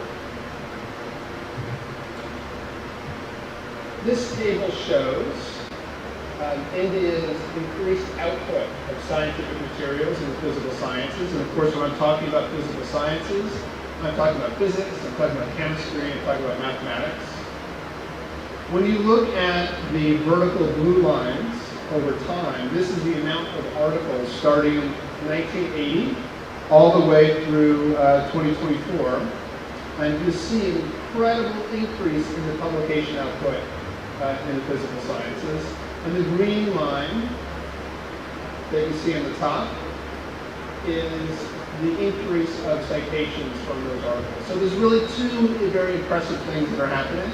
One is the growth of articles, and then also the higher quality of articles over time. But of all the data that I'll be sharing with you, I think this one might be the most enlightening and interesting. I hope this is the one that sticks with me. And this is comparing the growth of articles in the physical sciences against different countries. So in this period of time we're looking at is from 2020 to 2024. The yellow line, as you can imagine, is the world's largest country in terms of publications in physical sciences, and that's China. Now, the EU, of course, is not a country in itself, but a group of countries. If you put them together, so Germany, France, Italy, etc., they're second. Third is the green line, and that's the United States. The blue line, Japan. The line I didn't mention is the orange line there that we have, and that's India. What's impressive about India that you may not realize is what this means is that India is only behind China and the United States in terms of articles published on a country basis in the area of physical sciences. What it also means, if you continue these lines out for the next 3 to 5 years, is that India will most likely surpass the United States and become the second largest publisher by country in terms of articles published in physical sciences, which is an absolute incredible contribution that your researchers and libraries are helping make happen to the progression of sciences, and particularly the physical sciences. What I'm showing here is how those researchers interact specifically with data related to AIP publishing journals. And you're seeing some of the same trends that we saw on the earlier slides. On the top left, what you see is India's publications in AIP publishing journals from 1980 to 2024, and you see a very similar trend in terms of that growth. Now, looking at that same data slightly differently, what we're looking at are those top institutions that are publishing in the physical sciences, in AIP publishing journals from 1980 to 2025. And I suspect many of these institution names you're either familiar with or perhaps you represent yourself. The number one institution in terms of publishing articles from AIP publishing titles is IISC, so Indian Institute of Science. I had the pleasure, along with our Chief Publishing Officer, of having a full-day workshop in Bangalore at that institution just last week, talking about how to publish and research integrity. And I have to say, the quality of students and researchers at this institution is absolutely world-class. Very bright, very confident, and should be amazingly proud about how good these students are. They're going to have a very, very bright future.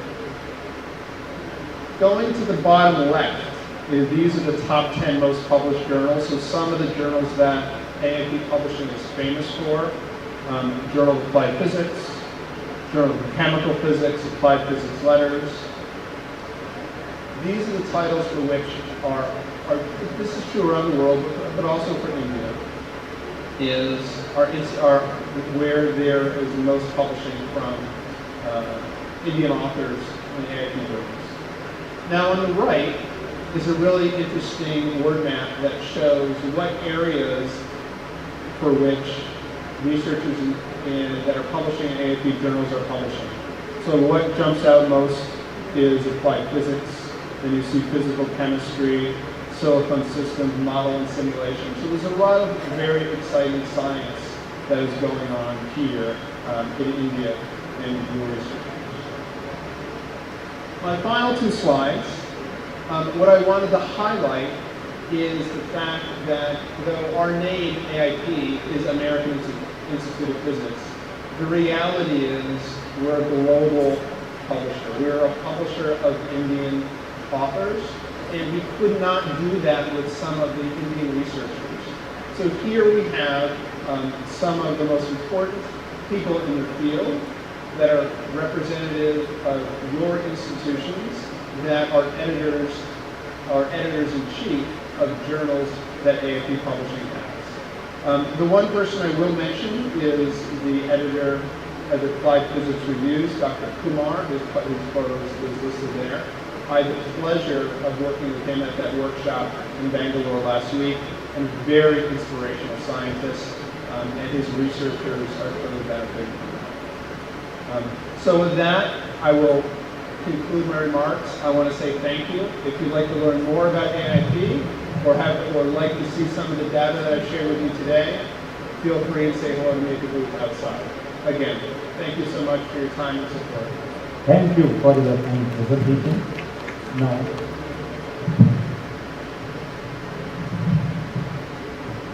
thank you so much, sir, for your presentation. Now, I would like to request all the presenters, paper presenters and commercial presenters to please come forward on stage.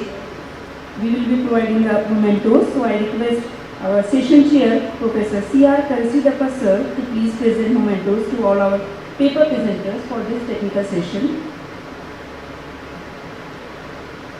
So, I request Nikhil Anand Srivastava, Aditya Tirupati sir, Satya Prakash Singh sir, Vivek Ranjan, Manoj Kumar K sir, K.B. Agadi sir, to please come forward, and to our commercial presenters from JSTOR and from AIP Publishing.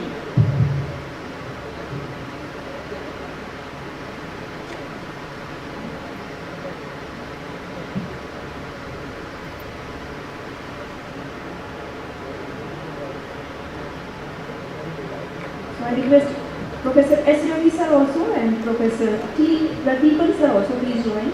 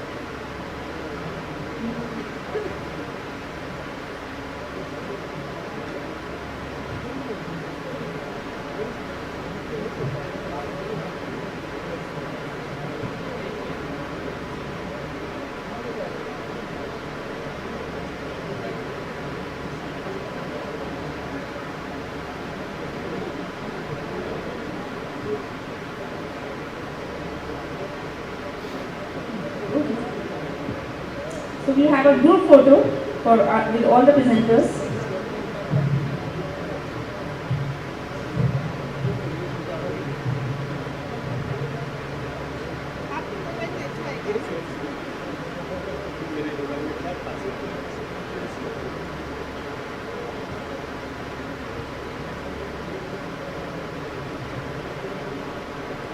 Now I request Sri Ashok Kumar Rai sir, former scientist from INFLIBNET, to please present a memento to our session chair and co-chair and rapporteur. Ashok Kumar Rai sir.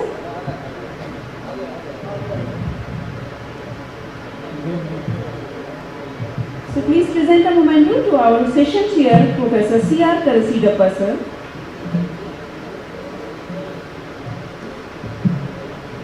Sidappa sir, thank you so much from all of us. Manoj here. So thank you so much from all of us. And I presented a paper after 20 years. I did it in IIT Mumbai when you were chairing.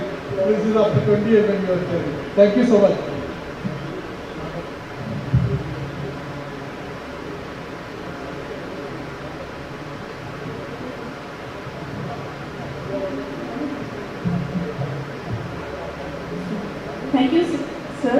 Ashok sir for doing the honors.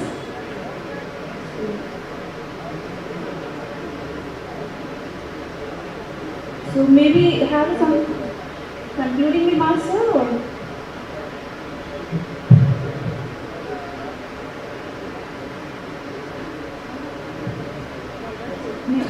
with your permission, yes, sir, we are concluding this session, technical session 1.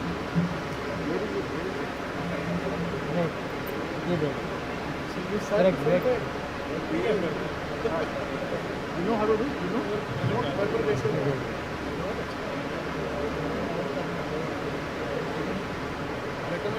So we are moving ahead with our technical session 2. We are just arranging.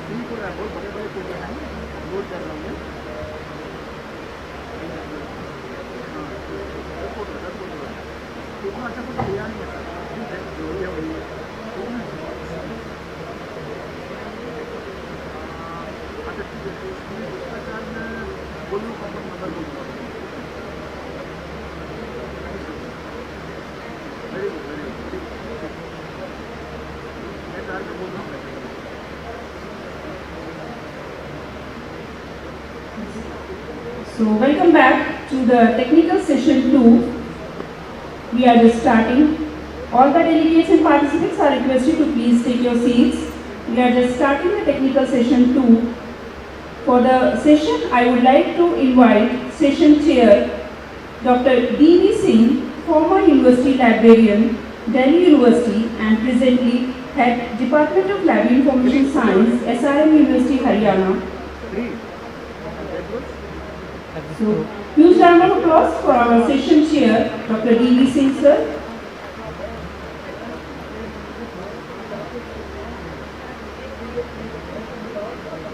I welcome you, sir. Our session co-chair, Professor Shalini Giritkar, Professor, DLIS, Rashtrasan Tukaji Maharaj, Nagpur University, Maharashtra. Please, madam, come forward and take your seat as a co-chair. Session rapporteur, Professor R. Jayashankar, Professor, DLIS, Pondicherry University, Pondicherry. I welcome you, sir, on stage as a rapporteur.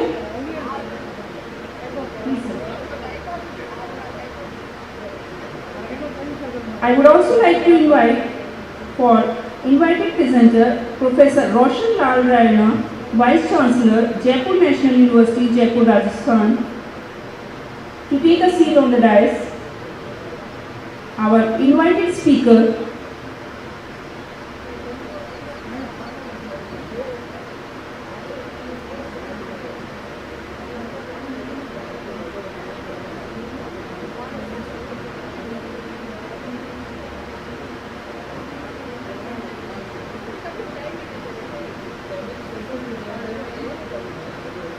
maybe start, sir. Roshan Lal Raina, sir, is just coming.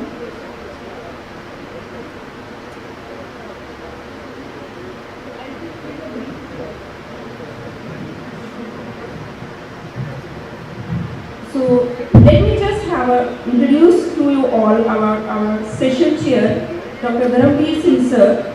Dr. Dharamveer Singh, sir, is professor and university librarian at SRM University. He has earlier served as university librarian at the University of Delhi and Kurukshetra University and librarian at...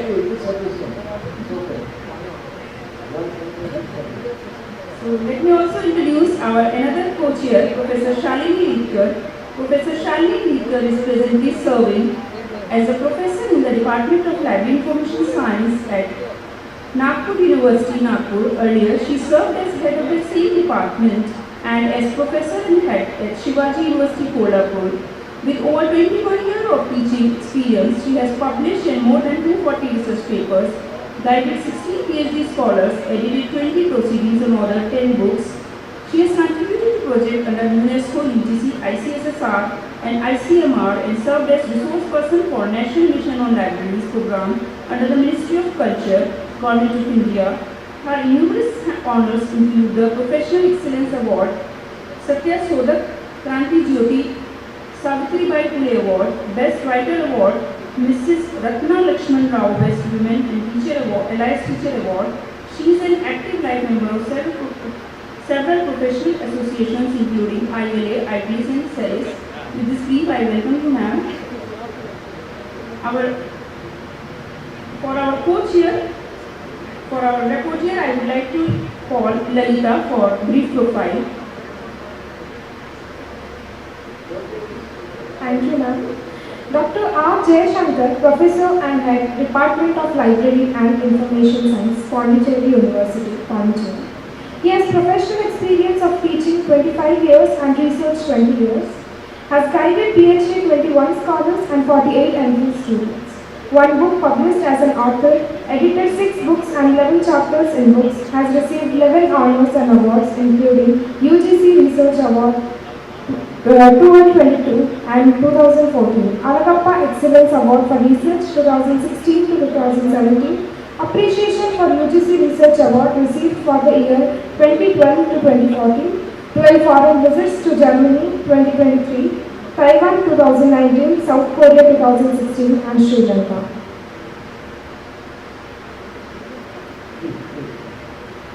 Thank you, Lalita. So now we have invited speaker also, Professor Roshan Lal Raina, Vice Chancellor, Jaipur National University, Jaipur, Rajasthan. We welcome you, sir, for the technical session too. I request Lalita to please introduce her to you all. Thank you, ma'am. Dr. Roshan Lal Raina is the Vice Chancellor of Jaipur National University, Jaipur since 2021. Before joining JNU, he served 2 consecutive terms as Vice Chancellor of J.K. Lakshmipad University, Jaipur and earlier as Professor and Dean Planning and Development at IIM Lucknow. He has also successfully completed a tenure as Director of the prestigious Lal Bahadur Shastri Institute of Management, Delhi.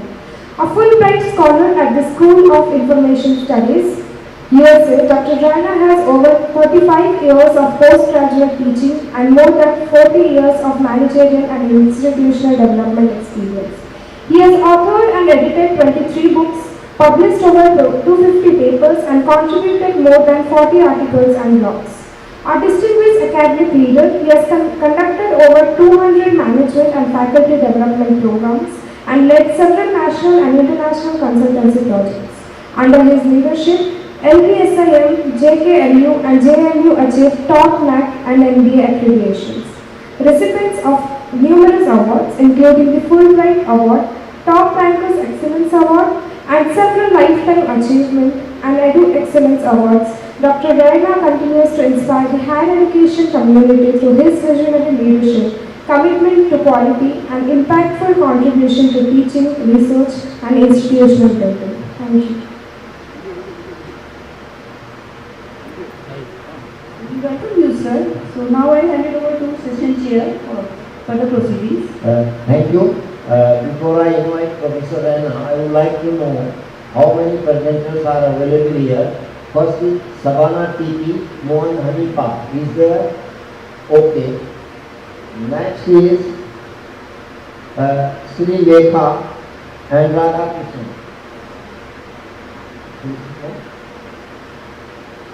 She is here? Okay.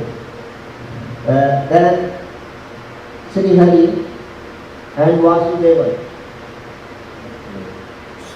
And Sokhia, Rasila and Injamuni. Is there? No. Only 3 presenters are there. Now I request Professor Raina, he is such a prolific writer, speaker, analyst and thinker and old friend of mine. I request him kindly take the mic and give your valuable ideas.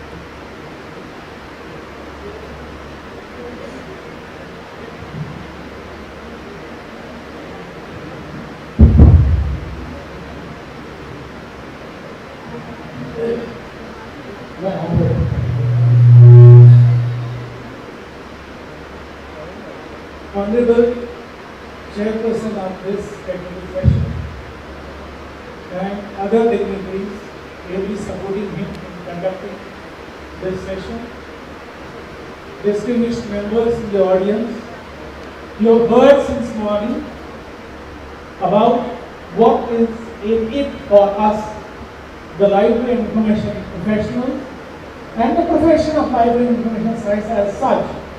If we have to do justice to the theme of this topic, Library 2047, Democratizing Knowledge Towards Viksit Bharat. We have heard several speakers talking about very many different dimensions. I for one chose to be little generic so that we are sensitive to the call, to the message that the organizers have put before us. So my remarks will be definitely generic, but there may be an insight or two in each and every such remark.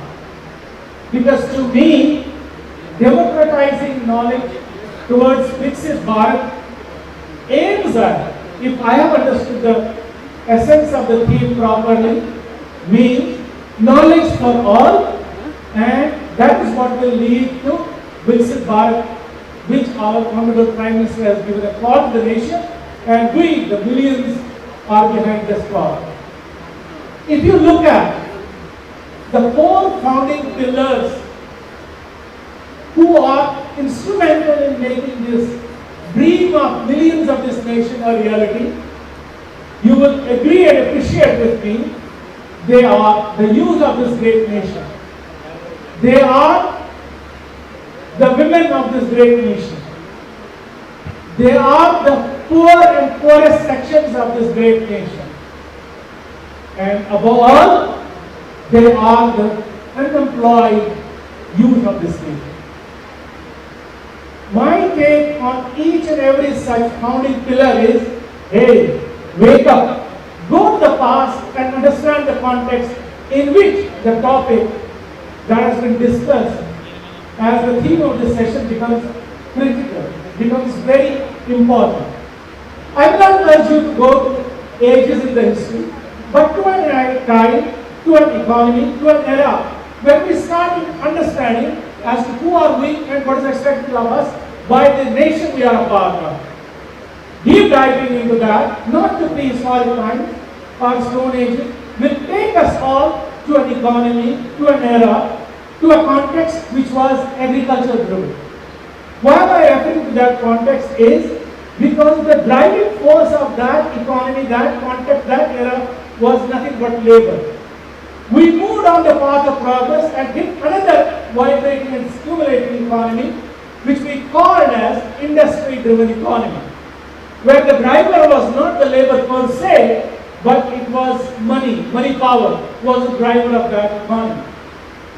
We have traveled quite a bit from that economy to the present economy, which all of us agree is what we characterize as knowledge-intensive economy or information-intensive economy. Don't prompt me to go into the semantics of that, but let us say it is information-intensive economy, where the driver is not muscle power of yesteryears, where the driver is not money power of yesteryears, but the driver for an individual like me and you, like an organization like yours or ours, like a nation like ours or anybody else, the driver staying to be the power of information. If that is what is going to decide the rules of this great nation, then why don't we understand and enter into that gamut proactively, not passively? We will enter that gamut proactively and passively if we understand what goes on in that world of knowledge context. To me, it revolves around three components. And those critical components are, number one, knowledge generation, knowledge processing, and knowledge use. If we look at whose domain it directly belongs to, the answer will be in no uncertain terms that this is what belongs to us, the librarians and information managers, particularly when it comes to the context number two, which is knowledge processing, knowledge organization, which starts with capture, organization, processing, and retrieval. And my dear friends, this is where I am saying, hey, we have to come forward and pitch into it the best way we can so that we make this knowledge accessible to those who need it the most.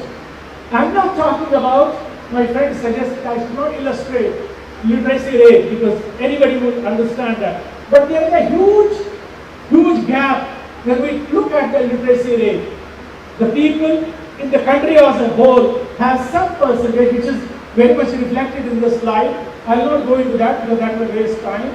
And then not only the literacy rate of the nation, but there are some poor states of the country where it is so dismal and the gap is of the order of 20-25%. Not only there, when you look at the rural and urban literacy rate, huge differences. When you look at female and male literacy rate, the differences are still higher. Compared to what we have seen in the morning summer session, how higher education is trying to address some of the concerns so that the mission, goals and objectives of National Education Policy 2020 are realized. If that happens in letter and script, believe you me, we are on the right track as far as what is happening or what is turning out of these higher educational institutions. Because they said they have flexibility, they have multidisciplinarity, they have curriculum revamps, they have pedagogical approaches, they have assessment evaluation measurements, and they offer several specialized courses. I know if that is brought in limelight in letter and script, probably what comes out of these education institutions will be in line with what this nation needs. I'm not more worried on that. But then, when we say the pillars are the farmers, when we say the pillars are the youth to an extent by education will realize their goal because it has offered very many flexible approaches to education. You pursue the passion, right? You will get to where you want to get. But It is not that, because India lives in places where we know. If we have to understand that reality, then probably 3-4 pointers which my friends some of them here in the audience mentioned to me that if there are bottlenecks, when we say knowledge and accessibility to those who don't get a chance and opportunity to access it, if we can prove and if we can put in place certain measures, maybe we'll be better off to understand and address that issue. Reaching out to those who need it. We experience language problems, am I right? Language issues. But I'm sure the very many efforts which have been put in place, Bhashni is one of them, and it was referred to by some of the speakers in the earlier sessions. It has taken care of, to an extent, address the issues and concerns related to making the entire universe of available information available to the farmers in very many places in their own desired fashion. We have also several such public partner issues that have come to our rescue, and if we understand those, there are plenty of them. I won't be able to remember all of them, but in the slides they are mentioned. If you are interested, as Prabhas has said, they are mentioned there. You will have to take a look. Attempts have been there and they have been successful to an extent. It is just that our proactive approach has to be there. That we have to assume the role of not providers of information support of ASAs, but proactive partners, whether he is a farmer, whether he is a carpenter, whether she is a woman, to empower them, to talk about them in their own same language. Probably those experiences and those experiments will go a long way in helping those who need it the most. Class of people like me and you are okay, they can manage. There are very many efforts which we got to know to inflict them. But nation needs library information resources made available and accessible to those who do not have opportunities to access it. I will be more than happy to answer any specific question as to what can be done to reach out to those. Examples have been put in place by very many organizations like IITs, IIMs. They have put examples in place where they could reach out to the people through their extension center. What comes generally to my mind is we are talking about Indian knowledge system. We are talking about, entrepreneurship, innovation, incubation system. Good examples were cited by our friend from Germany when she said the libraries, evolving role of libraries, one of the roles she said is that they are getting converted into those maker spaces. Gone are the days when we used to put a big label, silence please, but they are happening places. So if we are prepared to go out to that step, trust you me, we will be able to fulfill the dream which we have set for ourselves. But it doesn't require just lip service. It requires making every piece of information available to any and everyone who needs it. It reminds me and it reminds all of us what our father figure of library information said once to the world in way back 1931 when he gave his fundamental laws to the world of librarianship, which were, I hope all of you understand and remember what I am referring to. Books are for you. Every book its own reader. Save the time of the reader. And libraries are a growing organism. If we translate just the word book to information and make sure we do an attempt on each and everything, that every piece of information that is generated, that is processed, that is retrieved, is made available to those for whom it is intended. And there is where we can play the intermediary's role, and we will be able to help them to know what climatic condition is, what seeds can be sown, what fertilizer can be used, and many other things. So it's not a difficult reality, but we have to be a little more proactive. We will help this nation in our own modest way, not doing anything rocket science. Yes, AI is one of the technologies, and there are very many examples that I have personally witnessed, but the difference is there in the academic setting. When COVID-20 gave us a call, I have come across situations when the research and patent output of very many great institutions increased manifold, and the intervention was by the able, dynamic, knowledgeable, skilled library information professional. If that would happen over there in those trying and difficult times, many more such things can happen with the lot of these women, with the lot of the youth, with the lot of those poor people, and ultimately with the lot of farmers, which comprise the main section of where India lives. If India has to live gracefully, if India has to live successfully, if we have to wake up, not in 2047, but if I have to wake up a little early, we should no longer be saying we are a developing nation. A time has come when we have to declare to the world with pride, honor and dignity that we have arrived, we are a developed world. And it cannot happen, I repeat, it cannot happen. Household policies may be made in very many great places unless we pitch in with our role. And that is to shut the question, what is the future of library?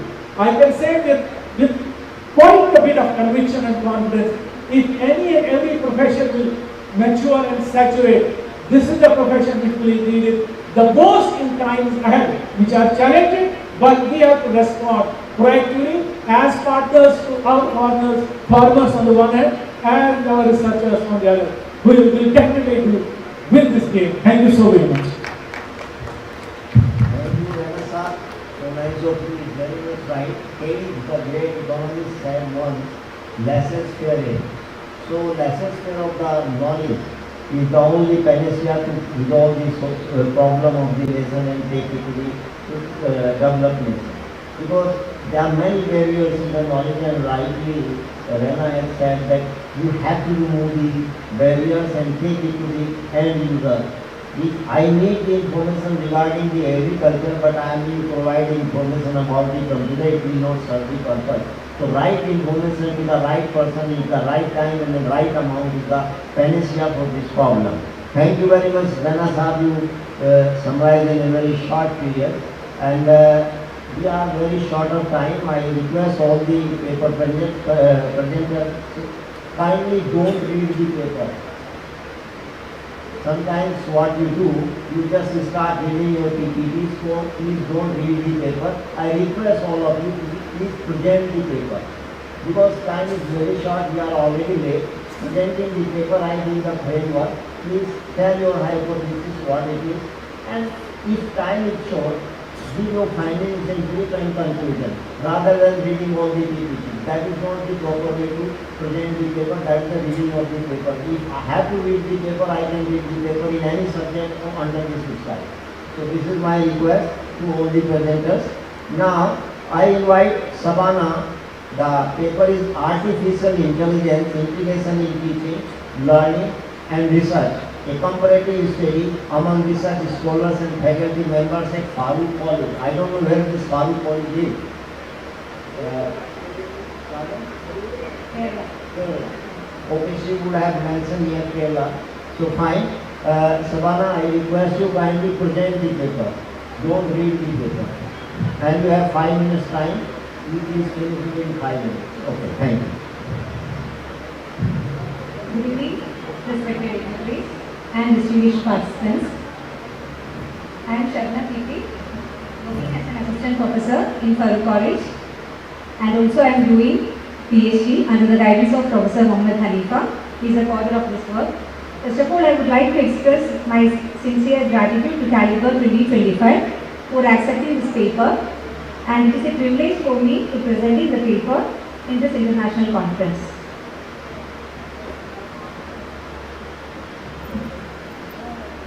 My paper is Research on AI Integration in Teaching, Learning and Research, a comparative study at Farooq College, Kerala. The study examines how faculty members and research scholars differ in their AI adoption pattern, highlighting critical insights for successful institutional AI integration. The investigation was guided by 5 research questions. I explored the awareness and usage level of AI tools, examined attitude towards AI integration, assessed perceived impact on academic productivity, investigated ethical concern, and evaluated institutional support readiness. These questions allow us to paint a complete picture of AI adoption challenges and opportunities. Our study involved 127 participants from Farooq College, 75 faculty members, and 52 research scholars from various disciplines. We achieved strong response rate, 88% from faculty and 64% from research scholars. Using a descriptive research design, we collected data through structured questionnaires via both printed copies and Google form, ensuring a comprehensive coverage across academic roles. Moving to the next slide, AI tool awareness. The data reveals fascinating patterns. Faculty members demonstrate significantly higher personalized learning tools across the 6 AI tool categories, particularly in administrative, accessibility and personalized learning tools, reflecting their broader institutional responsibilities. Research scholars, however, show superior awareness in literature review tools, which directly supports their research activities. Interestingly, both groups show universal familiarity with basic tools like grammar checkers and ChatGPT, indicating these have become mainstream. This role-differentiated awareness pattern suggests training programs must be tailored to specific academic function. Moving to the next slide, attitude towards AI in education. Attitude towards AI in education are overwhelmingly positive. 69% of both groups expressed positive to moderate views with remarkably low variance, less than 0.2% difference between faculty and research scholars. This alignment is encouraging for institutional adoption. However, we identified a critical challenge. Lack of trust in AI accuracy emerged as the lowest rated aspect. This suggests that while the academic community emphasizes AI's potential, building confidence in AI reliability remains essential for widespread acceptance. The academic productivity impact. The perceived impact on academic productivity is substantial. 85% of research scholars report positive impact compared to 78% of faculty. Research scholars experience more pronounced benefits, likely because AI tools align particularly well with focused research activities like literature reviews, data analysis, and writing support. Faculty, while maintaining overwhelmingly positive perspectives, show more measured enthusiasm, possibly reflecting broader concern about pedagogical implications and administrative considerations. This difference suggests AI tools should be optimized differently for teaching versus research context.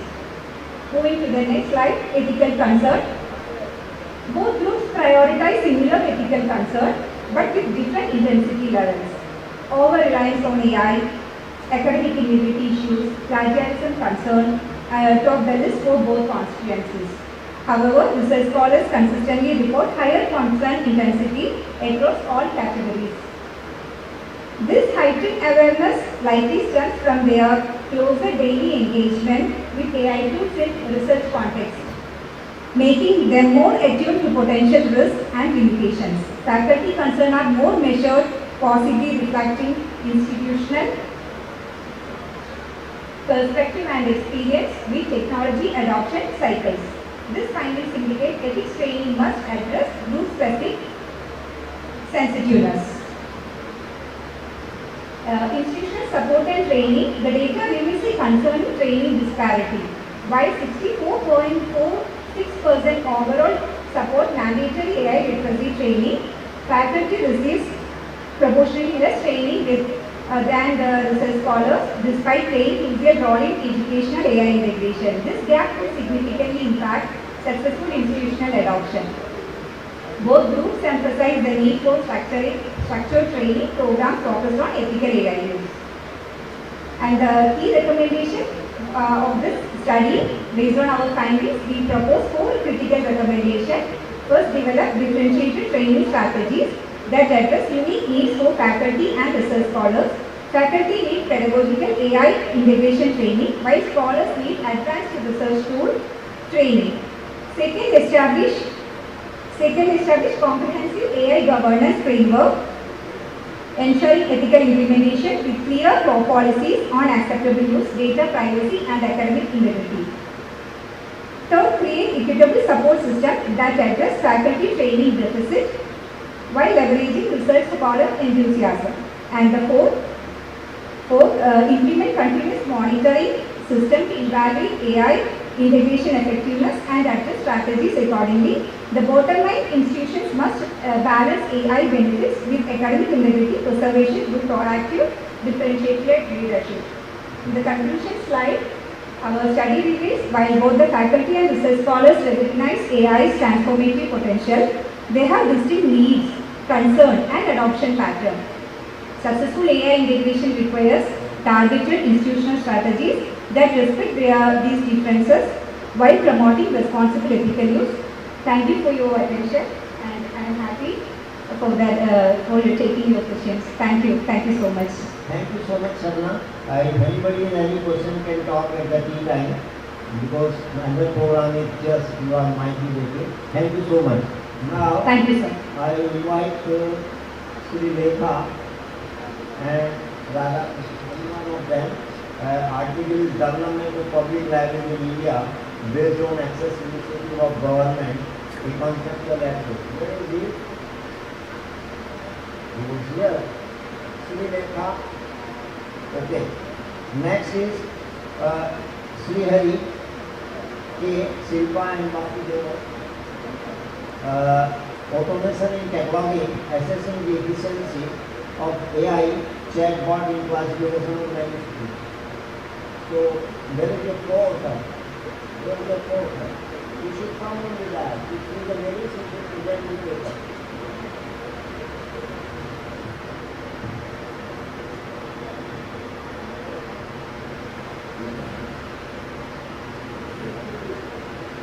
It is age of women empowerment and women is not ready to come forward. Please come and present your paper.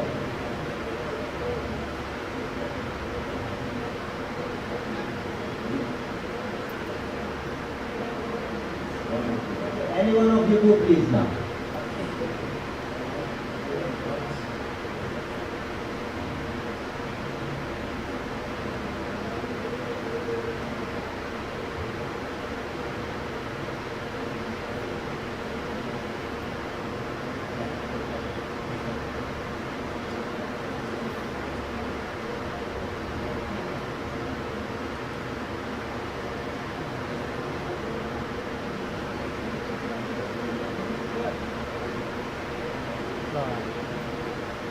level.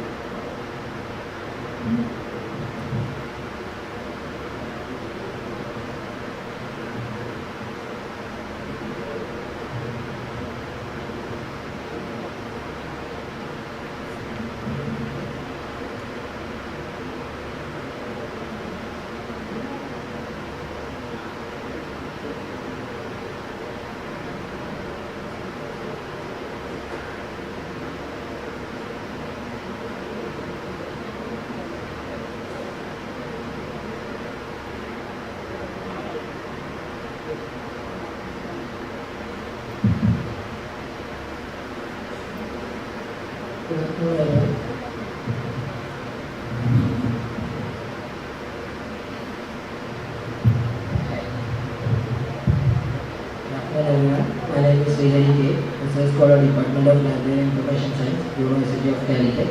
I am here to present my background, our background on automation and cataloging, assessing AI chatbot efficiency in manuscript classification, co-authored by Tirupati and Dr. Vasilian here.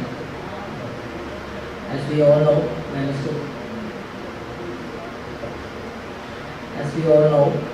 manuscripts hold immense historical,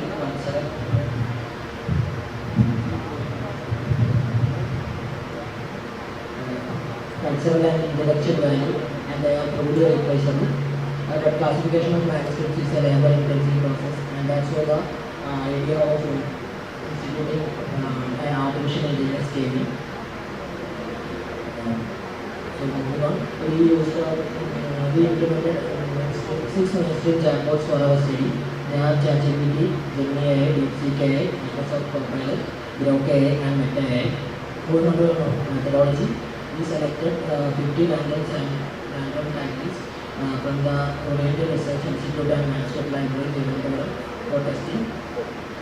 In the AI testing phase, the same prompt was given for all the 6 chatbots to return the language, author name and subject of the title.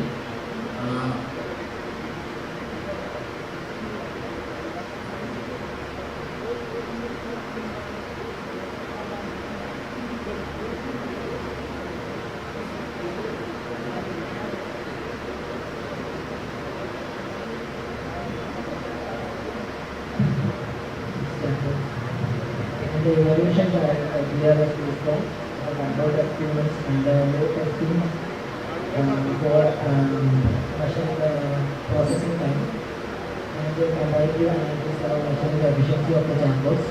The data classification is based on the IPs analysis I mentioned earlier, that are order, subject, language and the script using an indicator. And after the once analysis was done, all 6 chatbots were able to return outputs, but not in the way we expected. As Gemini initially responded in Telugu, Microsoft Copilot returned the images, videos instead of textual content. We specifically described in the prompt to display and return the result in textual format. Even after multiple and Microsoft Copilot continued making the same mistake. And in the load testing phase, the load testing was done to measure the efficiency in the processing time. It was done with the 10 and the 25, 40 and 50 titles. Microsoft Copilot was able to process only 10 titles at a time. All the other chatbots were able to handle large batches of data successfully. When it came to response time, which is considered as one of the main plus points of AI chatbots classification. Grok AI was the fastest to finish at 22 seconds for classifying 50 titles. ChatGPT began the journey finished under 20 seconds. DeepSeek and Meta AI were able to finish under 60 seconds. Microsoft Copilot was the slowest. And this chart shows the time analysis. And as we move forward, we face critical accuracy failures in the coming forward. I will already study. The most important one of them was script identification. All the chatbots failed to identify the correct script type of the manuscript, and all of them returned erroneously for most of the titles. It was not correct. The results returned by Gemini AI was more confusing, as it suggested the possibility of other Indian scripts in most of the titles. This reduced the efficiency of the chatbots furthermore. And coming to language detection, the chatbots also failed to identify the actual language of the script, except for those in which the language was already mentioned in the title. All the chatbots literally allocated Sanskrit to majority of the titles, which was also done. Another important concept was the title modification. The manuscript name was written modified after processing for all chatbots. The important thing is manuscript was all the majority of the titles have title markers. The result returned by chatbots didn't have any of the markers, all of them were removed. And Grok AI completely modified the title, returning a symbol that was never existed in the output and not belonging to any of the languages known to us. For the comparative analysis and strength and weaknesses, ChatGPT and Gemini AI was the best performance when it came to the order allocation, order names, identifying order name. They have the highest accuracy in the order identification. Grok AI was the fastest response time at 22 seconds. All chatbots were satisfactory when it came to subject classification. The issues were Microsoft Copilot because their processing time, Gemini AI with the initial language ஒரு colour light இல்லை back சைடும் இல்லை. even though each chatbot analyzes data differently and the basic information, and the critical failures universally to identify written scripts and languages, essential elements which are essential elements of manuscript language, and complex data challenges. The chapters were unable to identify and analyze complex data formats like markets. And the important conclusion for master communication we can say that AI implementation equals extensive manual verification. Instead of reducing the workload, they often take more like time from the library staff. Implementation of AI chatbots is not yet feasible for manuscript cataloging without Sandy எடுக்காதீங்கன்னு எந்த வேலையும் எடுக்காதீங்கன்னு It is evident that chatbots can make mistakes.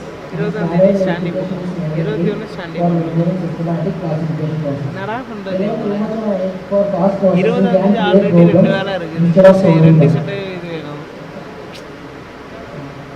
Shoe கடவுளே Evaluation of six chatbots revealed consistent misidentification of scripts and languages, highlighting the difficulty with complex manuscript data because the results required thorough human verification and using manuscript cataloging in this staff workload instead of reducing.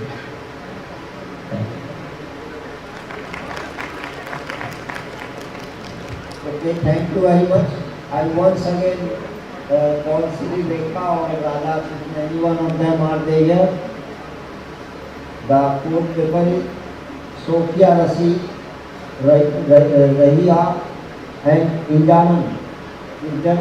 No one is there. Okay, fine. Thank you. It was good by the invited speaker that he has said very nicely.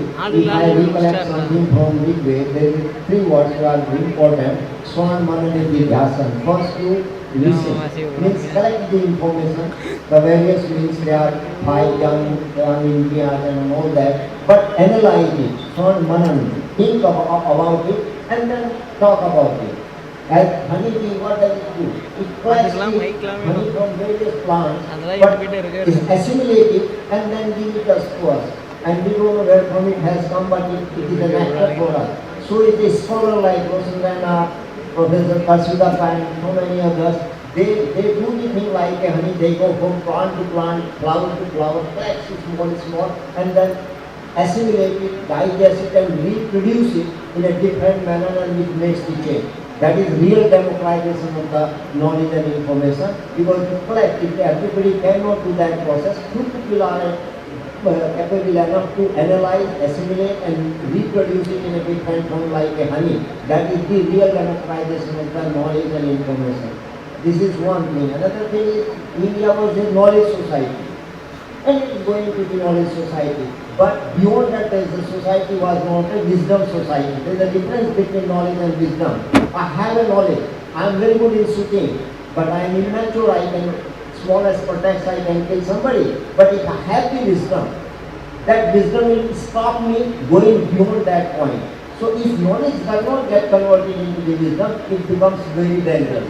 What happened in America used the atom bomb. It was based on knowledge.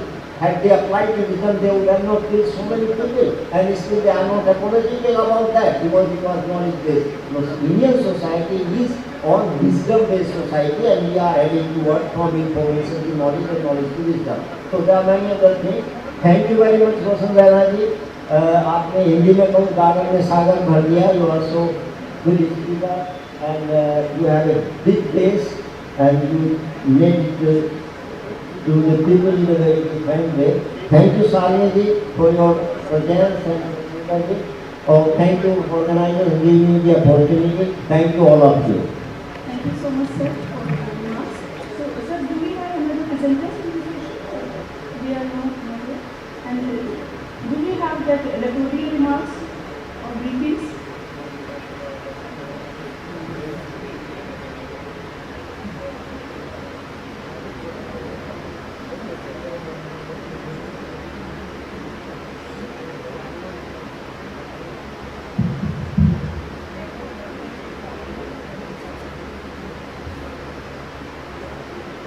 Very good evening, Honorable Vice Chancellor, Professor Rosan Kaila, Vice Chancellor of the Jaipur National University, and Professor Felicitation, Senior Professor, my colleague, Professor my chair, Professor D, my co-chair, Professor Sally, and all the participants and delegates.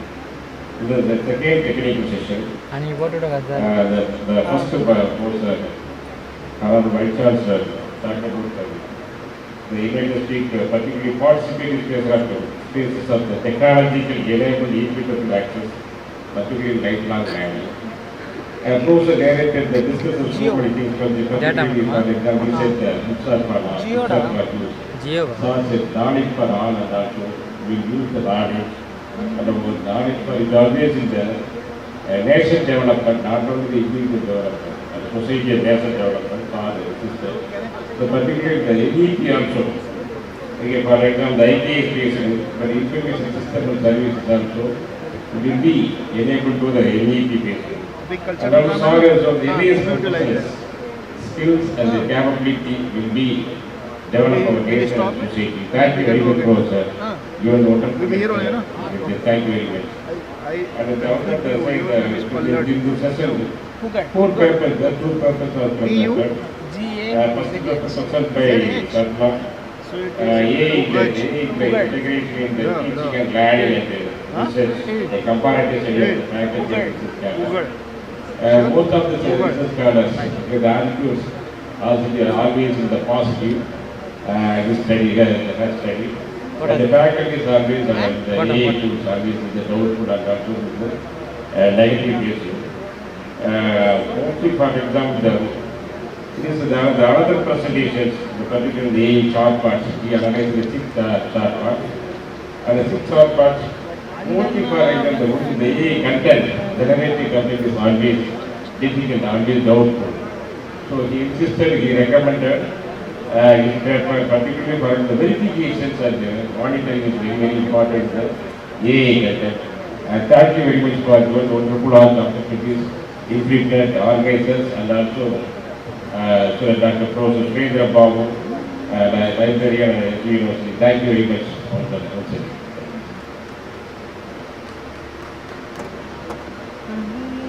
Thank you so much, sir, for your briefing remarks. Now I would like to call all the presenters to come forward for their mementos, and I request session chair Dr. D.V. Singh, sir, co-chair Professor Shalini Vikram ma'am, and session reporter Professor R. Shankar to please present a memento to our invited speaker, Professor Roshan Lal Raina, Honorable Vice Chancellor, Jaipur National University, Jaipur, Rajasthan. Please present a memento, sir.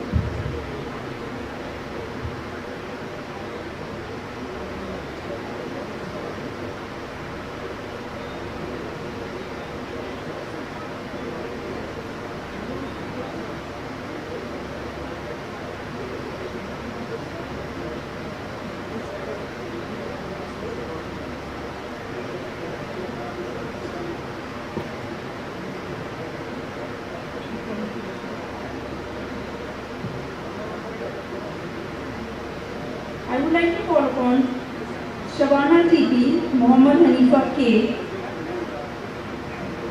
Srihari K., Shilpa P. for the mementos. Please come forward and collect your mementos.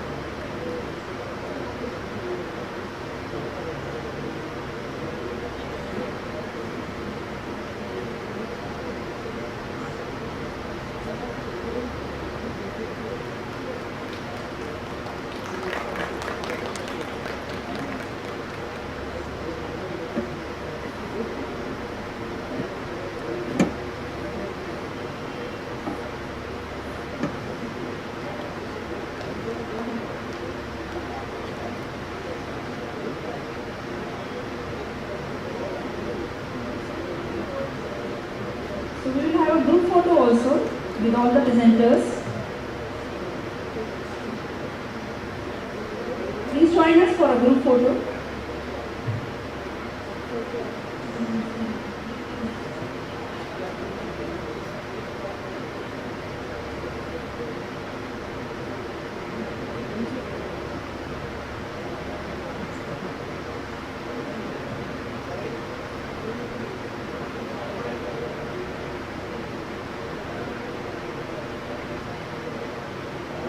So now I request Sri Manoj Kumar K. Sir, Senior Scientist, Chef, INFLIBNET Centre, to please present a memento to our session chair, Dr. D.V. Singh Sir, session co-chair, Professor Shalini Litkar Ma'am, and session repo chair, Professor R. Jayashankar Sir.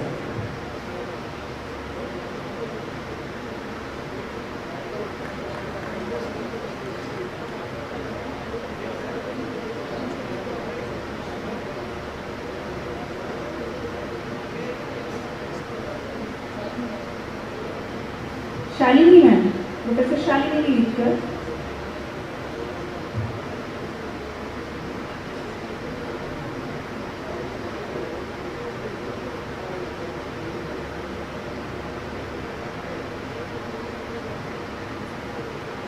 To Professor R. Jayashankar, session report chair.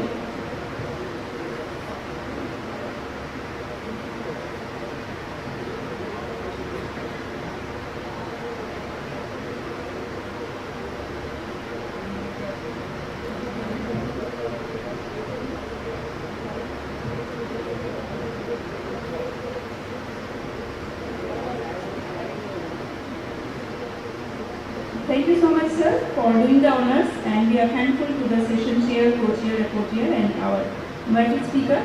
So now this is the concluding session, session 2. Now we will be having cultural program just now after this session.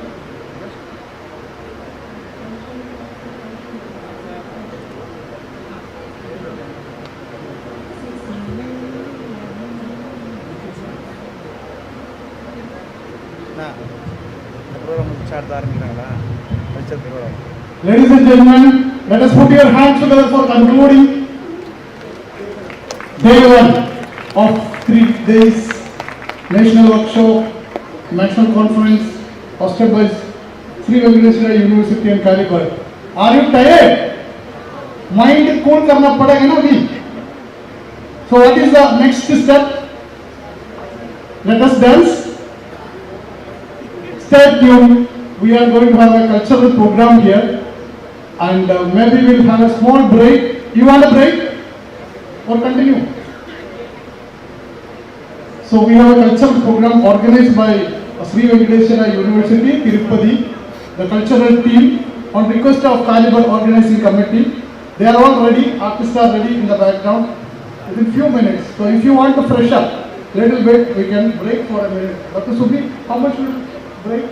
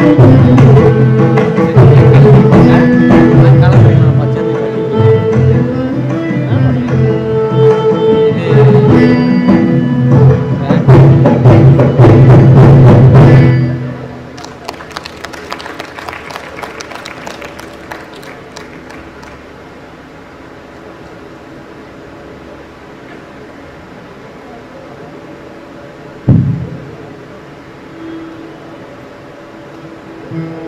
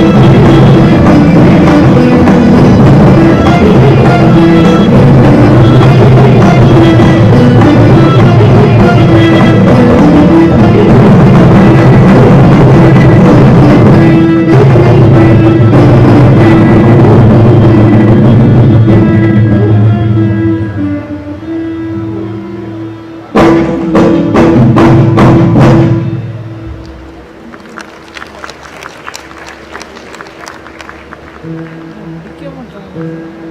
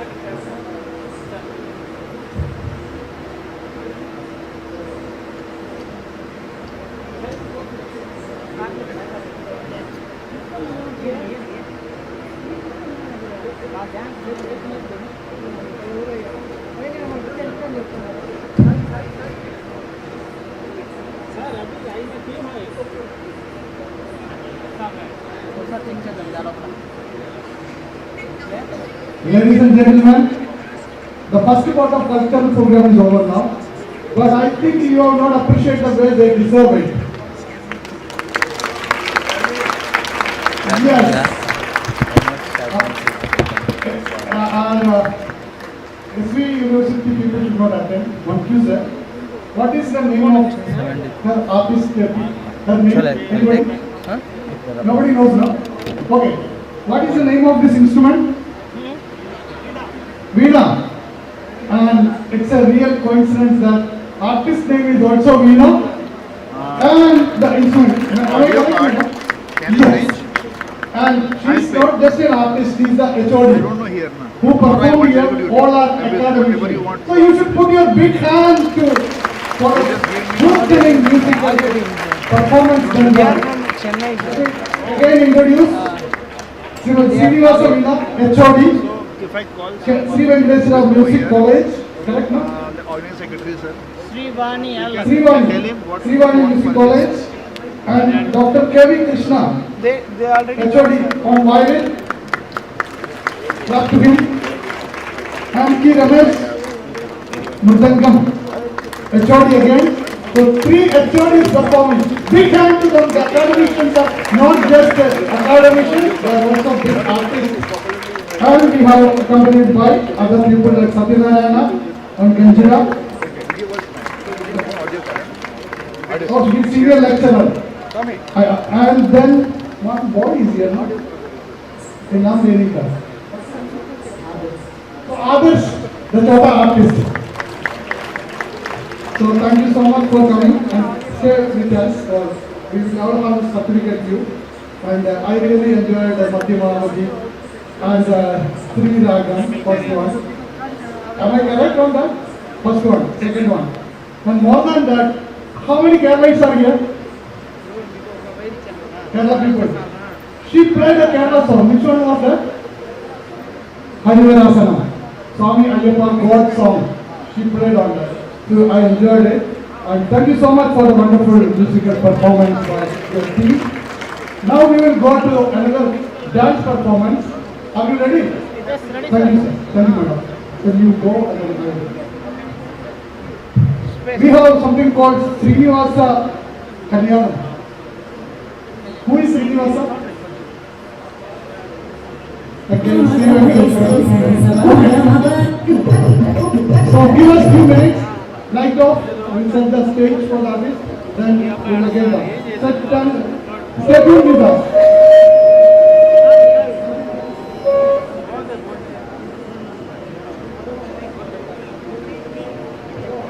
I forgot to mention, we are from Gujarat, right now? So she played that Gandhiji's, yeah, Tirupati Raghava Sriram also. For special for us, Gujarati. How many Gujarat people here? Apart from we all are from Gujarat, then we have Skimo. All INFLIBNET, 17, plus MSc University Baroda. So we will do their part here. Okay. Thank you. Over to the next. We are going to watch the dance performance now. Give us a few minutes to set down. Please come. Stage setting. Om Namo Venkateshaya. Namaskaram to all the dignitaries, guests, and to all the participants of this conference. It is our privilege to present Sri Venkateswara under the guidance of Srimati Dr. Inaugural Principal SC College of Music and Dance Teaching. This dance ballet beautifully portrays the sensual wedding of Srimati Srinivasa and Goddess Katana. This production unfolds the enchanting journey from Vaikuntha, where launching a Mahavishnu seated on Adisesha with the project Maharashtra by this. Shravani brings prosperity and compassion on all of them. Once the great sage Guru Maharshi visited Vaikuntha, he faced the humility of the trinities at the path of divine Vishnu. And when Guru Maharshi entered Vaikuntha, Lord Vishnu in his conversation with Mahalakshmi did not praising yet rejoicing. Feeling disrespected, Guru Maharshi in his anger hits the Lord on his chest with force. The very place where Mahalakshmi resides. Though Lord Vishnu pervades the stage,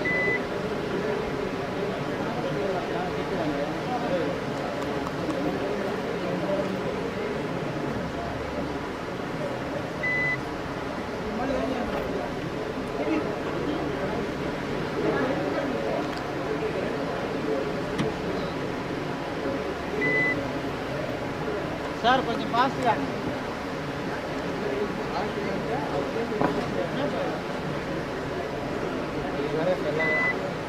ఏ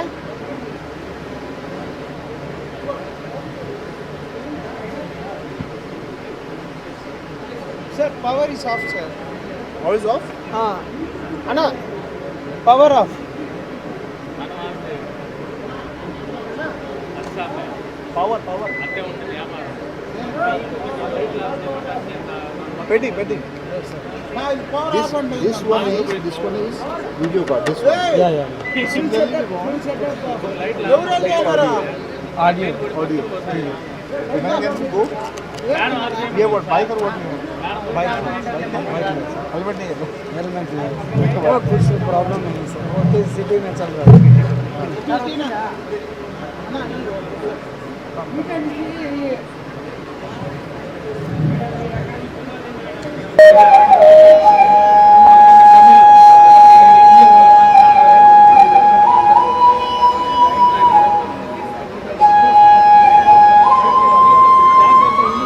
भाग रहा है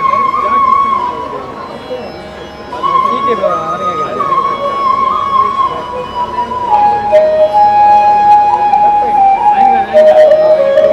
अरे back में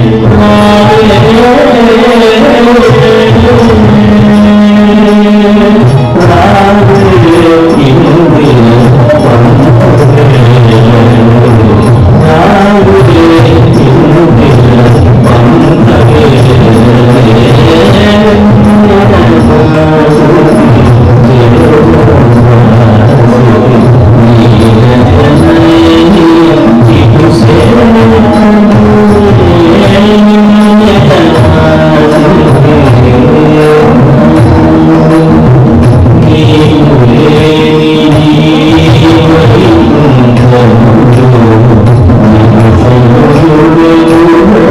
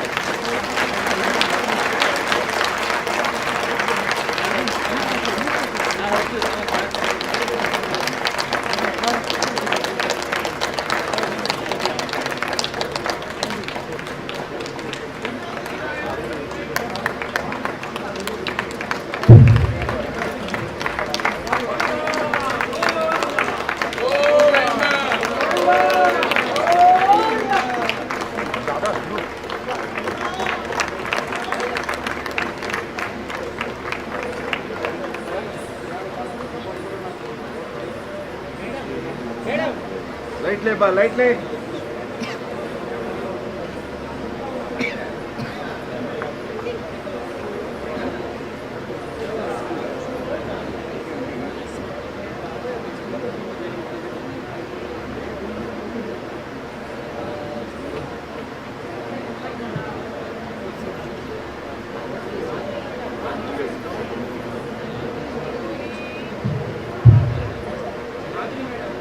What a fantabulous musical drama evening.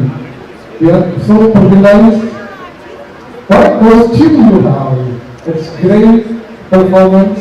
It's like a movie. So we deserve a standing ovation from the audience for making the calendar 2025 so memorable with their cultural program. The great artist, you have very good future, and the way you will build up, and I don't know words to express it, such a stimulating performance from your side made this stage and this auditorium so powerful, cheering and entertaining. So thank you so much to all of you from the organizing committee of Caliber. We will also give, and Principal Madam, you are the Principal now. Please come to say. Give Principal Madam for secondary for being here.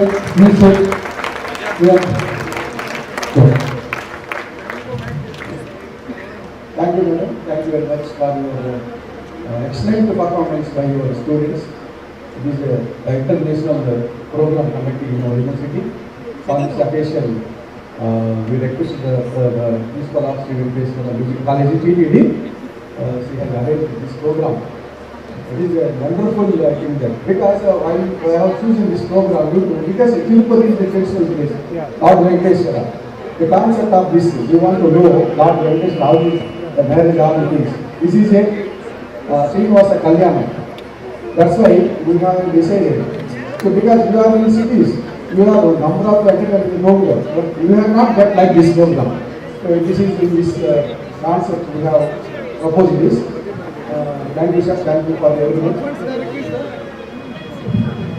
The Vice Chancellor wants to say something from he is the Vice Chancellor of one of the famous university, Professor Roshan Raina, and one of the very, very senior professional known in India.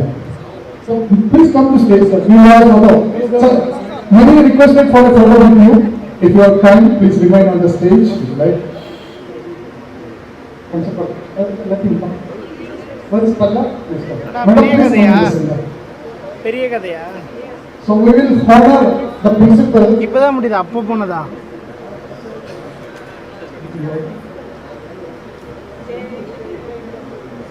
எப்படி சின்னதாகணும் பெருசாகணும் எதுவுமே தெரியாது எனக்கு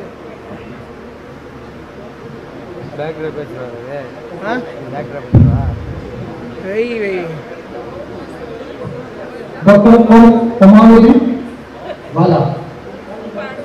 Kamaludi Wala. Sorry for நான் பின்னாடி தான் உட்கார்ந்தேன். You all come friends.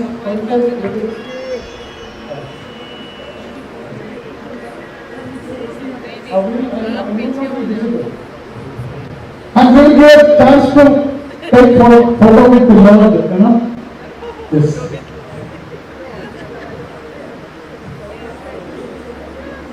So we honor them on behalf of Calicut team.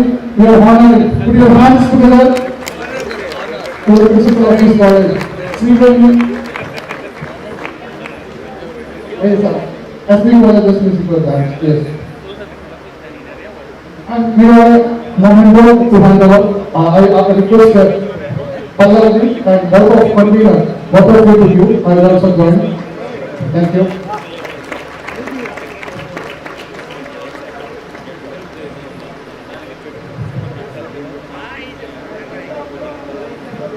And we get a chance to take photographs to keep us in memory for the Calicut 2025. Once it is over.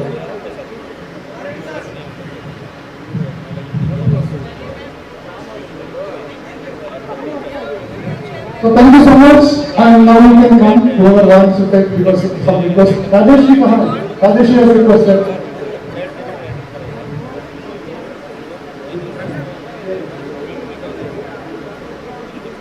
Well, I would need half a second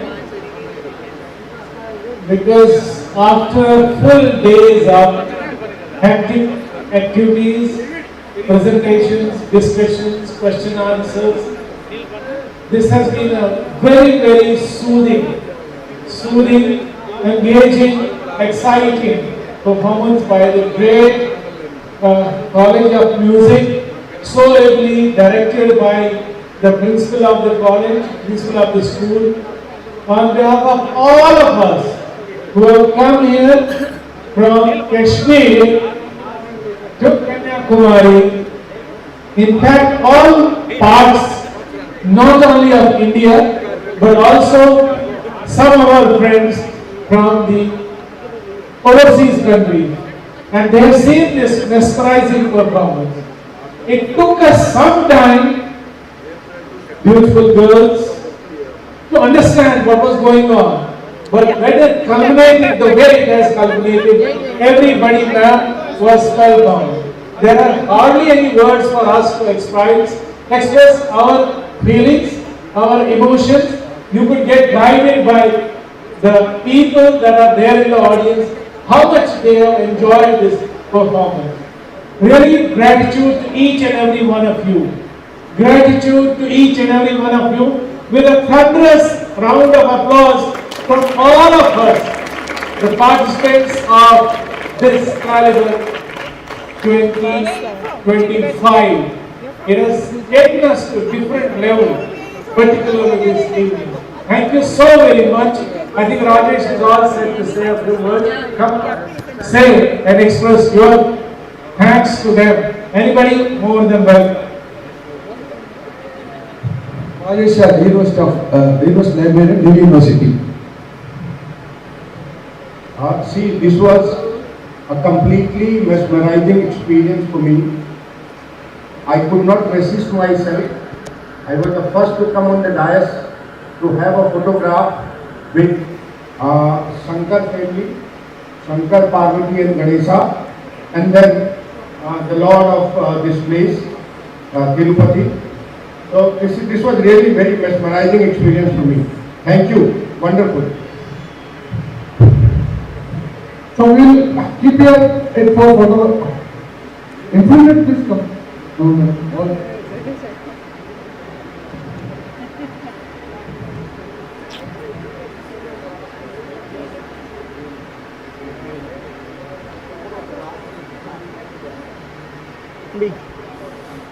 இதுக்கு முன்னாடி நம்ம capture card போட்டு நீ பார்த்துருக்கியா?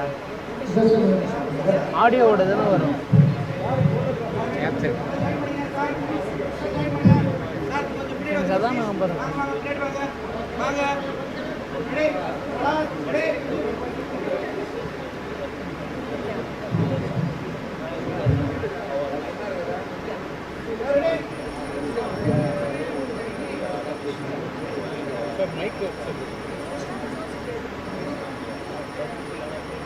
போட்டு பார்த்துக்கலாம்.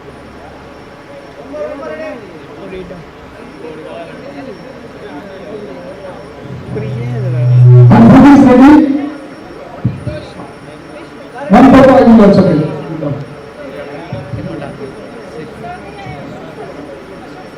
Very good evening to all.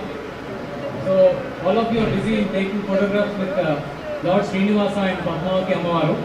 So everyone has expressed their own happiness in English, but I would like to say in pure Telugu what my feelings, and after seeing this fantastic and fabulous performance by this Natya Mandali, I can say.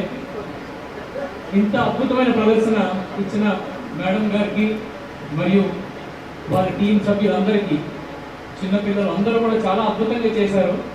కనుడికి ఎంతో ఆహ్లాదంగా, నిజంగా చెప్పాలంటే శ్రీనివాసుడు ఆ వైకుంఠపురం నుంచి ఇక్కడికి వచ్చి పద్మావతి అమ్మవారిని కళ్యాణం ఆడడం ముచ్చట ఎంతో కరుణాగా చూపించారు madam.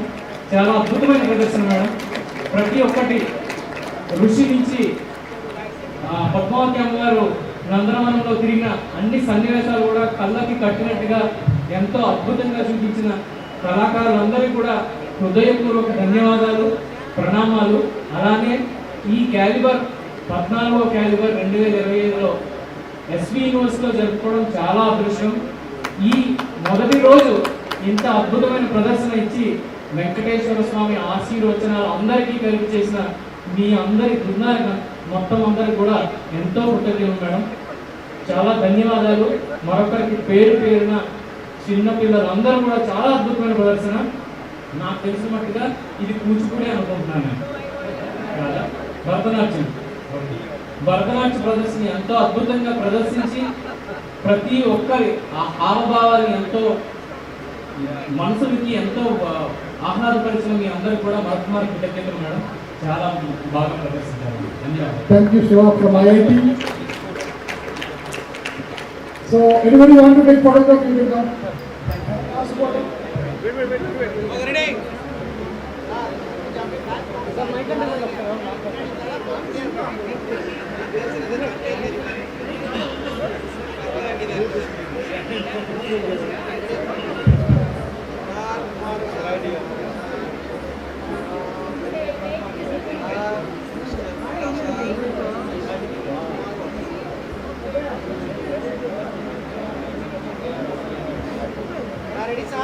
Om Namo Venkatesaya.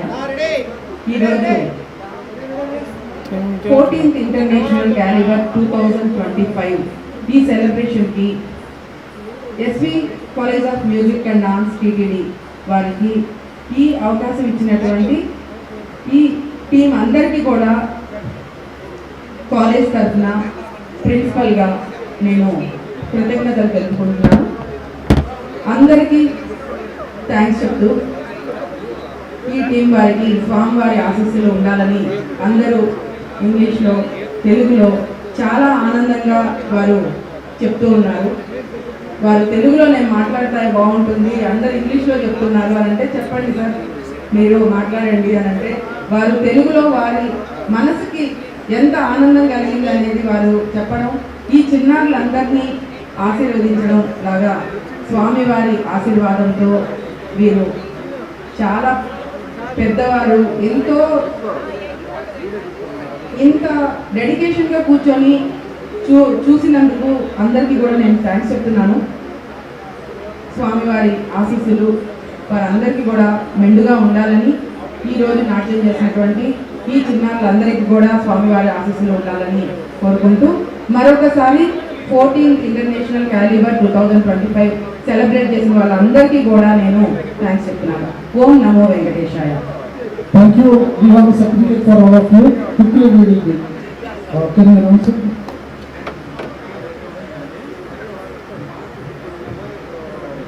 Ballabji, just to.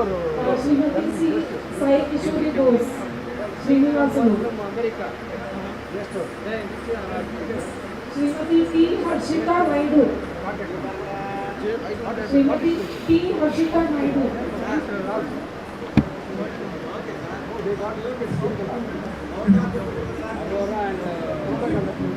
P. Janvi. Kumari S. Sindhu.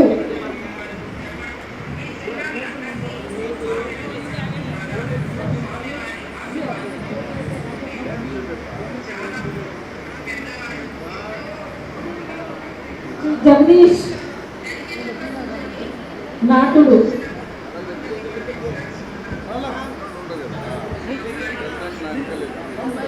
Shri K Hariprasad, Bhrigu Maharshi,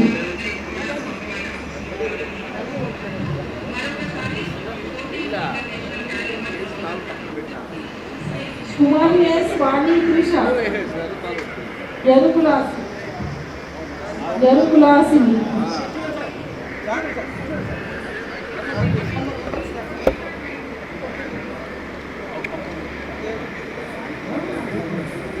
Shri P Sharath Chandra, Akasharaju,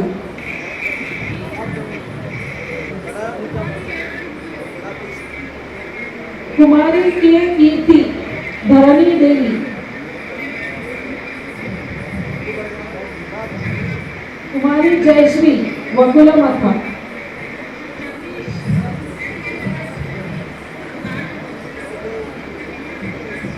C Narasimha, గొల్లవాడు, కుమారి వి నేహ, చెల్లులు,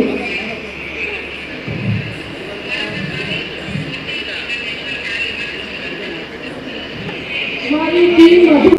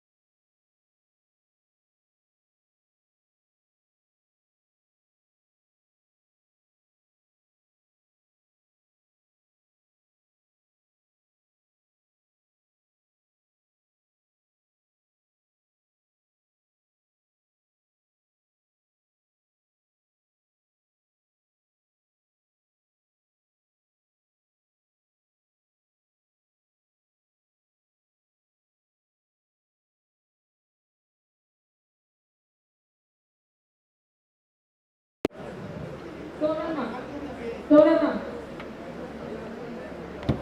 శ్రీ జగదీష్ బ్రహ్మ,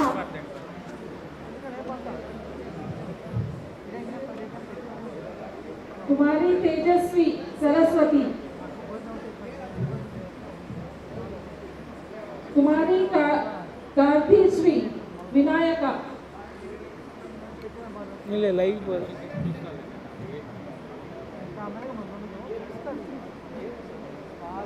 శ్రీ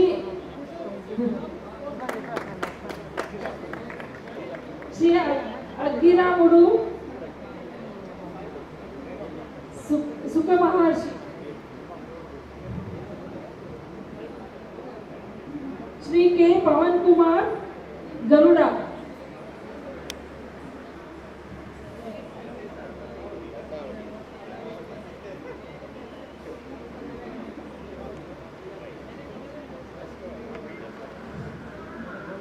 కుమారి సి హేమ అవునుడా,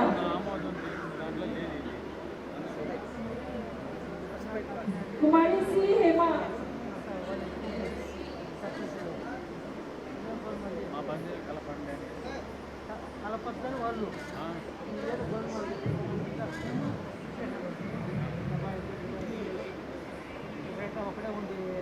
కుమారి A Bhavya అవుడుడా,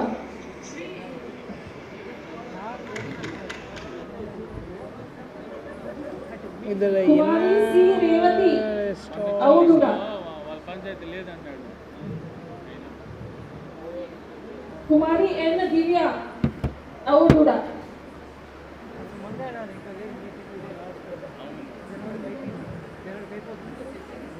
baby Maulya నెమ్మలు.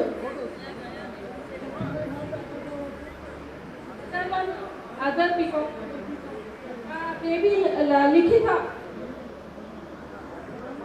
నెమ్మలు.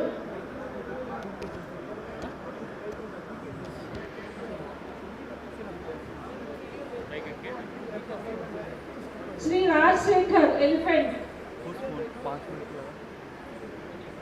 5 minute आपका है? हाँ सीधे 5 minute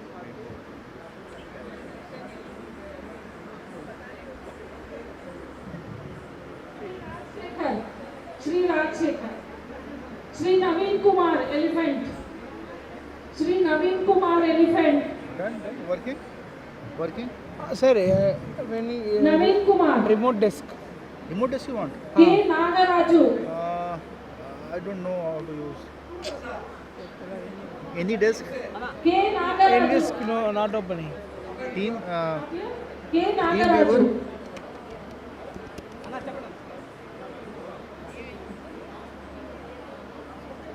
Net is good. Line bar. No? Thank you everybody. No Please it's join not us in in dinner Apple. now. Mac. Okay. So. My friend in Chennai, they take any desk. Or, So for what? For sound. They can do. Sure. So which one to check? You ask him for Mac which file? They have Windows. So ask for like Mac which one for Mac. You can go for dinner also, no? Let me check.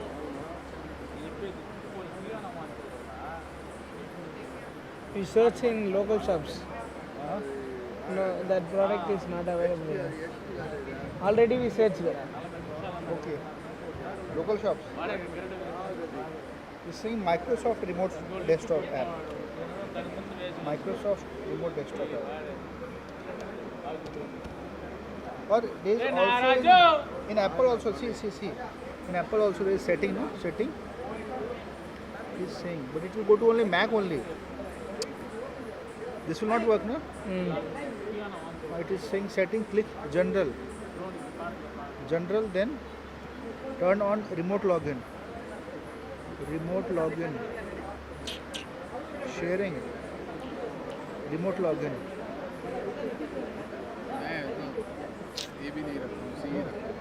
This will not work. You check it. You check with the apps. Microsoft Team, no? नहीं यार बेटा Microsoft